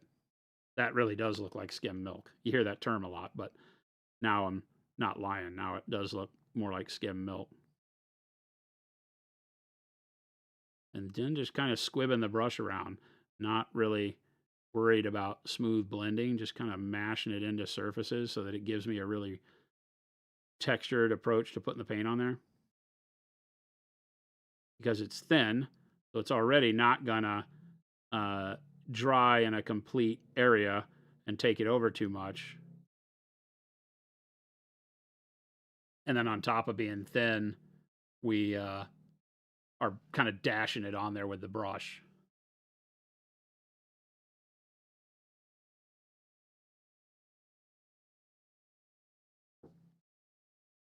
It looks good.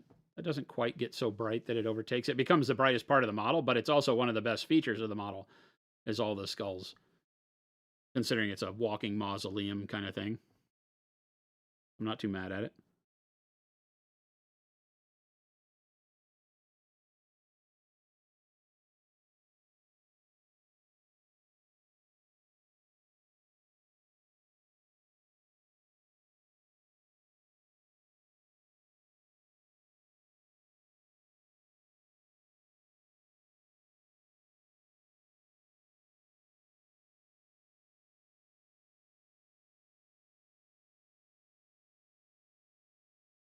One of the things you got to learn is that the thinner you put the paint on, the more the edges tend to blend naturally because the paint thins out. The pigment thins out towards the edges. It still has color there towards the edge of the pool of paint I'm putting on, but it kind of wants to collect towards the center and helps to kind of bleed the edges out, like fade your paint out into the other colors automatically. You don't want to put on a big puddle of paint. You'll notice that I'm not getting big droplets on here, just enough to where I can control it still. But it'll blend in with all of the other color that's already on this thing without me trying very hard. And that's always a good thing. Cheat the system.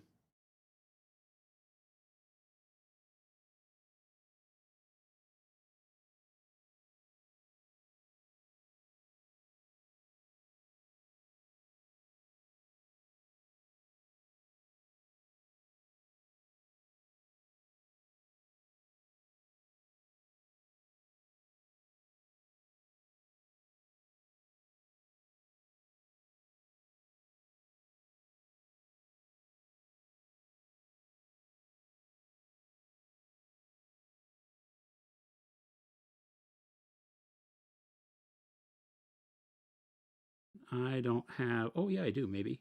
No, I don't. He didn't start up the program for me, so I can't zoom. He took my zoom away. I want to, somebody remind me tomorrow on stream. I'll do a close-in zoom so you can see just how messy I'm being as I'm applying color.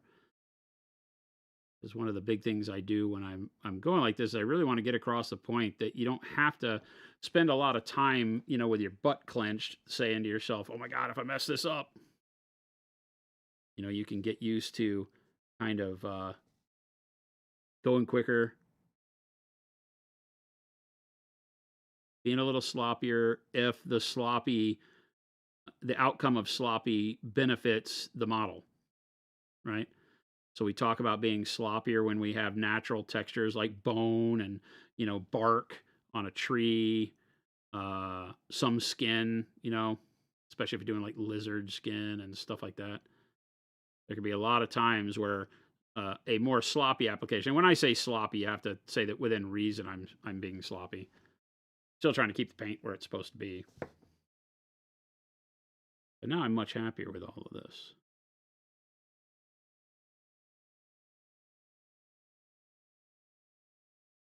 Now I actually like that skull pile. We get that cool golden, you know, caramel popcorn color that we had on there. We had to recreate it to get rid of a little bit. But now after doing this, I don't think we had to. I think I could probably just cover up the color that he had and just start it off. I darkened it up a bit, so I might just put a wash over this on the next one and then build it up so I can skip the bone step before the wash, because the bone really was just to cover up all the caramel corn looking splotchiness. But I think after the final layers that I did, I don't think we really needed that too much.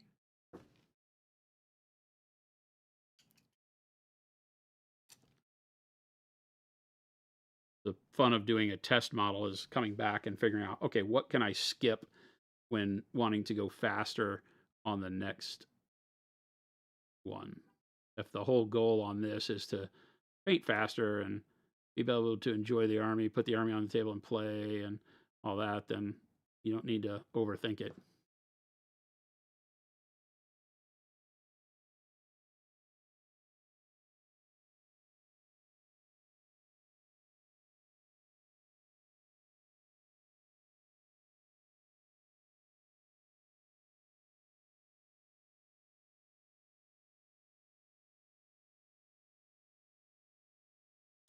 And now you can see the little gold bit a little bit better. There's a little more contrast there. The metallic is still bright, but now the skulls are brighter than the metal, and I think that works better.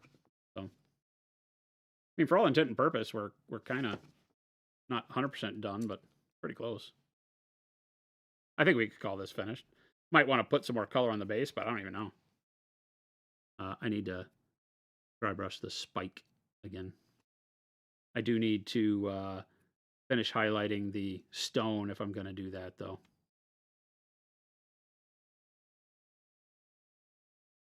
Like we did on the face here. I could do this arm. I'm not going to do like the legs and the undercarriage part, but any of the stone that's up on the top, if I do this brush on, it worries me back here. There's a lot of detail, but I think it's worth doing.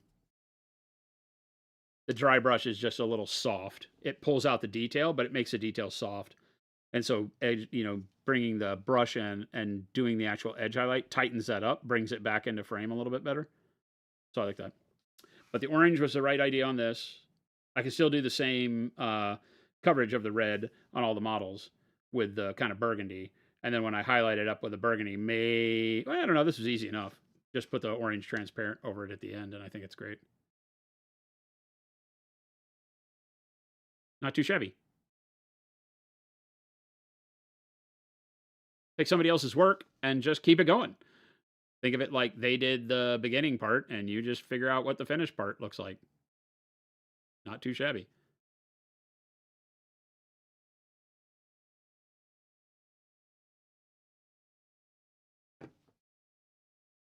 There's all sorts of variations on these guys. I think it has like 2 or 3 front plates and like 2 or 3 bodies, so they have random slugging you with freaking statue arms. Things are kind of cool. It'll be fun to paint. I think I have like 12 of these. I think his whole army was just these, and then some dudes with shields.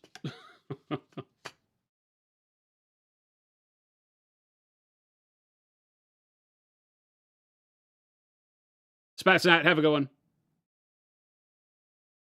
Dogasberg, without trying very hard, that is a good love language to have when talking about painting minis, right? If you don't want to have to do too much, this that I've just showed you is a good way to look at it. Hopefully everybody is starting to look out for pre-painted models on the internet.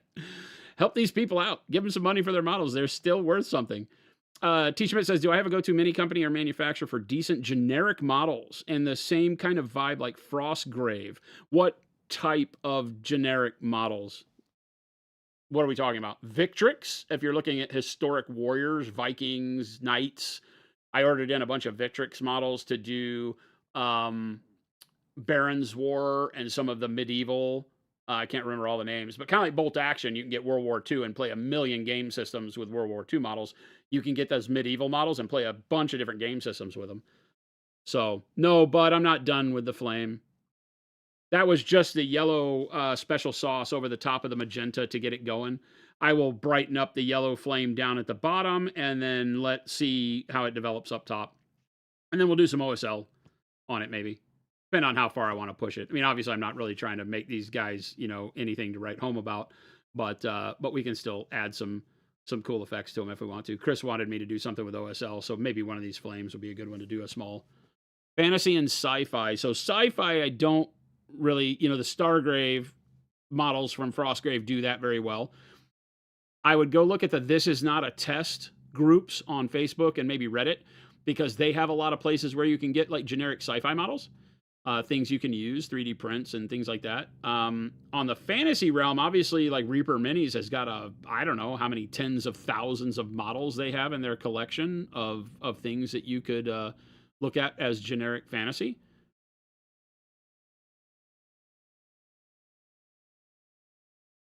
Story says, have you done charcoal skin? Yeah, like salamanders? Yeah. I like doing like I would do African skin. I start with like black brown and I add either shadow flesh or advanced flesh tone into black brown and build up something that is kind of in between African and Caucasian skin, and then do a black wash over it for the charcoal part.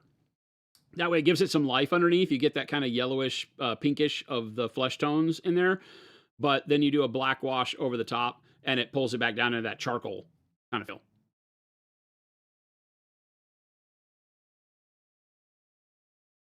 Yeah, Reaper's got an absolute crap ton of just generic. And then any of the, you know, the D&D minis like from WizKids and stuff like that, there's a bajillion of those too, so. All right, gang. I think I'm going to call it quits. 6 o'clock. 4 hours of amazing stream on a Tuesday. And we got pretty far along. I'm really loving the green oxide wash. It's just too easy to tarnish your gold. I know gold doesn't verdigris like that, but the green just pulls it apart and makes it very interesting. And making the green oxide into a wash is just one and done, right? Looks really, really good on there. Got a lot done? Somebody else's model. Sounds simple enough. You try that. Yeah, definitely. And you can dilute the black wash and do it in layers to build up the black, like kind of, you feel like you're getting like a carbon film on top of it at that point in time, right? And as you build that black up, you can stop it when you want to, because it'll start to gray your colors out. But play around with it and see. Rattlecan, thank you. L. Is the secret sauce the glaze and wash medium? No. What we have been kidding about calling secret sauce is our answer to speed paints. It won't be available until Adepticon, L. I may have some that I could send you as a medium before that, but I can't guarantee it. The way our production runs go, we'll be making some of the first colors here very soon. So I might have some colors, but it's our answer. It's Perlcurl's answer to speed paint. And I have the medium and the paints here, and we've been using them to kind of build up color and do fun stuff like the flame. And these guys are pretty much 100% painted with it, other than the detail colors, like the jade. But like all of his skin was done with it. The sword, the black on the armor, right, is the same black that we did on these guys. So I've been testing a lot of the range 1 colors. That's the flesh tone. That's the shadow flesh. Over just the white zenithal and the black over the same. And so we've been doing a lot of these models, showing it off. This was the medium mixed with our jade paint. So to show you the speed paint medium mixed with jade, allows you to make colors really quick out of all the paints you already have in your range, and they work really great. They don't give that staining that most speed paints do. They go on very smooth and have a very, very nice look to them. So, been teasing people with them as I test. It's kind of my MO. I will goof around. We airbrushed, like, so our big honkin' Jeromago spider is all of that, the paint airbrushed. The blue over the top of a zenithal.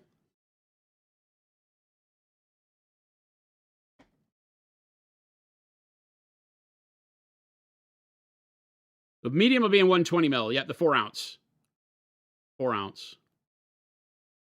You had to know, L. I know. It just got started calling a secret sauce.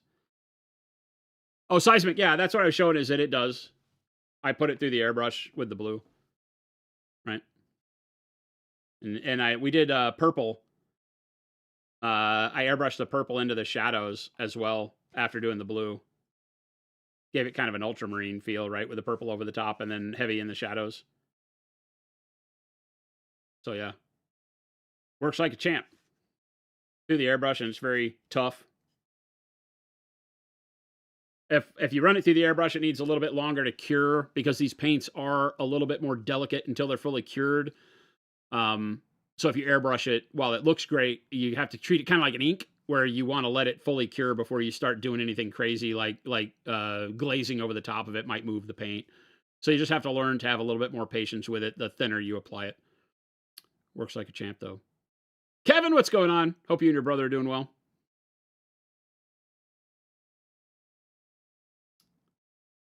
Your wife is not going to be happy in May. Yeah, they should be really good. I've been enjoying them, and I don't like those kinds of paints. So for me, I think the big tell is that I'm starting to want to use it on everything. I can see how every model I paint would be able to use it someplace and be of benefit, not just be oh, you could use that or this. It would be like, no, I choose to use this because it makes this section of this model a lot easier, whether it's as an overall filter, whether it's like coloring the skin on those, on the Onis, right? To get this red, I did our yellow secret sauce followed by the crimson, and this is Nova orange highlights on it, right? So just with a brush, our normal paint highlighting it with the brush. And so it gave me a really, really good demon skin that wasn't just your typical red, right? It has a better feel to it for me than just going in with like bold pyro red on the flesh. So it made that super easy. The black armor is just made, this black armor was insanely easy. So, stuff like that is just great. And then being able to mix it with any of the colors when we did the jade on these guys just made it to where it was too easy, I did the jade, and then I did a Payne's gray wash over the top to bring a little bit more blue into it. So the Payne's gray wash left more staining than the speed paint did, to give you an idea. So our wash did things like leaving a little bit of a spot on a high area, whereas the speed paint didn't. So I'm blown away by it. I think it's gonna be a lot of fun for people once they get it in their hands with the kind of smooth blending you can get out of it just by putting it on. Because we've shown it off for, I've covered it all up. We did some just of the raw yellow to show people, and then over the top of the yellow we did the greens. We've got a dark green and a faded green, and then of course all of our other colors. We've just been splotching them on models, just showing people, how they settle and what you can do with them. Good stuff. Well, thank you everybody for hanging out. Hopefully you've had a wonderful time watching some paint dry with me tonight. We've got quite a bit done on this fella, our repaint series of taking someone else's work and making it our own and having some fun with it and getting some cool models on the table, hopefully. I'm excited now about this Old Dominion army.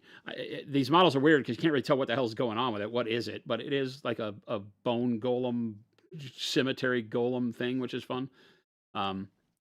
But we have a lot of other things from their army that are pretty cool. There's a monstrosity base from them that is just absolutely despicable. It looks like something out of Kingdom Death that I'm interested to paint. Straw, yeah, that spider is what got me into Conquest. It's called a Jeromago. It's a Japanese demon that is a huge giant spider with Oni. It has a trio of, not Oni, of geisha, right?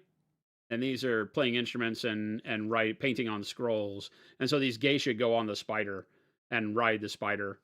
And I like to envision it as kind of an angler fish, right? So you get the geishas lure the men in, and it's this huge demonic spider. But the model is just spectacular. The details on it are spectacular. And when I saw it on the internet, I was like, who the hell makes that? I need to paint it. And it was Conquest. And I hadn't paid attention to Conquest in years. I'm not really a big fan of the Greco-Roman theme. And so for me, I wanted to go back and look into it. So I did. Now we have 7 armies. So we kind of bit in hard. So, oh my God, it's going to be crazy. Smoke McMeanies, what's going on?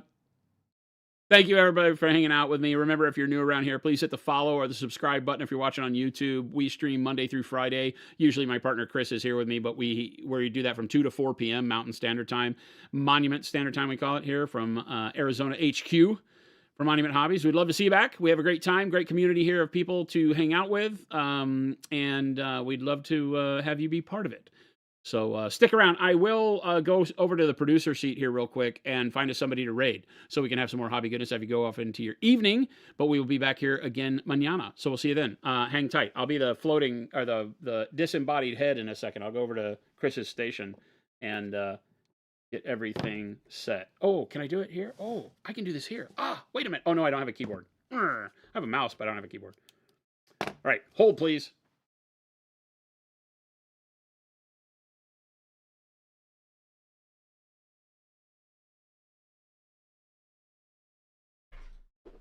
All right.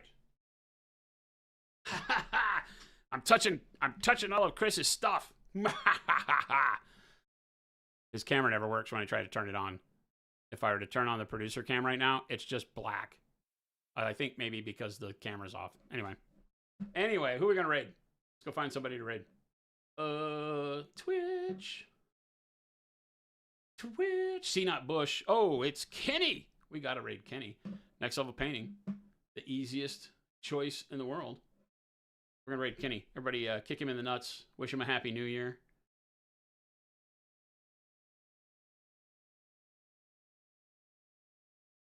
And we will see you back here mañana. Thanks, everybody.